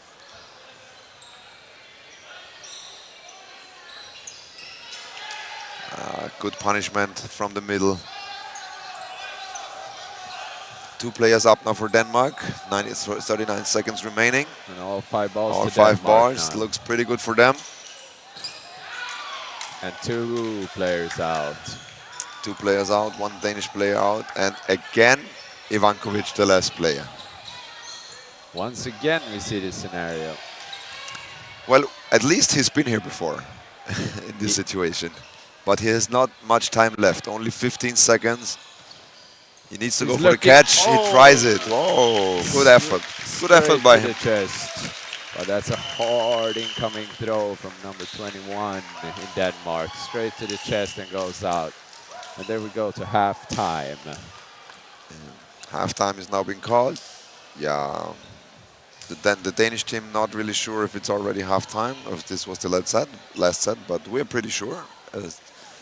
As the score insert has already switched to second half, so there we go. And we will also take a quick break and be back with you in about 4.5 minutes.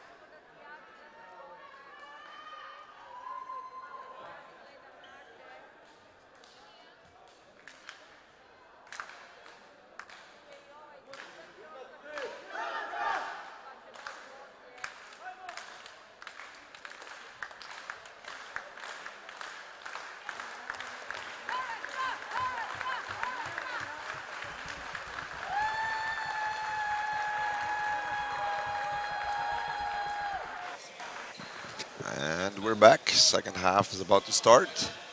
What does Croatia need to do to get back into this game? Croatia definitely needs some momentum here. Get in some early hits.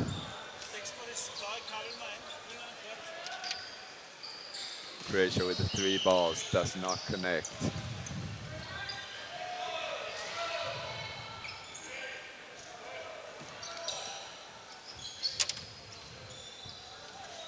Good dodge from Croatia.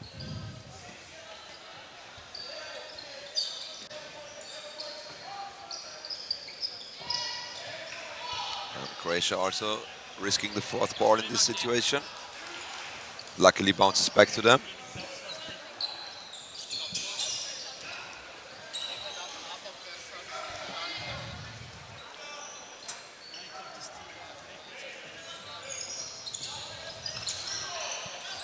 Oh, good dodge. Big dodge for number 24. And almost a catch, but it turns out a double hit for Croatia instead. Now Croatia up by 2 players.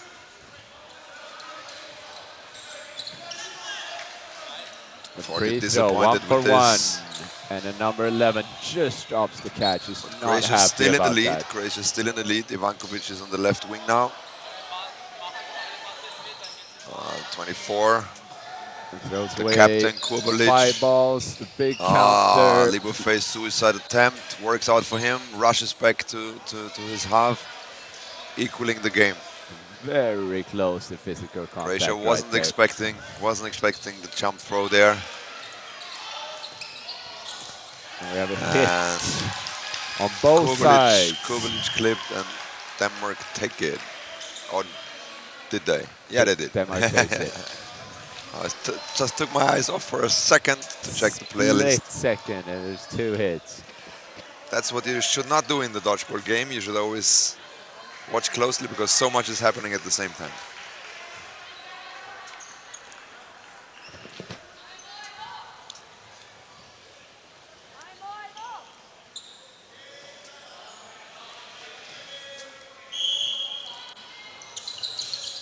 We're off. Croatia with the 3 balls, the quick start. They get an early hit. Big for Croatia.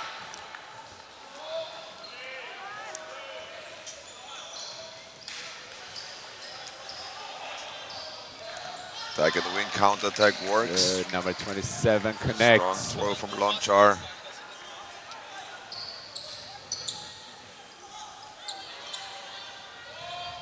Lonchar on the left, Ivankovic in the middle. And another hit for number 21 in Croatia. They're definitely switching up their style now. Definitely. Good dodge from number 24. And the leap of faith. They can also do it.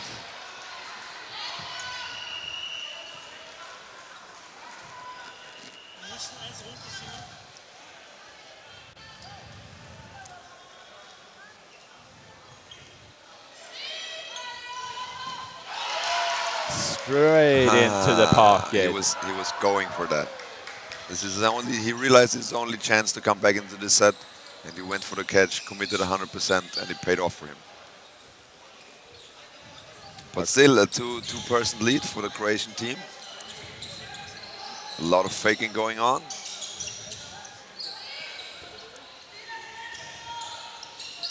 Two balls thrown that connects. They get him. So Kurbalic on the right, number 24. Merlic on the left, number 14. And number 12 left alone again. That's Matthijs Busk. Or Busk. Busk. I will call him Busk. Busk. And the there hit. they got it. So boost of morale for the Croatians. Croatians are looking laser focused at the moment. This is just what they need to switch the momentum.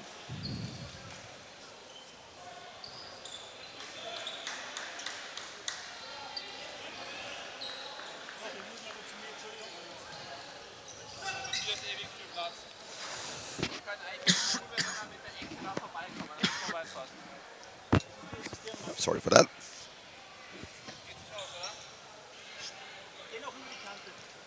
They're seems to be a discussion with the coach from Denmark, meaning physical contact on that leap of faith the last set. We'll see what happens about that. Launcher with his big arm. We've seen this before in this game.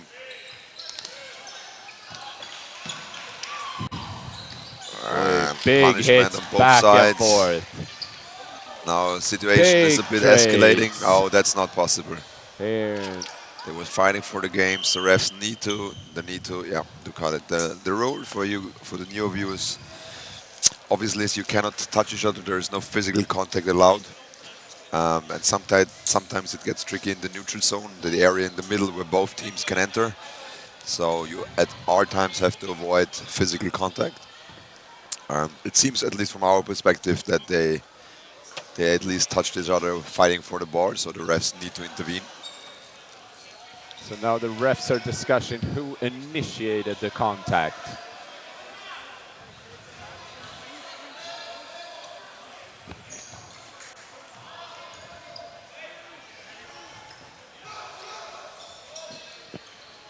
Oh, yellow card given for the Croatian player. 27 gets it.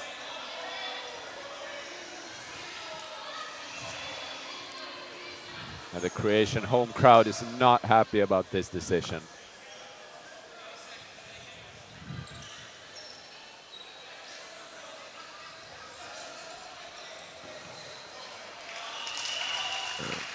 Still some discussions going on. Refs are trying to explain their decision to the teams. They obviously are eager to find out what exactly happened or what exactly the decision was or how they came to be. But again, from our point of view, a yellow card has to be given in this situation. That's just a rule. You cannot have physical contact in the game of dodgeball with your opponent. You can certainly contact your own players, and you can help your player if he's maybe falling off the court. So that's no problem, but no contact between opposing players. So what does this mean for the Croatian team, the yellow card? So obviously number 27, right? Yeah, correct. Loncho is now in the penalty box. You see him on the very left of the screen. Yellow card means 5 minutes. Penalty cannot participate. And if a set ends and a new set is beginning, the Croatians will start with 5 players in the next set. So they have the disadvantage of already having 1 player less. Big disadvantage for Croatia here when they had the momentum going. But still, they're up by players. Good block.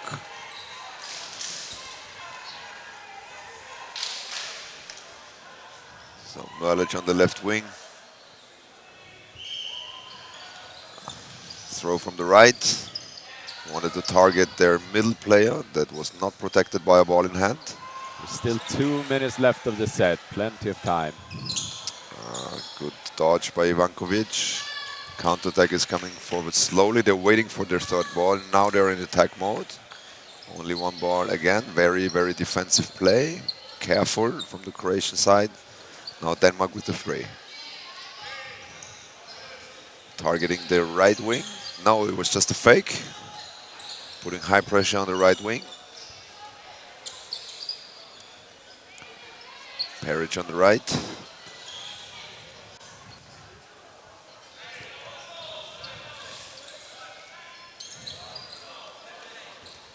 Single ball comes in. Denmark is happy to draw this timeout right now with the 14-4 lead that they have at the moment.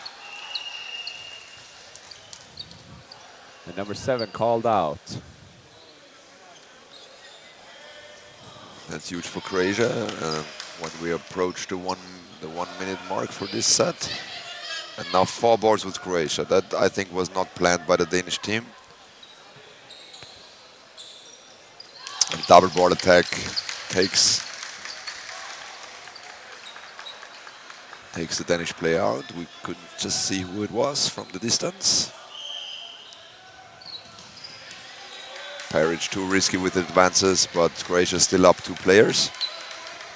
So if they manage to hold on to this lead, They will take this set. It has been ruled a bounce, which I would also have called a bounce from where I'm sitting. It's a good angle from here. He waited for the counter. Double counter is coming. No hits.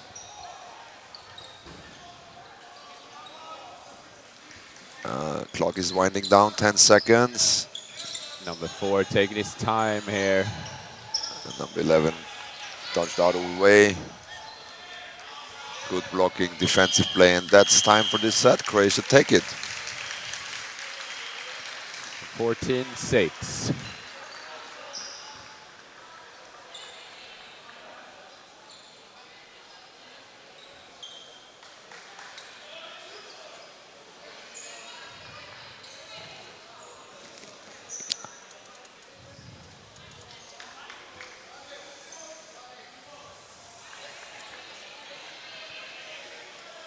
So 11 minutes 40 in this half. Croatia need to win some sets in a row to make this game open again.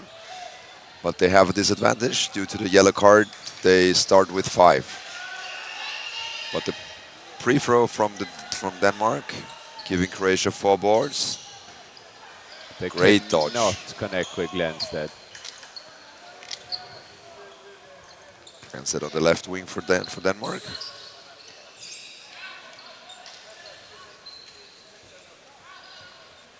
And 3 boards for the Croatians. Still 1 player down.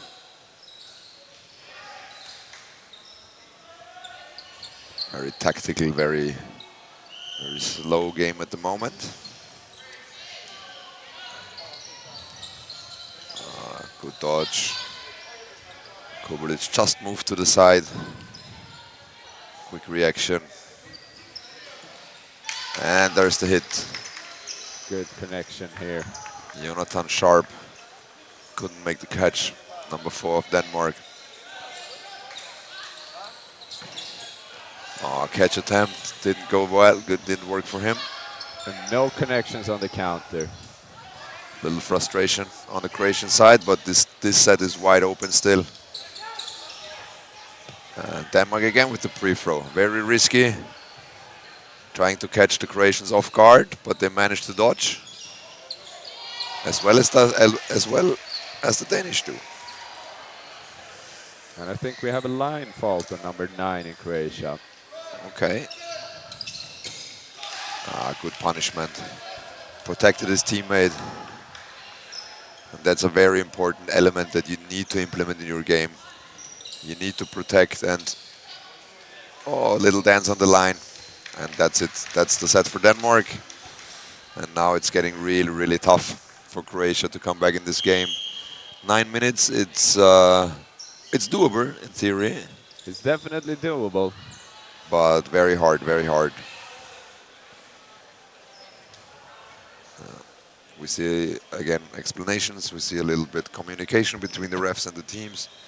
Obviously, they are allowed, the captain and the coaches are allowed to talk to the officials. It's important to get across what has been ruled and what is happening. Since you cannot see everything, 5 boards at the same time. There's a lot going on at all times.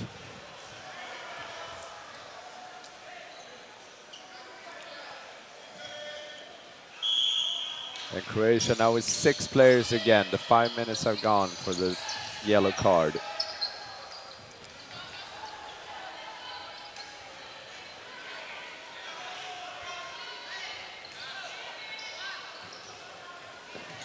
Good throw, good targeting. He anticipated his move. Waited a little bit longer to throw and release, and then had the chance to take him out.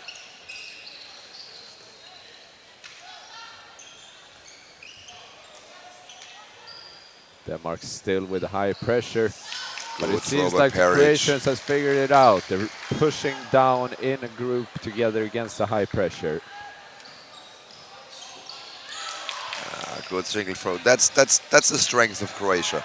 So if they manage to keep to their strength and not get lost in the escalation part, so if they controlled, come forward, protect each other, use the single throws, then they have the chance to win sets. Definitely, they can rely on their big arms.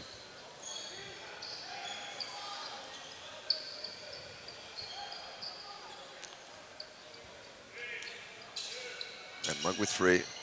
Blocked by Peric. Early pre-throw comes in from Denmark. And the 2 balls Good connect. double throw. Whoa! Close-up catch from Lonchar. The home crowd is ecstatic about this catch. He had a lot of time to think about it in the out box or in the penalty box before. But now, great play by him. And there it is. There we go. Quick set. Croatia closes down this set. 7 minutes to go. So four sets difference. 7 minutes to go. I believe a timeout has been called. Yeah. Ref is signaling. Or not. Denmark already in the huddle. So looks really like a timeout. Croatia still discussing with the referees. Croatia choosing not to talk right now in the timeout. There we go. Now they huddle up. So we have 7 minutes left. We have 4 sets difference. So obviously if Denmark plays the full 3 minutes of a set, Croatia cannot come back. So Croatia needs to finish the sets early to give themselves a chance to equal the game or even win the game. So that's going to be a high-risk situation for them. And it's going to be pretty interesting to see if they realize that, or how, if I'm pretty sure they realize that, but how they're going to try to make it happen. Croatia does have the momentum now. They just need to close down the sets before the 3-minute timer. Denmark obviously want to slow things down. They want to play the full 3 minutes. And Croatia just need to find a way to not let that happen and close out the sets early. But if Croatia loses 1 set now, then it's over. Then it's pretty much over. Croatia quick on that middle ball again. Good single throw, barely misses him. Now some high pressure from Croatia here.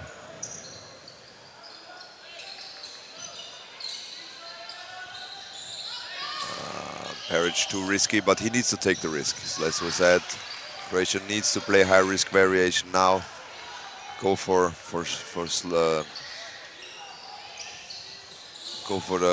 the fast sets. They're slowly putting up the pressure. 3 boards with them.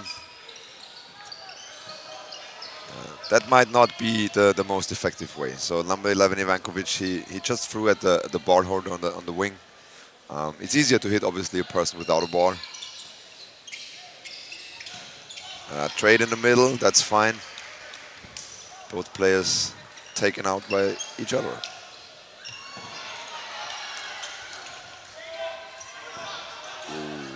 That slipped off his hand. That happens, but it was valid enough for him not to be called out for an invalid attempt.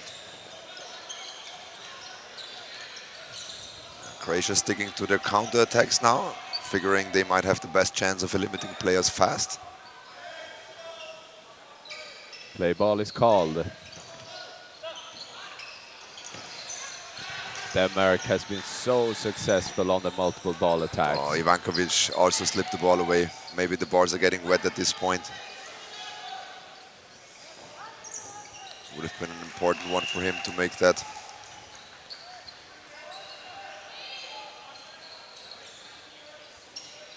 Oh, great catch from number 4 in Denmark. 1 minute remaining. Sharp of the again set. with the catch. That was a huge play for this set. Now they have a 3-player advantage. And 3 bars at 1 player. Once again, number 19, Ivankovic, is left alone on the field.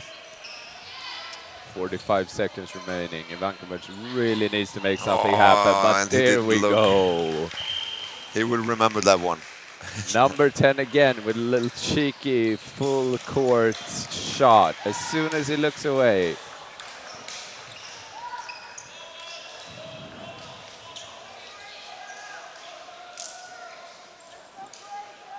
Now with a 5-set difference.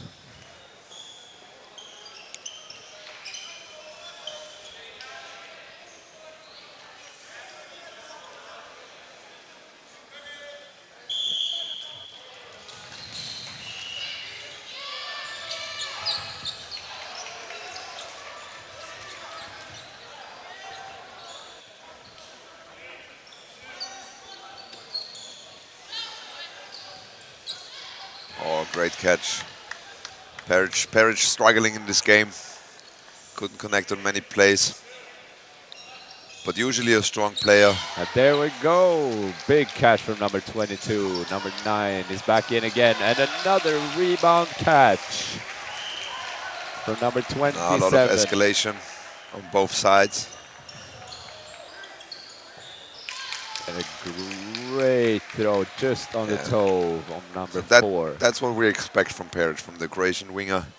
We expect him to have an accurate, fast throw. And 2 he gets hits in a another row. one on the standing counter. Peric now he's finding his momentum. And glanced at the last one. The last one standing on the Denmark side. Almost 2 minutes remaining in the set. He needs to burn off all time here. Big, big shot. Croatia is really going to try and fish for the catches. They need to win quickly. They're really looking for the catches. And there we go.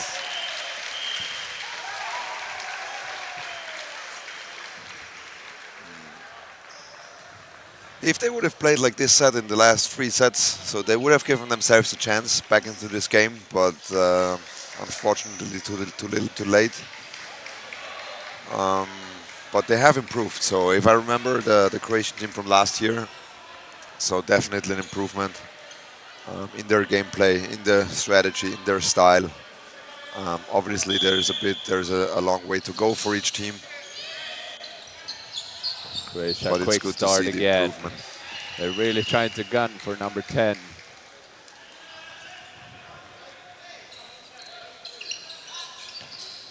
Oh, nice little no-look throw from the middle there.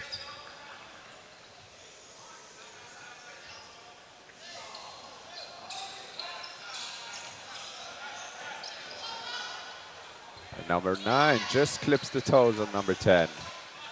A strong, quick release from number 9, Peric.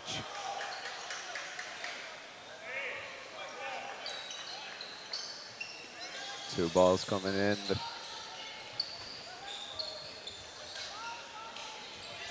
Oh, he wasn't looking. Rookie mistake. Always keep your eyes in front. There we go. Always a little flowing trade from situation inside. here. Not many restrictions or not much discipline left in this game. Everybody seems to have freedom in choosing what to do with the bars. So that happens at the end of a game. If a game has been decided, you see a lot of free plays, as we call them. Now they're just going for it. Yeah. Oh, some big dodges and a catch.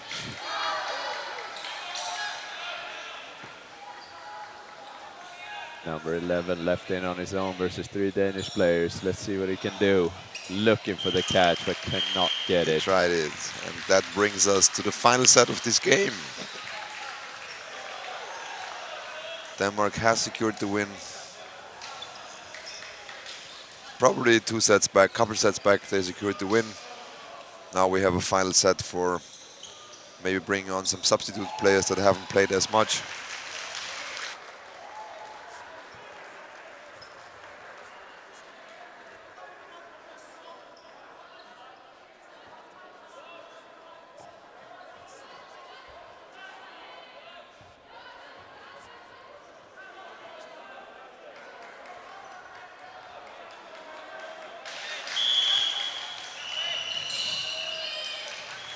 So last set is underway.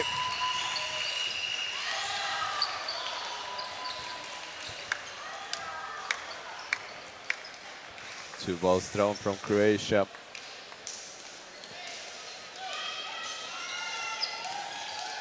almost secures the catch, number 27.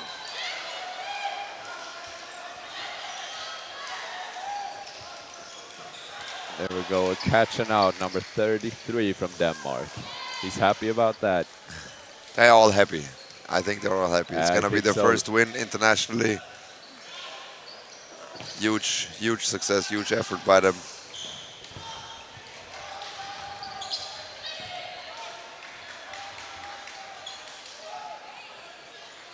"35 seconds on the clock." There we go, and the catch. Parrish not happy, not happy with that. Probably not happy with the entire performance. But they will be back. They will get another chance. Oh, difficult try. And as the theme of this game, Ivankovic, number 19, has been the last player. They ended off. They ended off.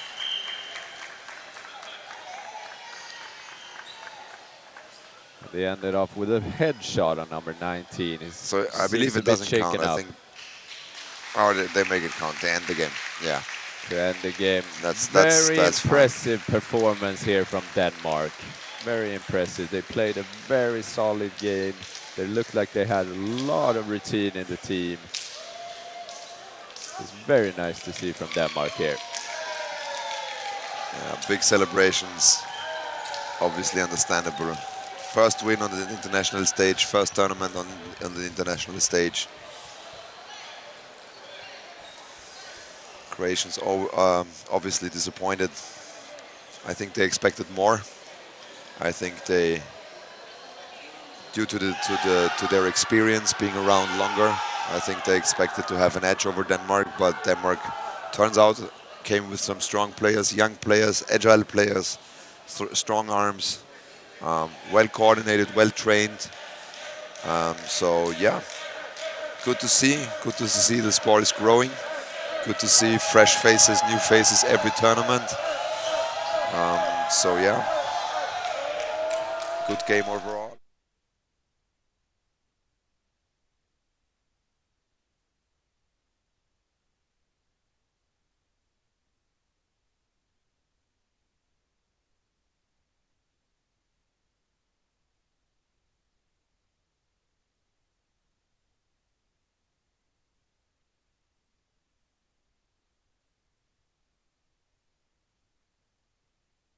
Super nice, and we had some really great games that I've seen so far, and it's so nice to be back here on the European Championship and meeting all people here. Obviously, so good crowd, good organization, tremendous organization by the Croatian organizing committee. They put a lot of effort in. They gave us a spectacular venue. Definitely. So it's the perfect setup for high quality dodgeball on a European stage, wouldn't you say? I would definitely say so. This is up to standards. It's a great arena and a great tournament, and we have the Danes still celebrating in the background here. Yeah, the Danes overwhelmed with their win. So for everybody who is out there listening and watching, so we will be back tomorrow, 8:50 in the morning. Continuing with day 2, still group stages, still all divisions, still a lot of games to be played. You can check out the results online. You can check out the standings online. Follow your favorite team, follow your favorite players, and enjoy a lot of dodgeball coming to you the next 3 days as well as today. Yes. So that